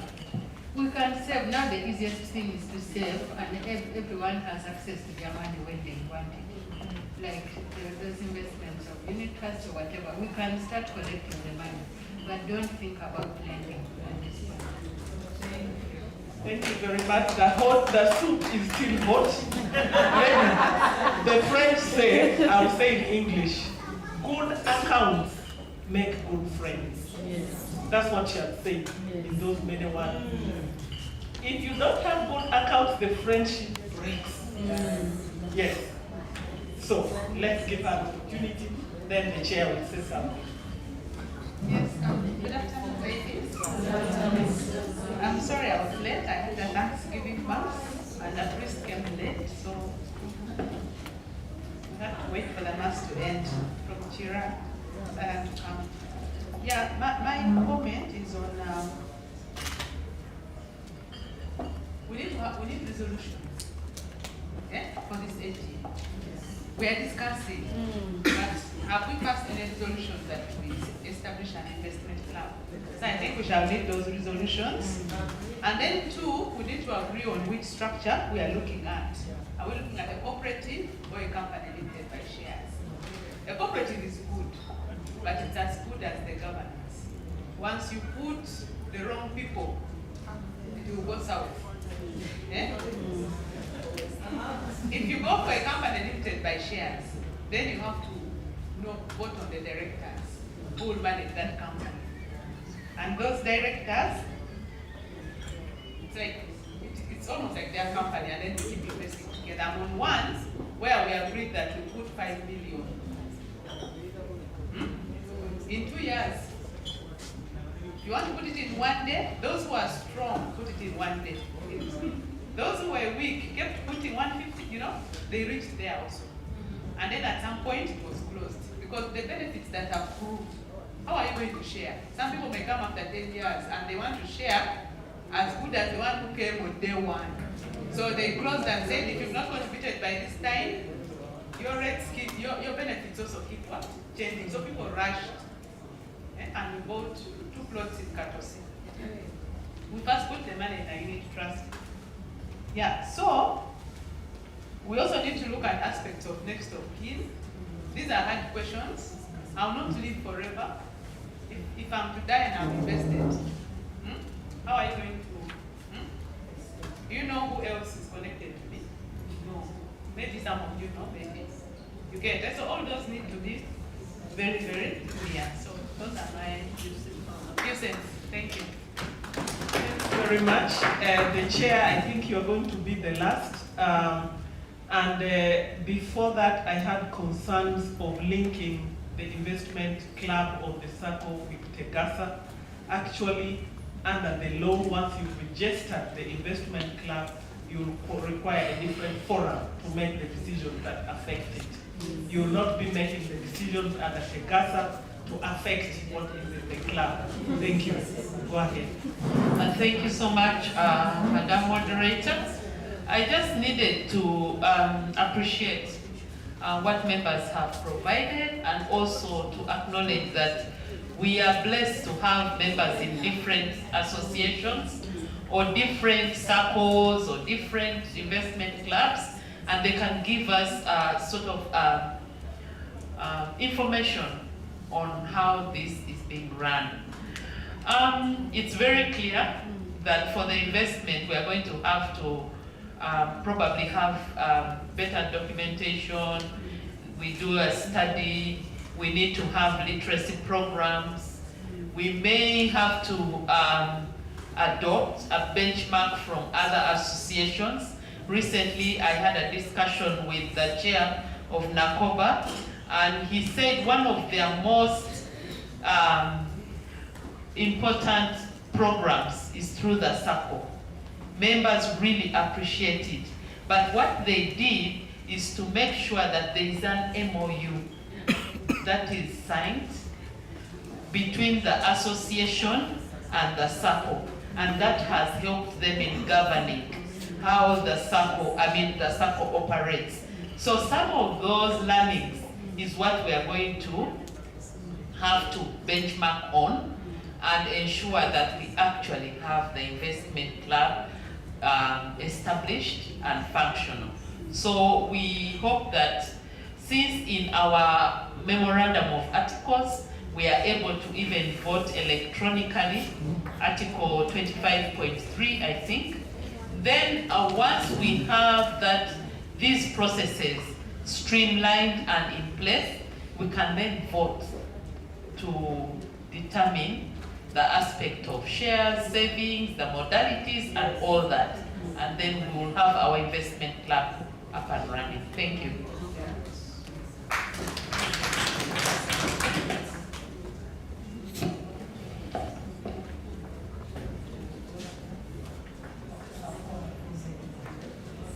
Ladies, thank you so much for the contribution.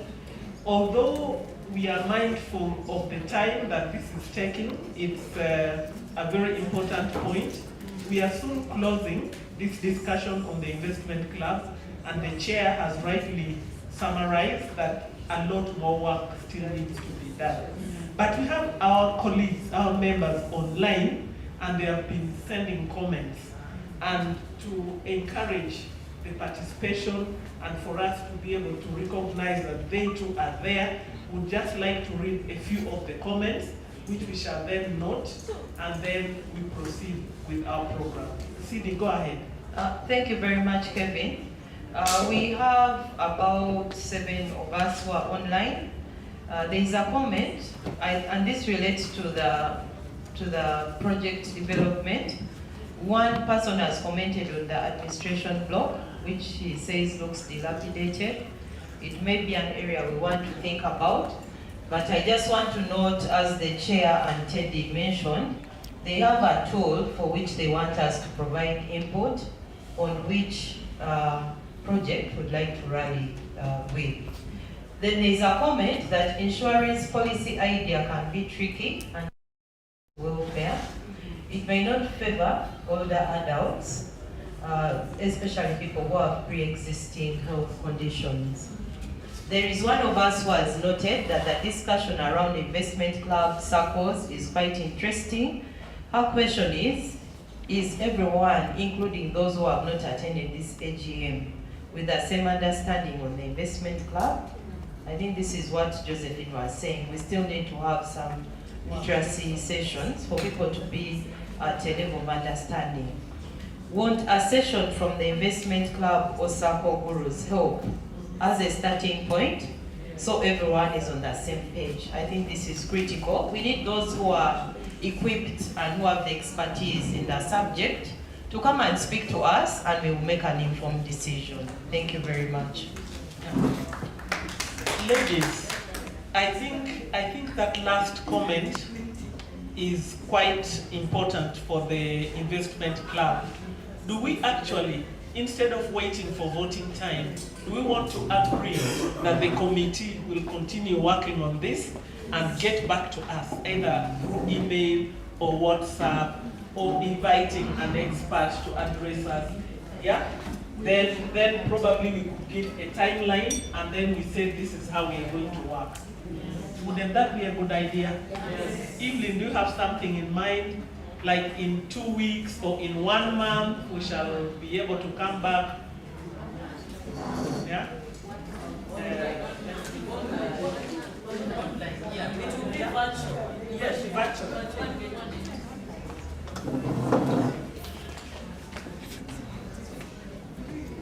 Thank you so much, colleagues.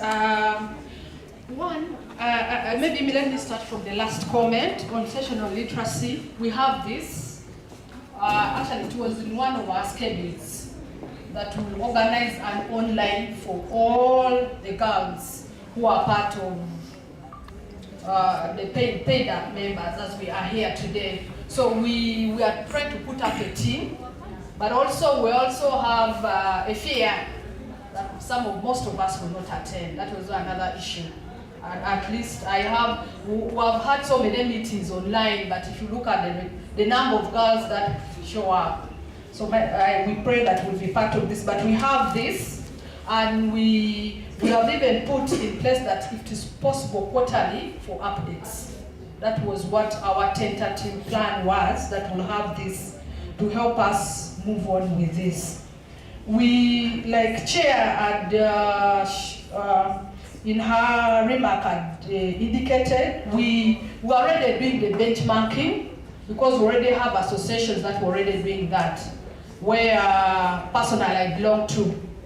We already benchmarking with them how they are moving. Actually, that's how we're able to put this together in the shortest time that we came as committee members. So we have two, that is Gayaza. They also have, they also have one that is currently running. Bierende Girls also has, so we're also using that. And our worship had indicated this. Personally, I'm in contact with the person who is the treasurer for Mora. So actually, some of these documents, they have also been part of the team that have been supporting us. I think I shared with the chair about this. The team that is helping to put these documents are some of these people who have worked in these other associations. So it's not something that we are doing alone. We are using a lot of those people's experience to help us develop this. So we hope that. So I request maybe the team here through the AGM to give us 1 month, because in 2 weeks may not be possible because also of our commitments. So, but I'm going to bring the members on board so that we by Monday I should be in position to share with the members what we have agreed here, that we'll be in position to have this by the end of this month. Actually, that was our target by the next 2 weeks, but now looking at the way we have discussed here, I think even the 2 weeks will not be enough. So at the end of the month, we hope by October, we'll have our first meeting to share what we have discussed here. Thank you. So we should wait up to end of September. That is the request I'm making to the team here. Okay, thank you. Clap for Evelyn so that we can close the court staff. We can close it, and then ladies, food is waiting. So we need to find ways of saving time. We have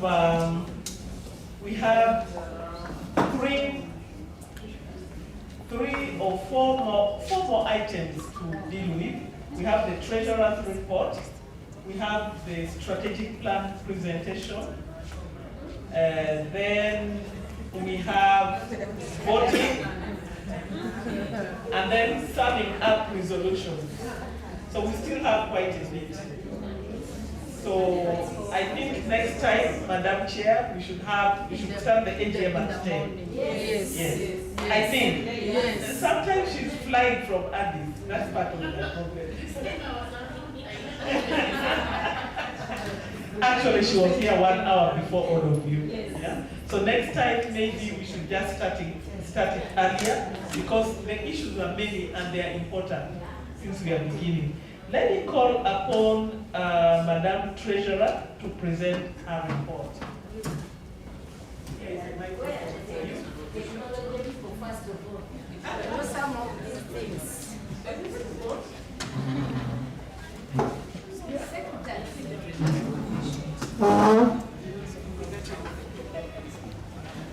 Thank you very much, members. They said some of these things. Thank you very much indeed. I would like to take this opportunity to thank all of you, because it is your money that counts. It's your number that counts. On top of that, I would also like to thank the founder members who thought of this thing. Indeed, it was something that didn't come from nowhere, but some people sat and thought of it to just bring us together. Because of time, I will request that we just read the report. Audited, and the person Yeah, yeah, that's the audit report. But it's also on the, they have put for us on the web because of time. Then you can just bring in the whatever. So you since people are going to read that one, they can send their comments. Not so, then you bring the financial ones, the one of present. But I want to thank everybody who have been working behind, who are tired, who are down. Let us cheer one another. Let us love one another. Let us move as a team. And I want us to encourage one another and know that the small beginnings, we may start small, but we shall be powerful at the same time. So our financial report is for that period. August 2023 to July 2024. You will read those others are just for academic people. I also put there because that's what they do, but you will read them later on. Let us go to the matter. You got the financial statements. We just look at it briefly. You know this person did me well. With us, the financial people prefer when you are the last, so that you talk little. And you go on. There. Bring it down. You know those things. That is our simple, very simple financial statement. Balance brought forward from what we got in July 31st was that 5,959,195. During the course of the year, we got from membership and subscription, we got 13,954,306. And the interest earned during the period was 346,591. And it gave us a total revenue of 20,260,092. During the period up to July 31st, we had the consultancy, which took 1,900,000, career day, which took 3,534,000, and the association fund, which took that money, and the back charges was 27,025. And our total expenditure as at 31st July was 5,802,825, which gave us, as at 31st July, gave us a surplus of 14,457,267. Continue down. Now, we had some challenges that we had from the first AGM. We had challenges, and those are the progress that were made.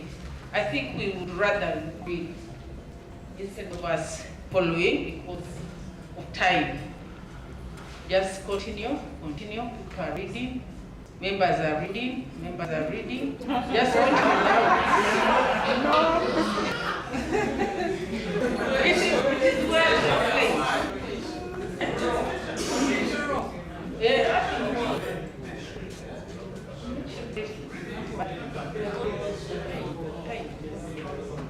You go down. Members are ready to read that.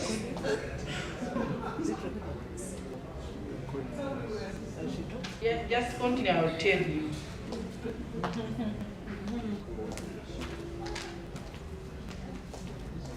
Then we had the follow-up.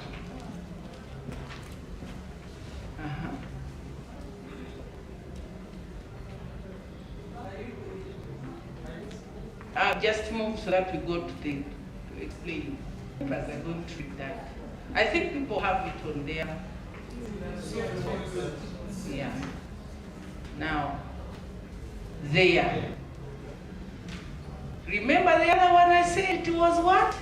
31st what? July. So in August, where we are now, we have those commitments, which is going to knock off our surplus. We have the strategic plan. Out of it, we have paid 50%. Here we have paid a little bit more, but just because we paid yesterday for the hotel, it is, I couldn't work on it today. Extreme branding, we have paid out of the 4 million, we have paid that. Website, we have paid. URBS, we have paid. Funds, there were some refunds. Then the ADM papers, flyers, digital, come down. Now, so we have to pay the other 5,132,500 as at by end of the month. You go down.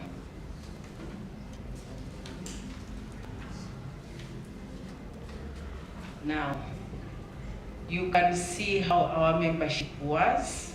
In August, people were able to pay that, 4,700,000.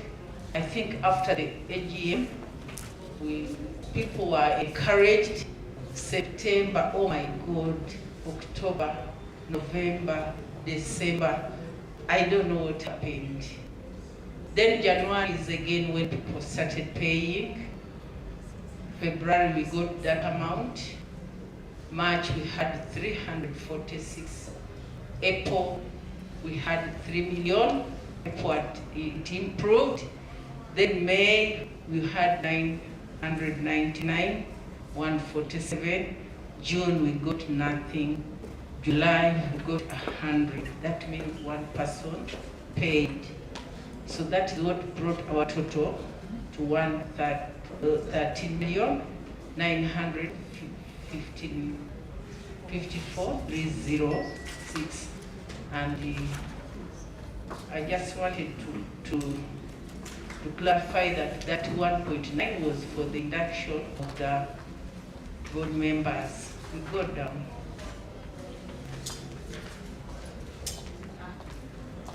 That is our simple financial whatever.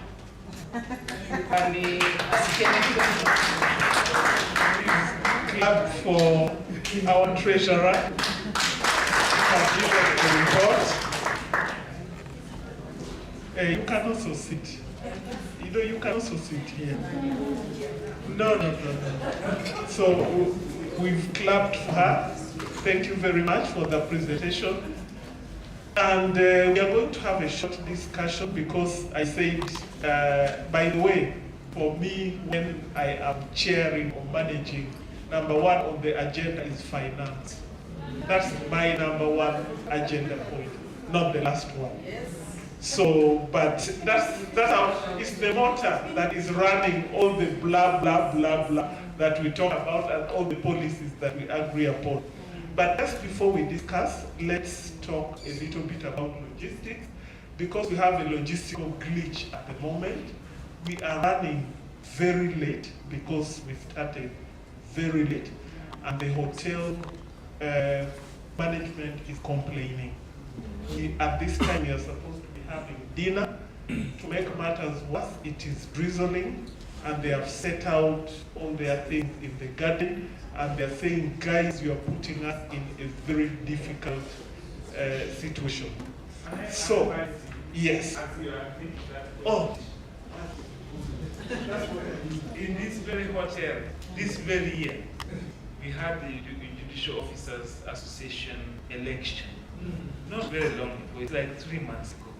And we did exactly what we are doing now. We never end. Oh yes. They said they served our bodyguards, our drivers, and they thought we kept coming out to eat in the process. So you can imagine that in spite of our titles, our everything. The way they finally squeeze something, we say, but how? Really, where's our food? They gave us, I think it was good for our health. But it was really, it was after starving from 9 in the morning. So my advice is that we have eat our food, we continue other things. If we don't complete this meeting, we hold an extraordinary meeting. Thank you very much. Thank you very much. Shh, ladies, this is a serious matter. The judiciary decides the executive, they are the third arm of government. And you treat them like that is really. So the suggestion was like this. There are two options. We go eat our food and come back and continue, or we agree to finish the strategic plan online. Yeah? So we discuss the finance, then we do the strategic plan online and the voting online. So everybody is saying we finish here. Yes. How many? We go eat and come back, hands up. We go eat and come back, hands up.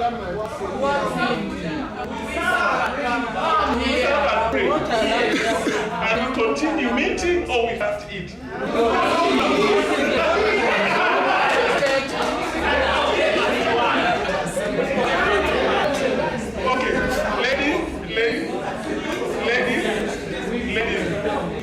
Ladies, since the money has just been presented, let's discuss the money. We go pick our food, we come back in the room, and then, is that okay? It's not okay. That person, I was thinking, I first eat my food before I go. Okay. We have to eat, and then we come back. Okay, thank you, ladies. Don't leave. No, don't. We are meaning don't leave the meeting. It is the same lady praying for us who is praying for the food. A volunteer.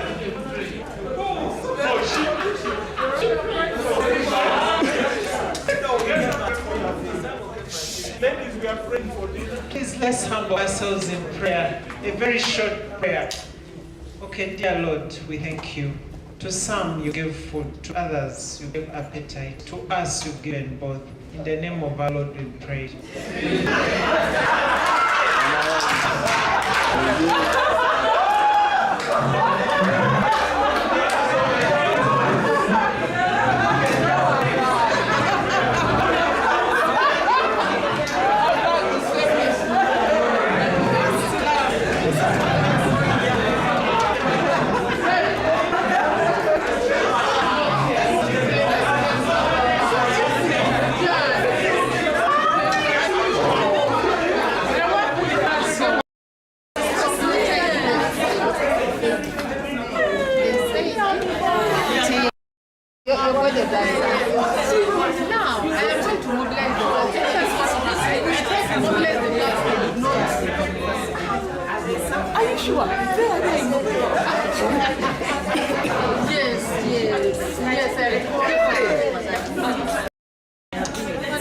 I went to work with my eyes in Nairobi.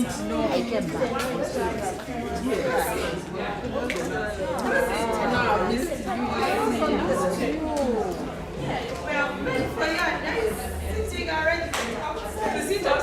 That's what we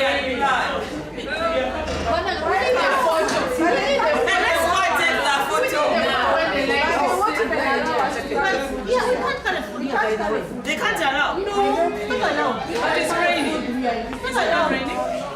Is it not raining? Now when we go to eating, if they take an hour.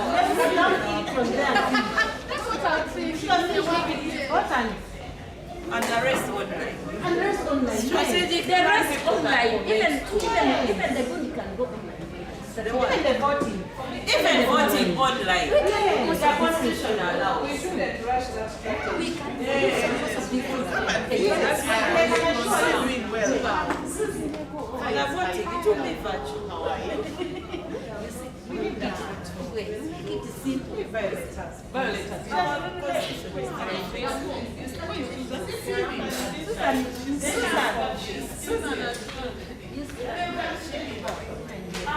Susie, you're on market, please. But then you send one of the come and serve me. As I'm here. Okay. So, you're remaining here? Yes, I can't guarantee. People have left something here. Just to get us into the room and lock.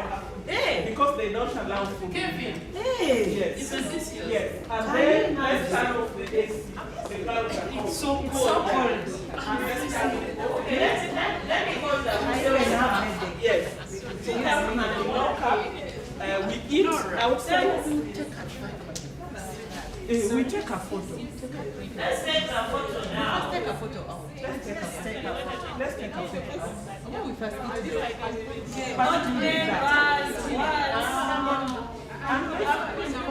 unless we shall take a photo in the lobby. Let's take a photo.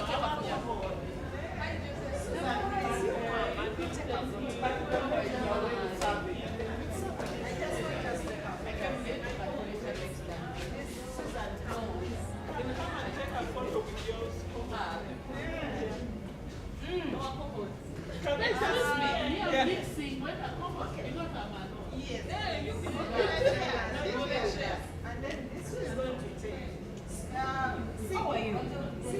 First wait, no. I'm on this side. You have entered someone from the hotel. We want to log with this job. Because we are going to eat. They don't, food is not allowed. Then people have left their things, so we want everyone to get out below. Finish eating the kebab. Call for me the person in charge here. Not here, does it? People, where have you? You go and eat. I want us to look and experience. You come, excuse me. This one you serve, eh? Yeah, you know, I know. You know. Your room is. This is your bed. I hope you're not.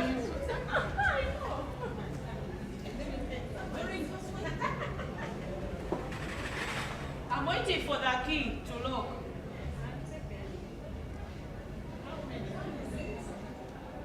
Doreen, what happened to that cameraman?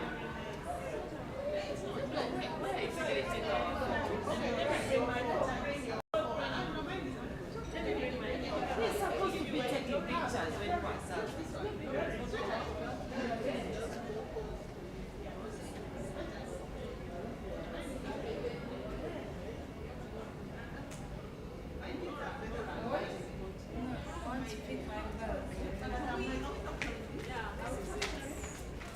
you share on the group, eh? Some people can feel coconut.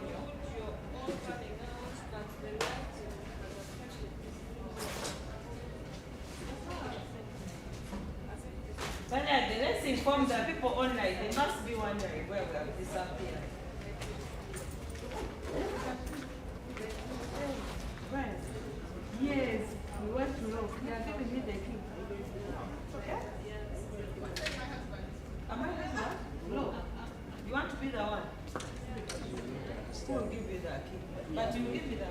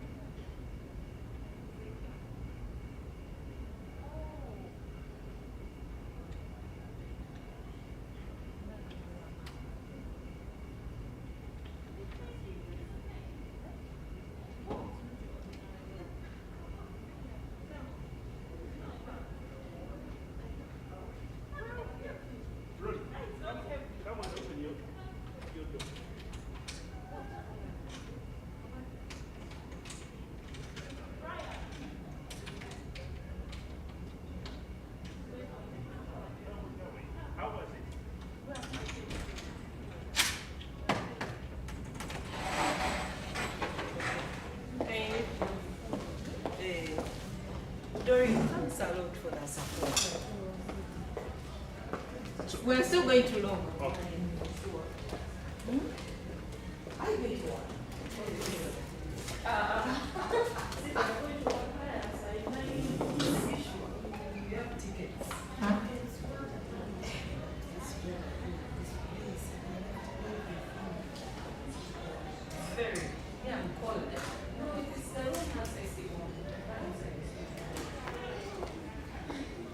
Wait, to reach that age, right? Shiver. For me now, instead of hot flashes, I have chills. Freeze.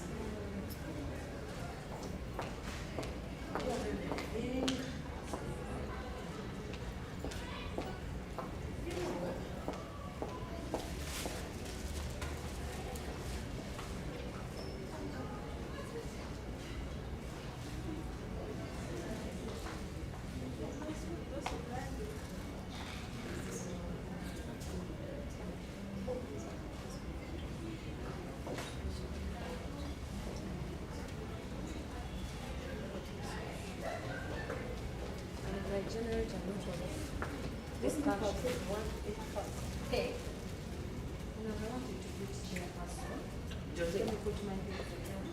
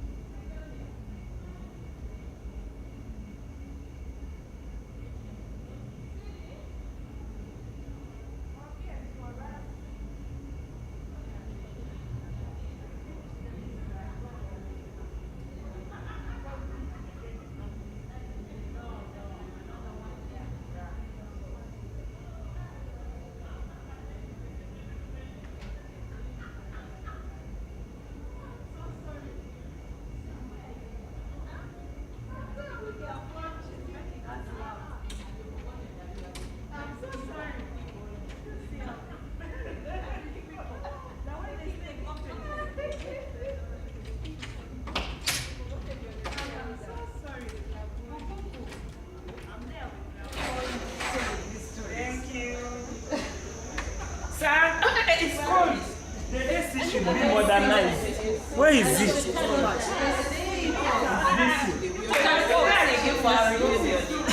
I don't want to.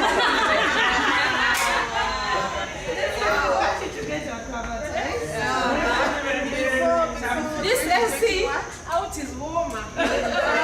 Out is warmer. We forget about Canada. The final toast. Yes. The final toast. I don't want to tell you. The final toast. How many minutes? Like a fridge. Ah, no, it's okay. It's fridge. It's okay. You can move. It's like a fridge.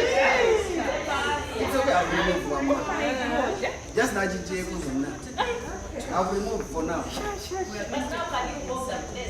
Always put that But this one, run. Just in 2 minutes. They are not assumed. Ladies, we are ready. We're ready.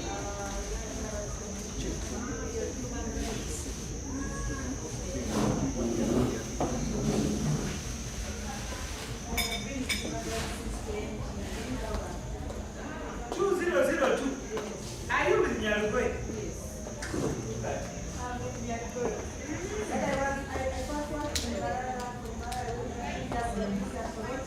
This you. She has very kind words for you. Yeah. This is this. I did we work together. We used to do integrity surveys for the judiciary, the police, and then one day we went to a prison and found prisoners working up to almost this time. Can we have this AC? And they came, they were ragged, they were thin, they were worn out. So we took pictures, we said, no, this cannot happen. We were with her.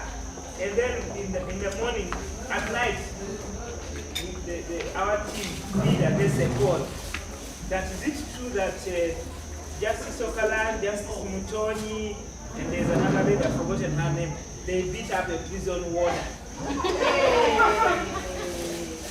Well, they found the prison warder had mistreated prisoners, so these women ganged up and beat a prisoner and said, you mean that man was here?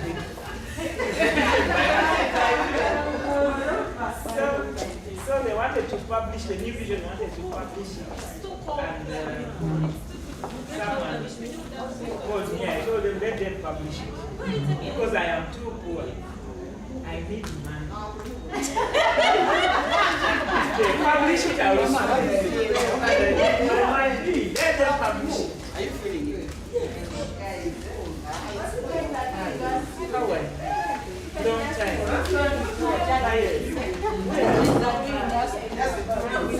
She's in the city center. Shocked. City center. She works in the one and stays in one day. You guys inside the one day? Yeah. Pollution. So she's in the pollution.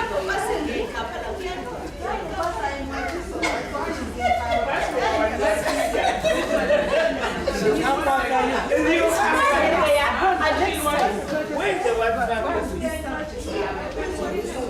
You look from Brazil. Where? Yeah. No, she's in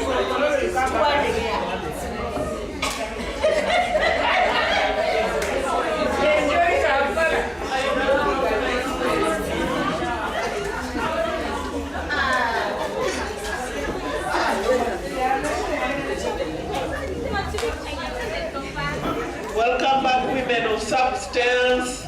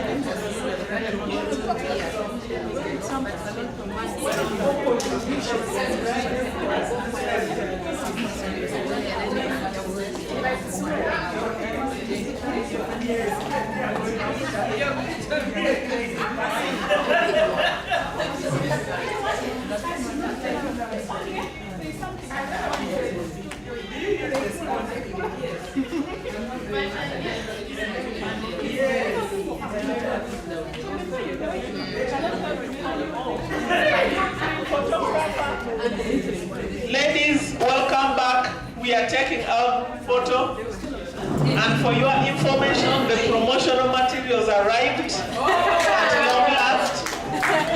So we shall look at it at the end of the meeting. Now let's take the photos. We are going to media our banner.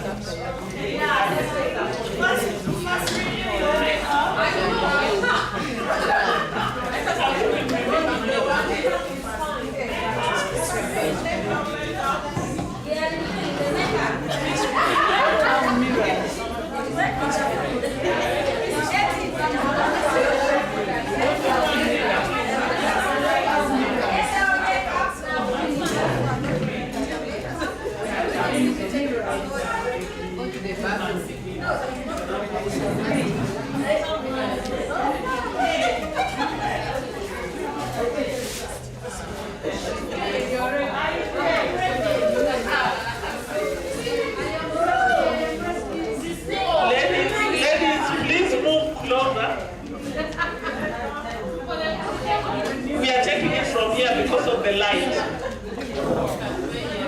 Please come.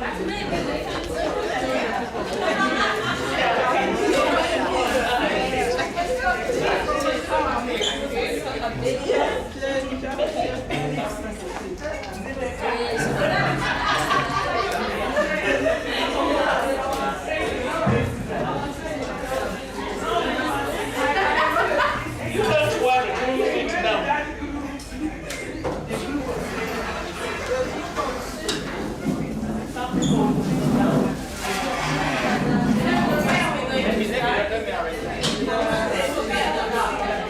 Yeah, so you remove our promotional material here. She wants us.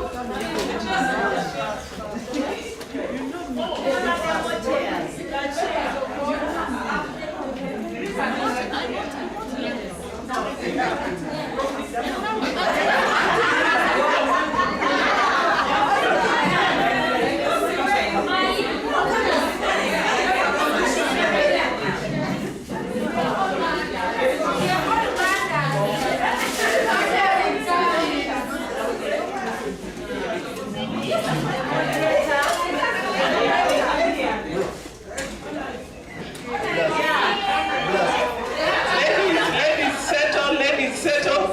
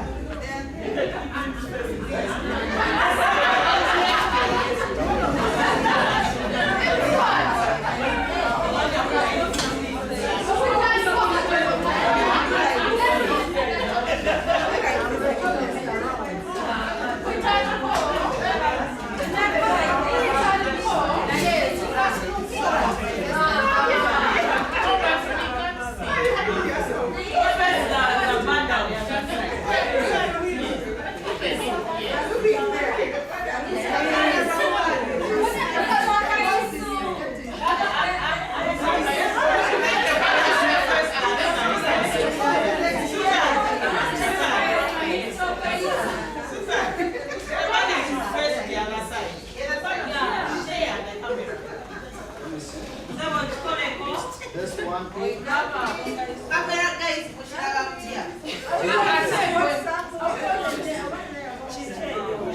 Forgive your phone.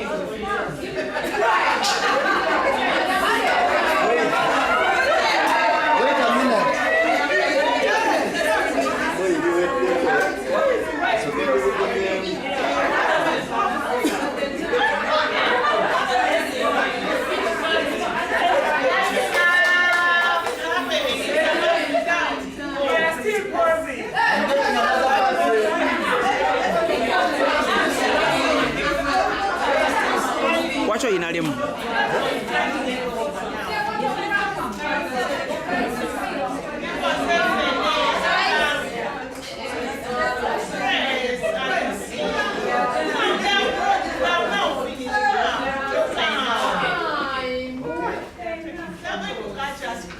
Okay. Madam? Okay. Settle down, settle down. Please settle down. Please settle down.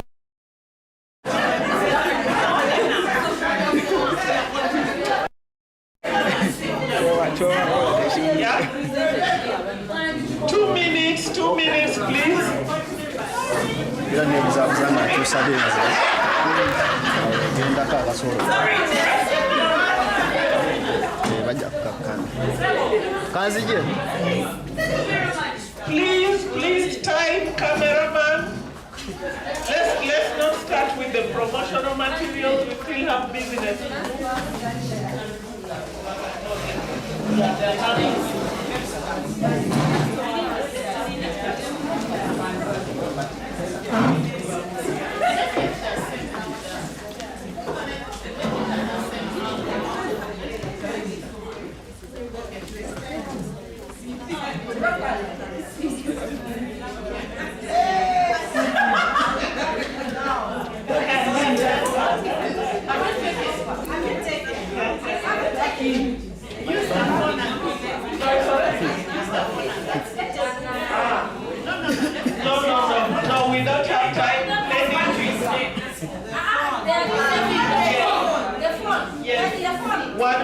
and then you settle. Okay, thank you. Thank you. Let's get back to our seats.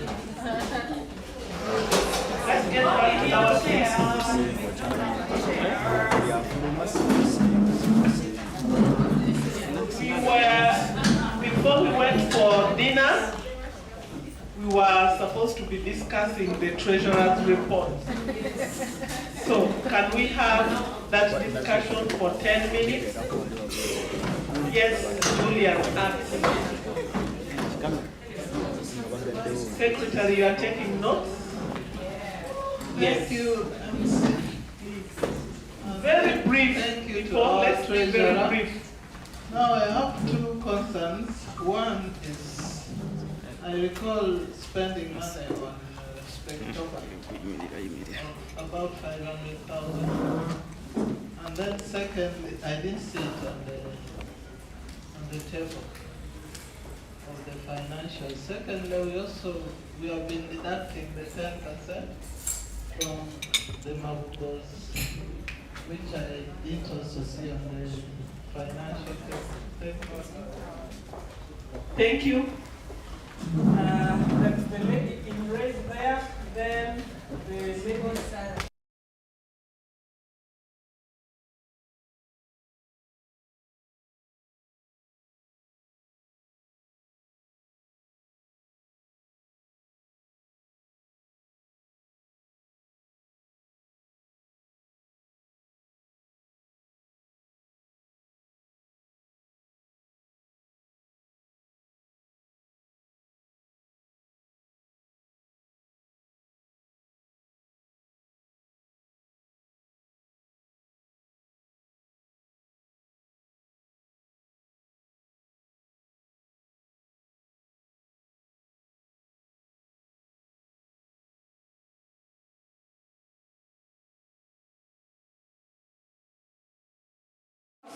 And include the other contents of the international public accounting standards, even when some areas are yet to be developed, but it's better to follow the standard to do it. Secondly, I would also recommend that this being a non-profit organization, maybe unless otherwise in the association, in the articles of association, we adopted IPSAS, but preferably for non-profit organizations, we would adopt IFRS for small medium enterprises, which is a bit flexible for our association. And then also, I observe that you're indicating commitments for the current financial year, but it would have been better, since this is an AGM, you present it in a form of a budget, a proposed budget. So next year when you're looking at the financials, you're looking at the actuals against the budget, the approved budget. In the interest of time, I'm not going into details of the requirements of each standard and the contents of each report, but I'm sure at a time we can still discuss and see how to improve these financial statements for public opinion, consumption. Thank you very much. Thank you. Pass the microphone. Thank you so much, Treasurer, for the good report. What I wanted to say has been partially said, but I will say this. I'm wondering if it would not have been prudent for us to present a report to the AGM that is already audited. That is one. And then two, when she was presenting, I was wondering, because I never attended the last year's AGM, so I was wondering whether there was a budget that was passed by the AGM against which the expenses were made. And then right here today, we needed to have a budget that would again approve for the next year's expenditures. Thank you. Thank you. Pass to the Honorable. Thank you, ladies. You know, with accounting also there are standards. So most of the submissions that I wanted to make have been done, but maybe just a small observation of add on what has already been said. Madam Accountant, we don't have anything like surplus in our statement. No. Maybe you can report it as cash at hand or cash at bank. Those are the standard accounting principles. Thank you. Thank you. Yeah. we are taking 5, so we have to say what I wanted to say. Thank you, Very our good. treasurer. Thank you, our treasurer, for that good report, which gives us insight on our performance. Since we have audited books of accounts, next year we could look at having the auditor present the audited accounts, not the treasurer. The treasurer can present the budget, and then the audited accounts are presented by the auditor, who is nominated by this AGM. Thank you. Any other comments?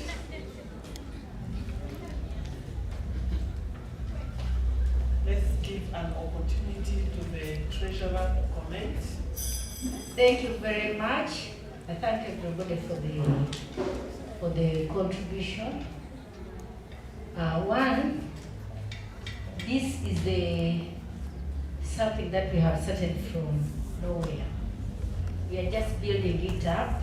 1, 2, I am requesting that people, when we were requesting for people who can help, so that they come on board and we carry on with this baby. I am kindly requesting that, like, Honorable Madam. Irene. No, but you can still. I'm nominating Sarah. Yeah. Yeah. So we can work on it and CPA Sarah. bring up a better thing. She's sorry. Irene, sorry.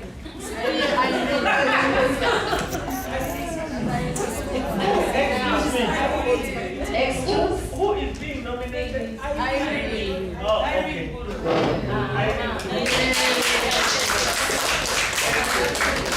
Yes, Madam Treasurer, someone has been volunteered and she accepted. Thank you very much. Now, we had a small challenge that the money that went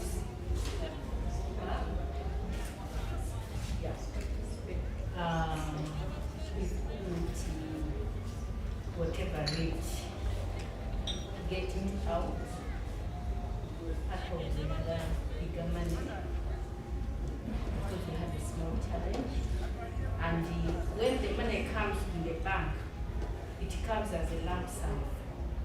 It is not broken down. Because the person who is handling the phone, break this down, was not there to break it down. So it came in lump sum. That's why I couldn't break it down. But we are working on that.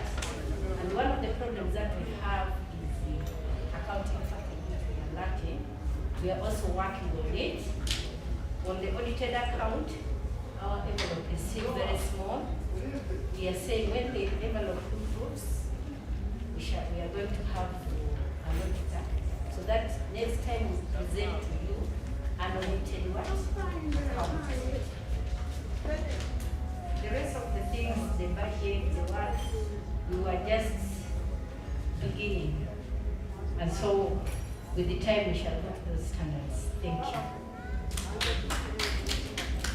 Thank you. The chairperson-elect, Regina Sparks, and the chair can.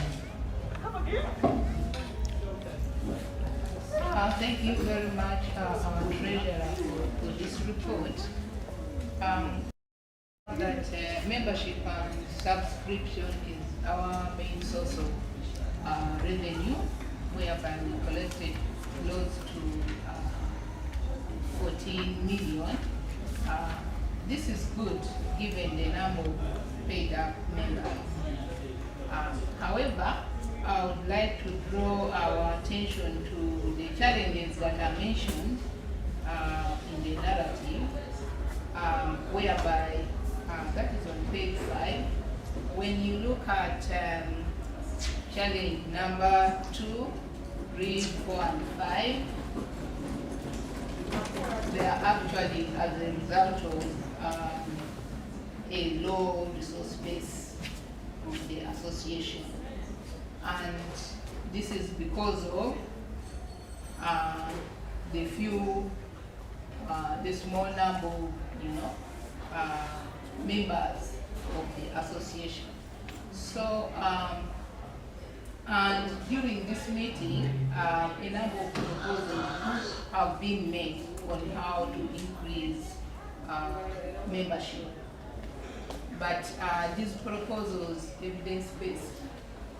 So my question now is, have we undertaken an assessment or study to have a deep understanding why people are reluctant to join our association?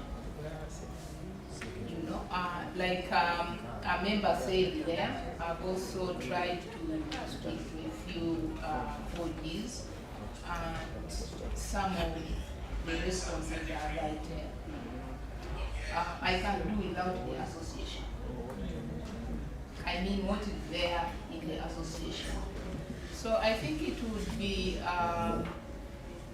good for us to just have maybe a rapid assessment to understand what the real issues are, so that we come up with concrete proposals on how we can increase membership. Because sincerely, at this rate of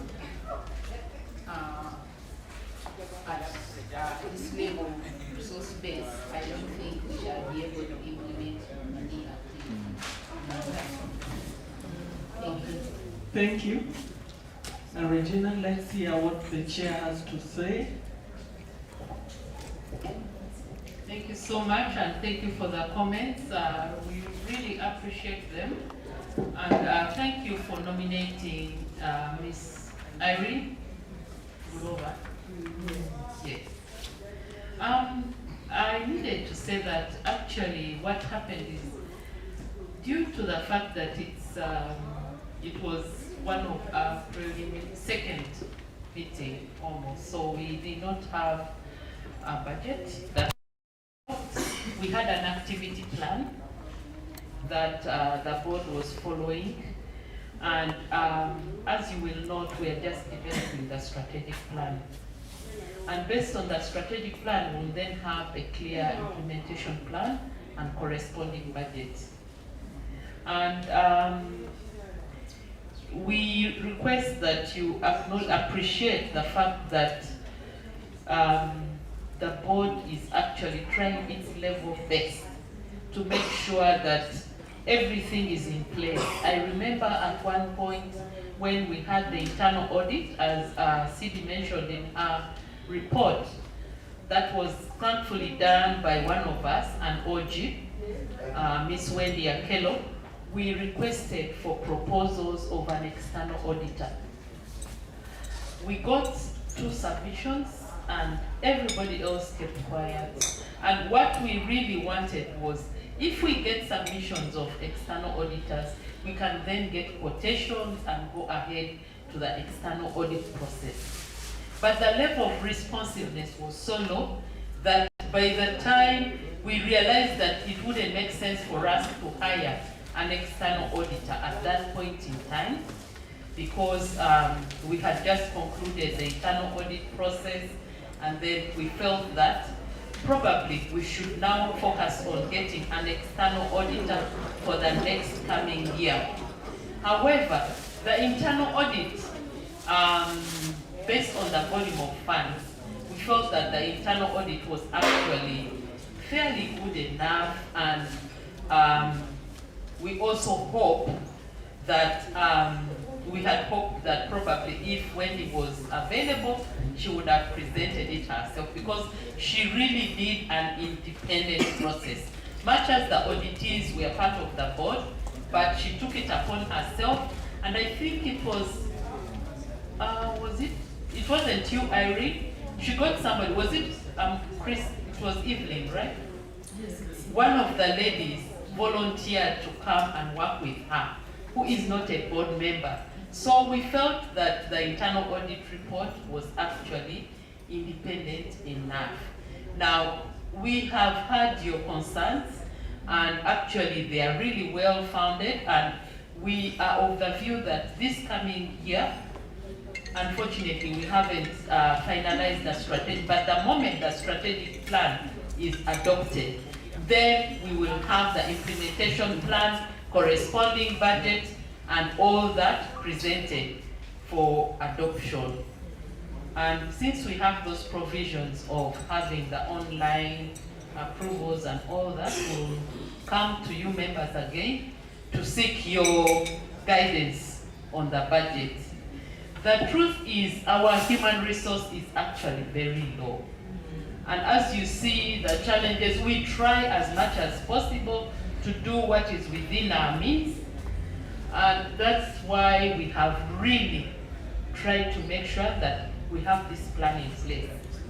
And the issues you've mentioned as the challenges, probably when you look at the situation analysis that was carried out during the strategic planning processes, it gives you some of the highlights of what actually is within the thoughts of our members, and the strategies have been developed based on that. So it may not, we could rely on that and see how our membership actually responds, and then consider the issue of an assessment, probably as we are reviewing the first year of the strategic plan. Thank you. Thank you, our chair. It looks like she has concluded on the audit and the budget and all that.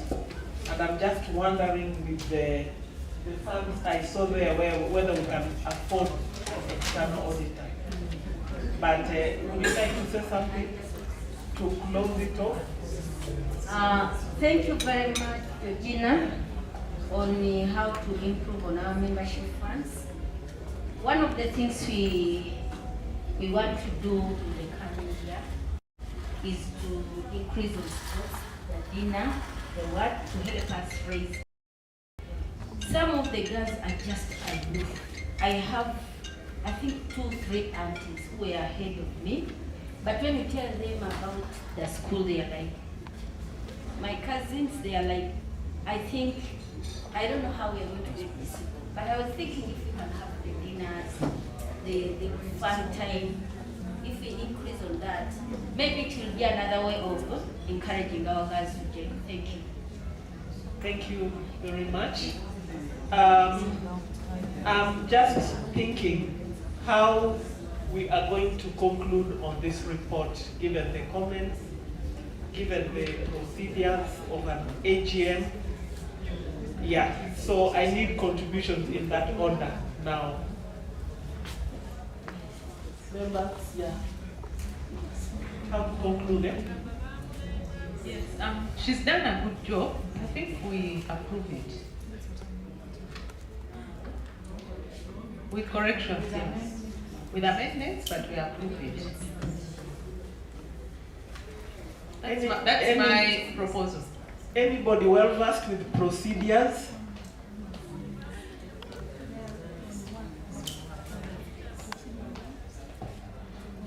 This is an AGM.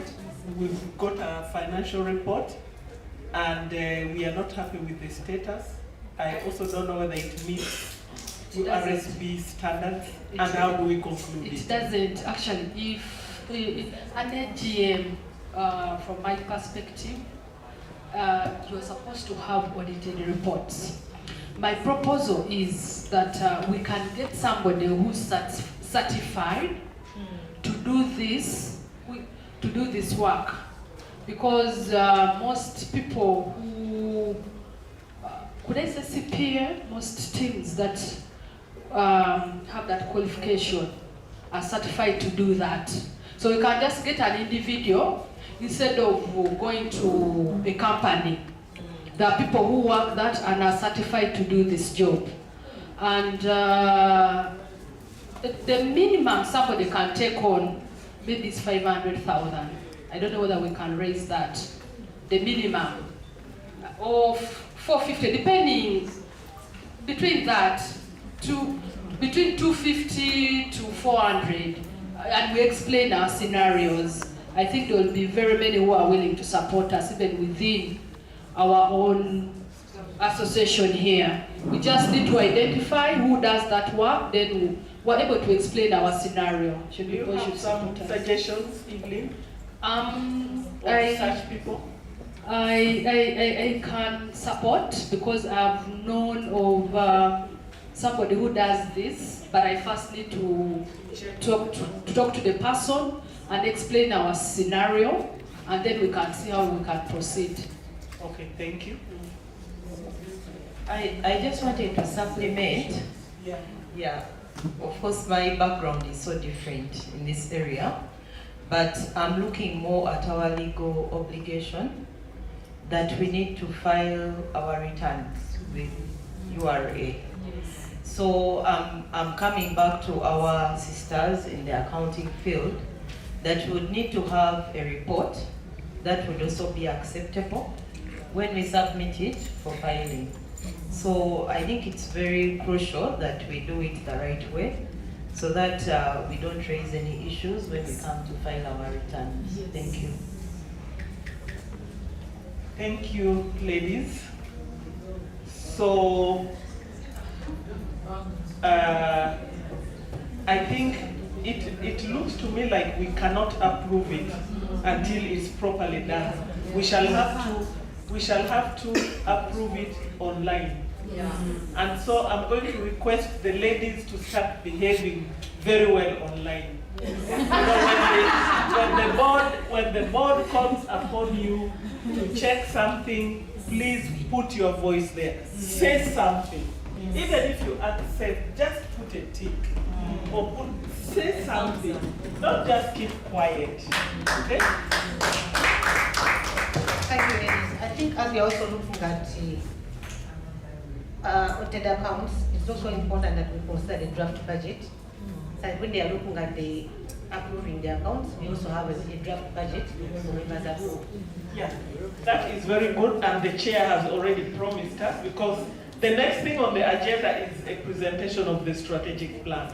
So the better you behave online by approving that plan and commenting here, the better for all of us. Then we can have a budget. Then they come back to you to approve. Then you behave well again. Thank you so much. I'm not deviating, but I'm just making an observation that from our memorandum and articles of association, which is our constitution actually, I'm looking at Article 15E. The Article 15E says the role of the board of directors is to approve an auditor and a banker subject to recommendation by the board of directors. I think going forward, since we're also going to do amendment, and in light of what we have just done, it is the duty of the AGM to approve the auditor and the bank. So I thought I just raised this. I'm glad we have the issue of amendment. Thank you.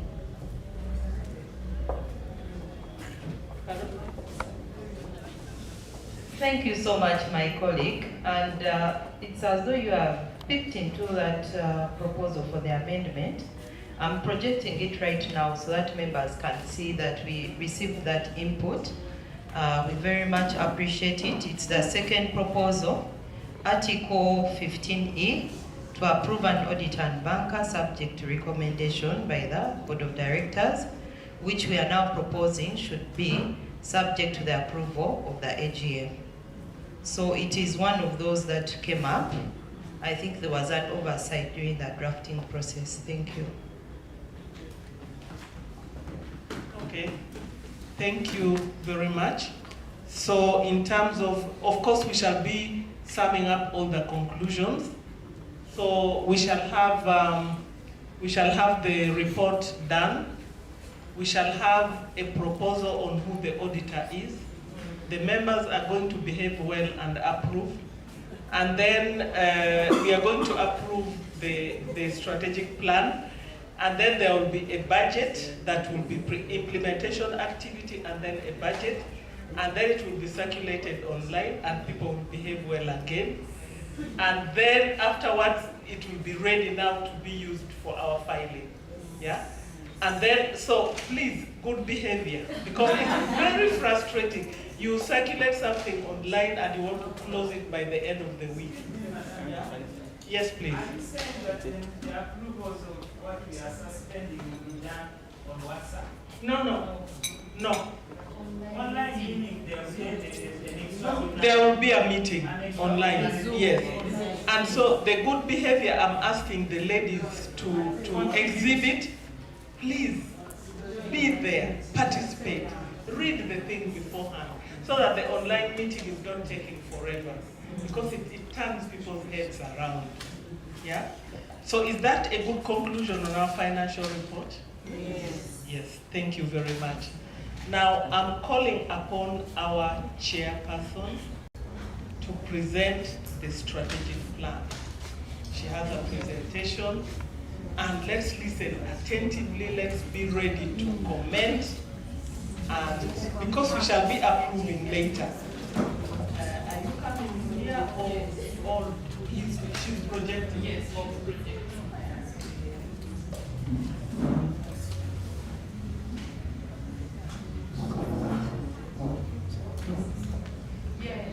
There's something that fails to happen. It's that one, yes.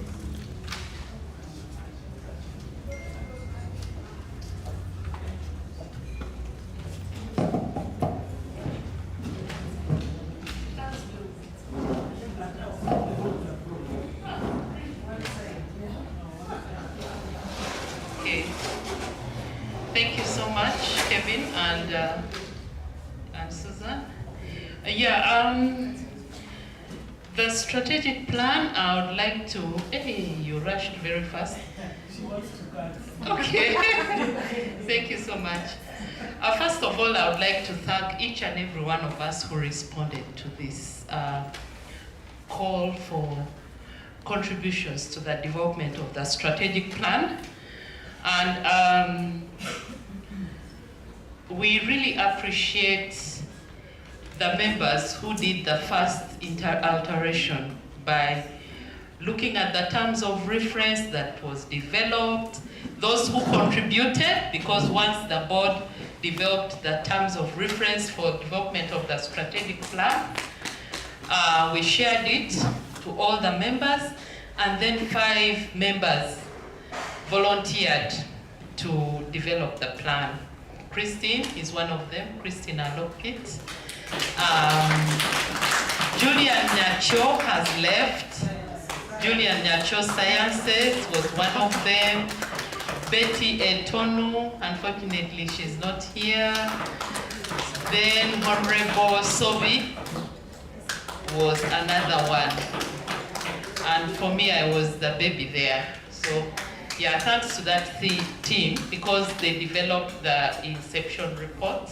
But after that, we realized it was really overwhelming, because there were a lot of documents to review, first to put them together, and then carry out the key informant interviews.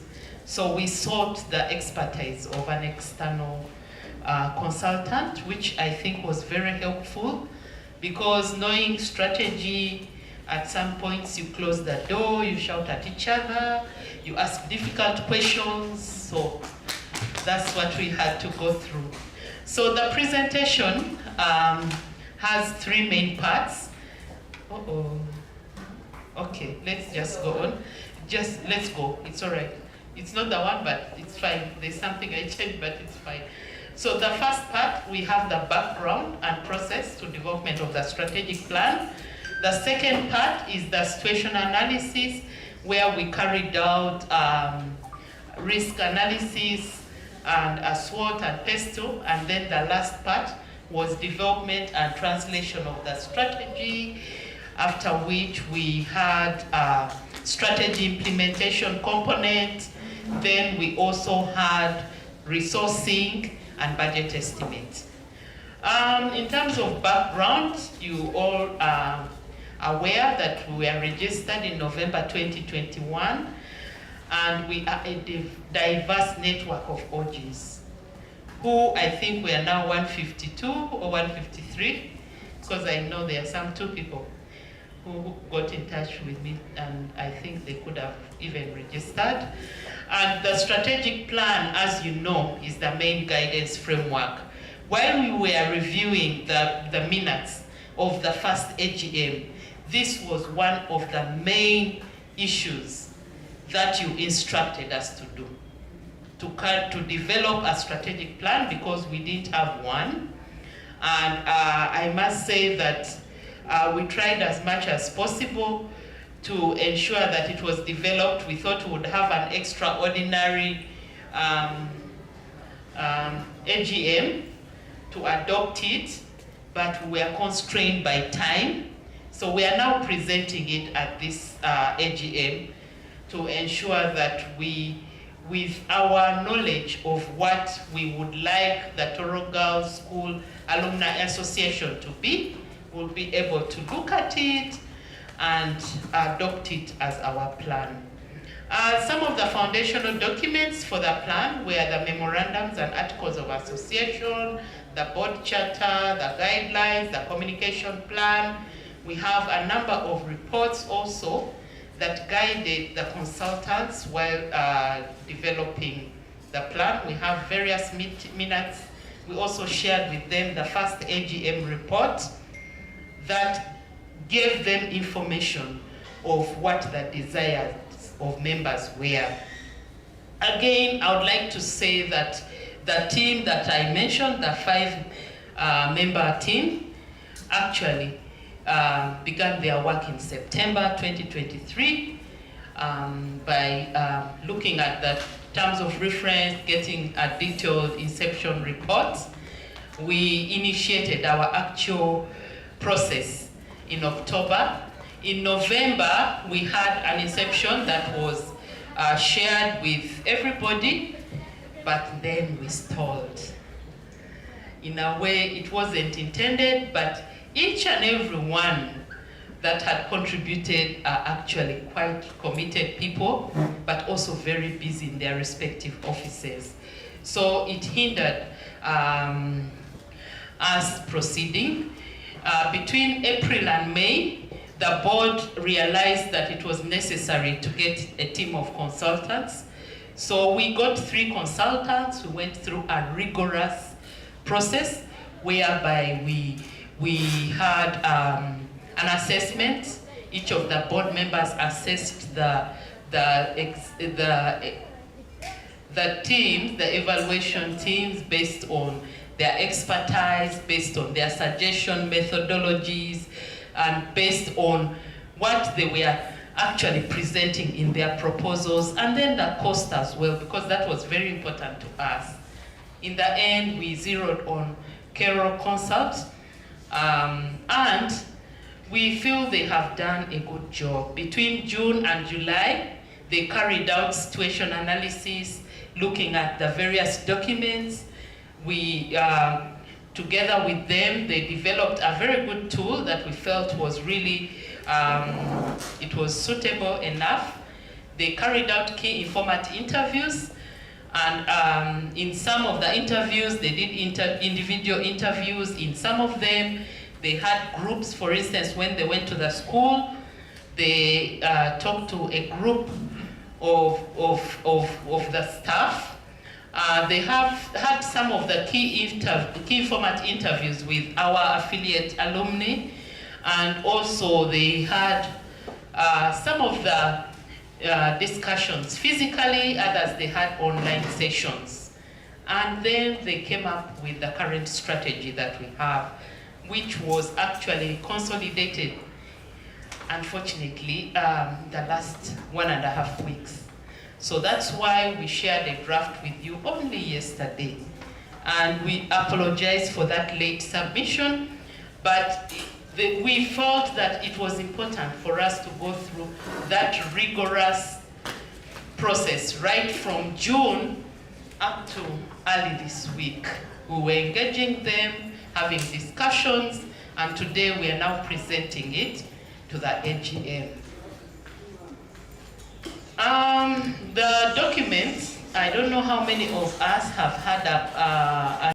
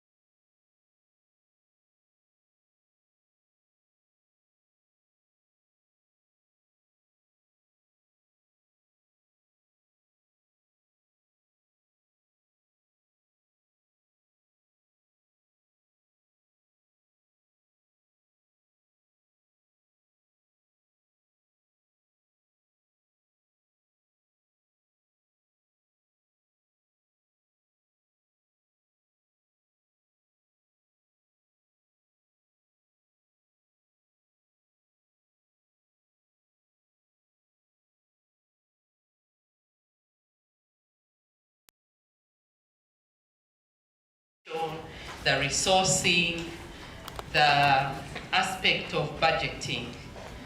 Please continue. That's just giving us an introduction to the second part. The strategy drivers, there were 6 main strategy drivers that were identified by the team. The first, enhancing career opportunities, promoting TGS reputation, encouraging lifelong learning. The fourth is strengthening community bonds, facilitating partnerships and collaboration. And then the last but not least, building a legacy. And these are pointers in saying that when you are developing your strategy, what is it that is important to the members? What do they want to see in terms of there is a page that I copied, but I don't know what happened. And it's mainly about risks. So I just decided to read from the page itself. I had just copied it, but I think there is communication gap between my laptop and hers. I noticed that when I send the email, when I'm looking at it, it shows, but when I send the email, it isn't. So it's mainly about risks. And we have 6 main categories: financial, reputational, engagement and participation risks, technological risks, legal and compliance risks, and operational risks. The first 3, financial, reputational, and engagement, are really high. Therefore, we need to have mitigation measures for those. The next 3 are not really high, they are medium and low.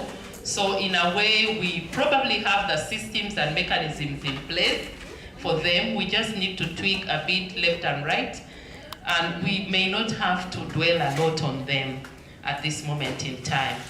The SWOT analysis was also carried out to guide us in terms of knowing what our strengths are, the weaknesses are, the opportunities and the threats.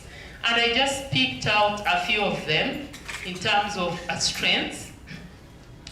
The fact that we have committed members. We are few, but I want to believe that we are committed.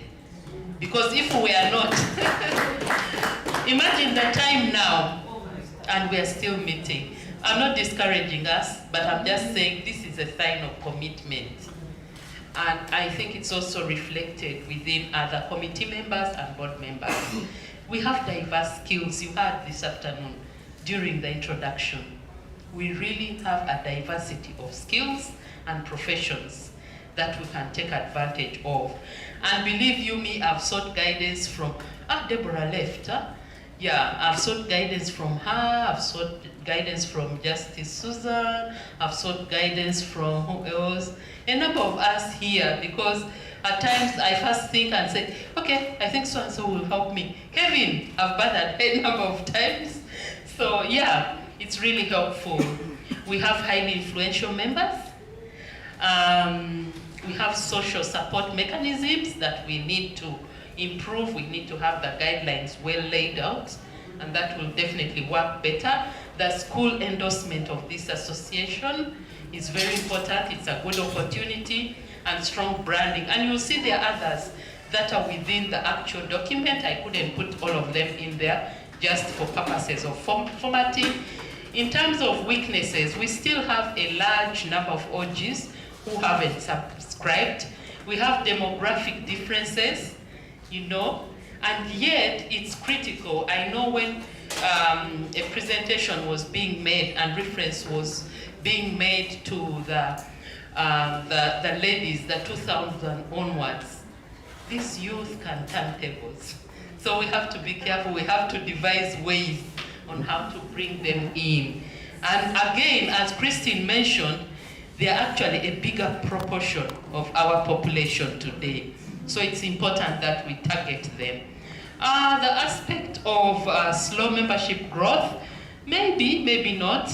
I wouldn't want to say that, because in 2-3 years, imagine, when I was comparing with Nakoba, they're also over 1,000, but their membership oscillates between 300 and 500 members. And these guys are 2 decades old. You see? Yeah, it's true. I talked to the president himself. Then Na Miliango. Yes.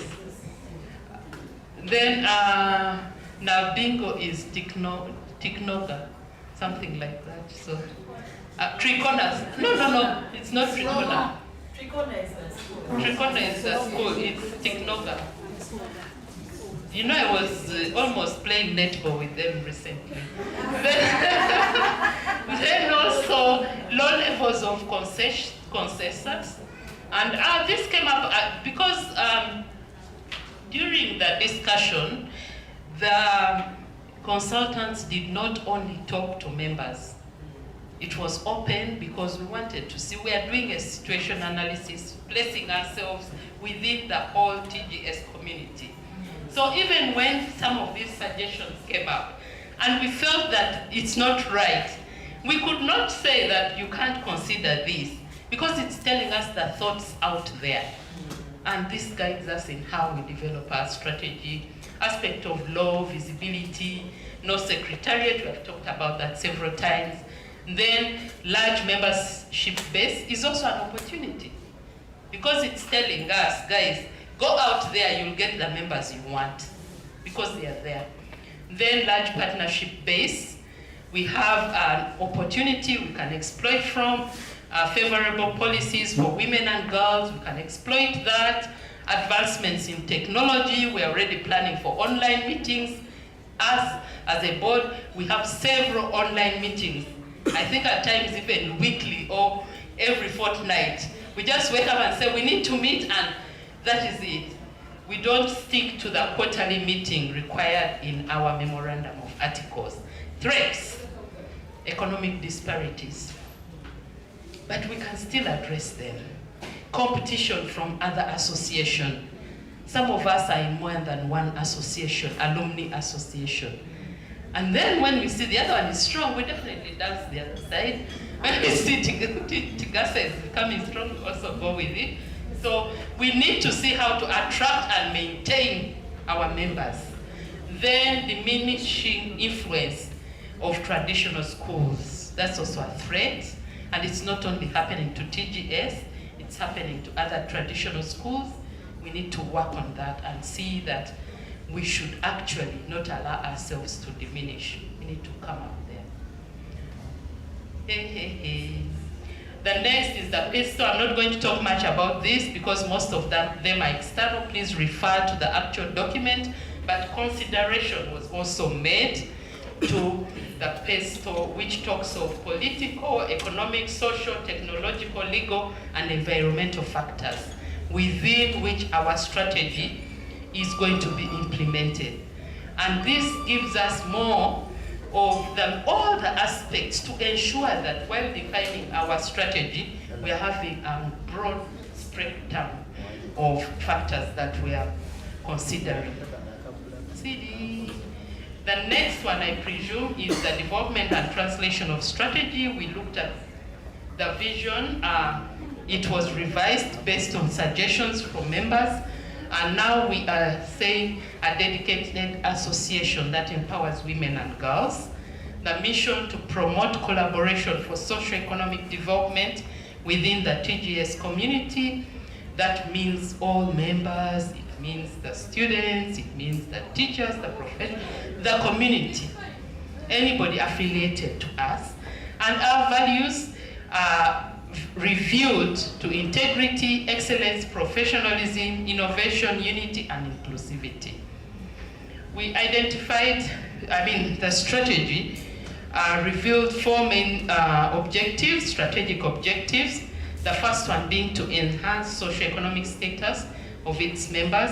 Second, to empower TGS and its community. Third, to increase resource opportunities. Fifth, to strengthen institutional systems and capabilities. Then specific strategies were also identified, and this is our strategy map. Looking at our values that we see down there, we are saying that if we bear in mind the values we have, and we implement there's 11 strategies. These strategies include increasing membership, providing continuous capacity development, establishing membership benefits, there's an error there. Improving promotion of investment opportunities under the first strategic objective, coaching and mentoring programs for learners, incentives for excellence, supporting school programs and projects. That's under the second objective. For the third one, expanding our resource base through various activities, strengthening partnerships and networks. And then the last but not least, promoting, this was also capacity building. So those respective strategies will contribute to the objectives we have outlined out there and will definitely help us to realize our vision in the end. Oh, that's a wrong one. Okay, in terms of resourcing, we said, I think the third part was to talk about the strategy implementation, but what we are saying in terms of implementation is once we have developed the strategy, we have to cascade it first within our members. We need all the members to understand our strategy, our strategic plan. We need to see how we are going to finance it and allocate resources. That's now where we're having the budgeting process being worked on. We need to ensure that we have strategies to mitigate the risks identified in our risk register, and then we develop the performance monitoring, evaluation, and reporting network. That's the M&E tool and all that. The next step after cascading should be a detailed, systematic implementation approach that I talked about, and also bearing in mind the respective stakeholders and the roles they are going to play in implementation of that strategy. Those will comprise how we are going to implement our strategy. In terms of resourcing, we have a projection for all the 4 objectives, and we are saying that for those respective objectives, we will be able to project particular funds. We are thinking of a 33 million budget for the first year, 68 million budget for the second year, and 89 million budget for the third year, bringing a total to 190 million. But that is based on all the activities that are outlined in the strategy. In terms of percentage, the bigger chunk of our fund is about 68%. It's supposed to be for empowering TGS and its community. That's definitely the members. Then enhancing socioeconomic status of our members, and then increasing our resource base and strengthening the institutional and capacities of the association. Members, I believe that is it in terms of our strategic plan. The detailed document is on the link the drive that was shared by CD. So please take time to look at the detailed document because it provides at least a comprehensive picture of what our strategic plan is all about. Thank you. Shall we give a big round of applause for our chair? Shall we give another one to the board? And shall we give another one to the 5 ladies who are and then for ourselves, we'll have to meet after 9 p.m. Thank you very much. Flowers, somebody is saying. Yeah. Thank you so much. Yes, I think it's only right and fitting that we give some comments. And towards the end of the comments, we are going to decide whether we want to approve it or we shall have some steps. So, who has comments ready? Yes.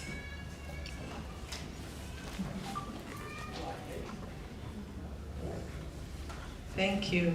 Thank you very much, our chair, and everyone that has been part of this process. strategy development is not an easy thing, and we really want to appreciate the fact that you've gone and to the level where we are, where we have something that we are looking at. And I like the rigorous process that we've really taken this through. My only comment is around the objectives, the strategic objectives that we have come up with. They are mainly 4. And when you look at our objective 1, usually when we develop a strategic plan, you want that your number 1 objective really portrays what you are as an organization, as an entity. So our objective 1 here is to enhance socioeconomic status of the members. And the question is that our number 1 objective to associate as TGS alumni? That is a question that we may want to think about.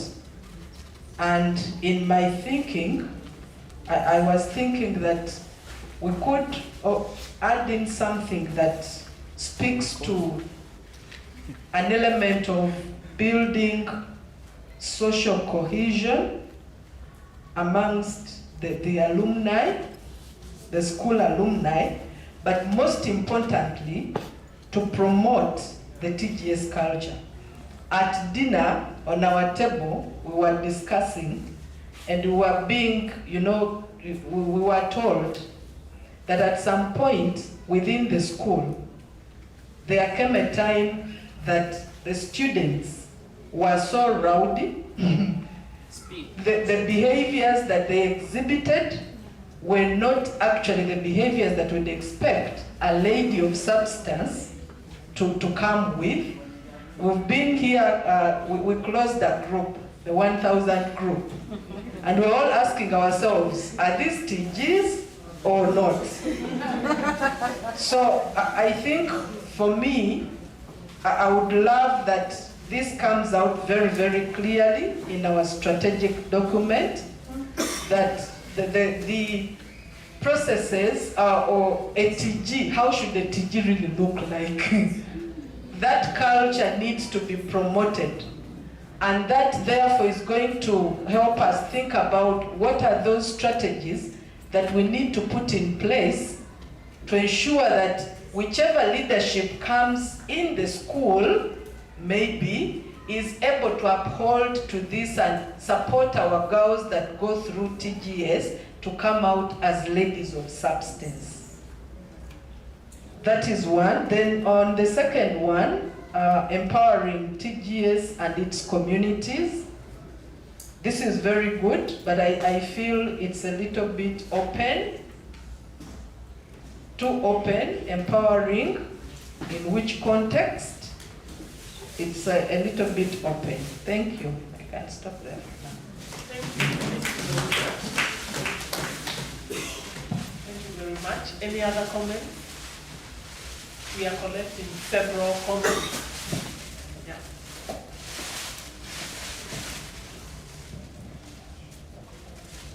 Thank you, Chair. I don't know if I skipped the queue, but I respectfully listen to your presentation, your areas of concern. To me, I would think the social cohesion and how does the TG look like would be the nitty-gritties that would be the activities that would fulfill that objective.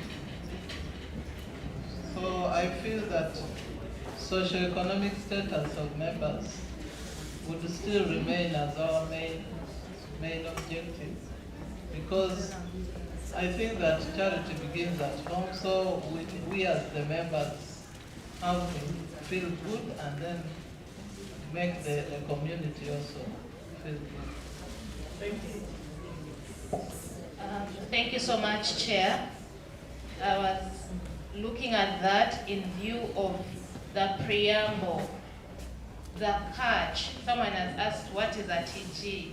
I think that if we went back to our constitution, that opening preamble, we have words that we can borrow to enrich what we want to bring out. For me, that's the comment I really needed to share from the presentation. Thank you. Any other comments?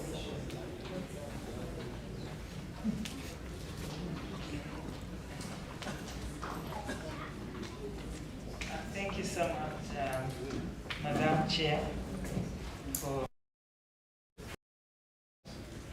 strategic investment plan. You see, I'm very into not reading our constitution. So I'm at least submitting from what we call the bar in the legal profession. When you are not following the law, you're just talking. But she did bring out very important points. For me, I don't think that our main reason for coming together is to promote our socio-economic advancement as members of the association. I want to differ respectfully because that is where people started saying, what is there for me? In all the associations and alumni groups that, I mean, for a professional organization like the Uganda Judicial Officers Association, that is okay. Because we are looking at retirement, you know, for us in the association. But for an alumni, that is one of the objects. But it's not the first one. The first one is to give back to the school, to identify as a certain special group of people that benefited from that school and are now giving back. It's more giving back. That's why people have not come to this association. They think it's a nigina. They don't know it's a sacrifice.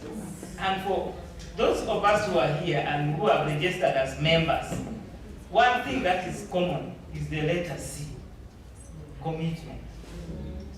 What you really give. In the other school that I went to for my HSC, every time there's an activity of empowering, talking to students, and so we have programs as we are also planning to do in the first semesters of the year, first terms. I'm there on my fuel. Always. I don't expect anything back. Because that school gave me something. Tororo girls made me who I am. Now, if there are benefits that I'm going to get, they are secondary. This, our group, the circle, the words, that is good. It comes with the territory. But what is the first thing that we want to do? So for me, I don't have words to structure what our first object should be in the strategic plan. Because I have not looked at the Constitution, I must confess. But the Constitution will be speaking something. The articles and memoranda of association should be speaking something. I don't know whether they are talking about economic status. Here, for starters, I would have empower TGS and its community as the first one. And we push that as we are still thinking of refining it and how we shall refine it. I think that one, economic thing, let's put it last. Yes, that is my opinion. Thank you, ladies. Thank you, ladies. I guess it's also one of those main differences between the millennials and the Gen Zs and the Generation Alpha. Yeah, because around Gen Z, millennial, Alpha, by that time we were in a liberalized environment, money first. But when we are talking about values, actually that you've been given, it's not about money. So we might, or it might also, it's also calling upon us to reflect. We might actually at one point stop crying about numbers because of that gap. Because I don't believe those younger people are not active in something. They are active in certain things that they consider important. But they are not active in this one of wanting to give back. Yeah. And there was, where is the microphone? There was somebody really. You already spoke. Oh. I think when you went to, thank you, Chair, I appreciate, really appreciate. I think your proposed budget, there was somewhere you had some, actually empowering TGS and its community was taking a bigger portion of your budget. So in other words, actually, the first priority, if I'm true. So maybe you just have to. And also, to add on to that, yes, I think I concur with the two previous speakers. Reason being, when we empower the TGS and its community, we are going to change the mindset of the younger generation. They will see what the elders are doing for them, and as they live on the one who came in senior 1, senior 2, by the time she's leaving senior 6, that is when in 10 years' time, when they make a call and say, your OG doesn't have school fees, you're like, what? And so what the others did, you will rush. Because you've had this mindset change slowly but surely. So if we really want to have a whole mindset of TGS being identified and recognized and not, he said, it should diminish traditional schools, there's a risk. Yes. Yeah. Yes. That diminishing influence. That mindset has to be now changed from the young generation.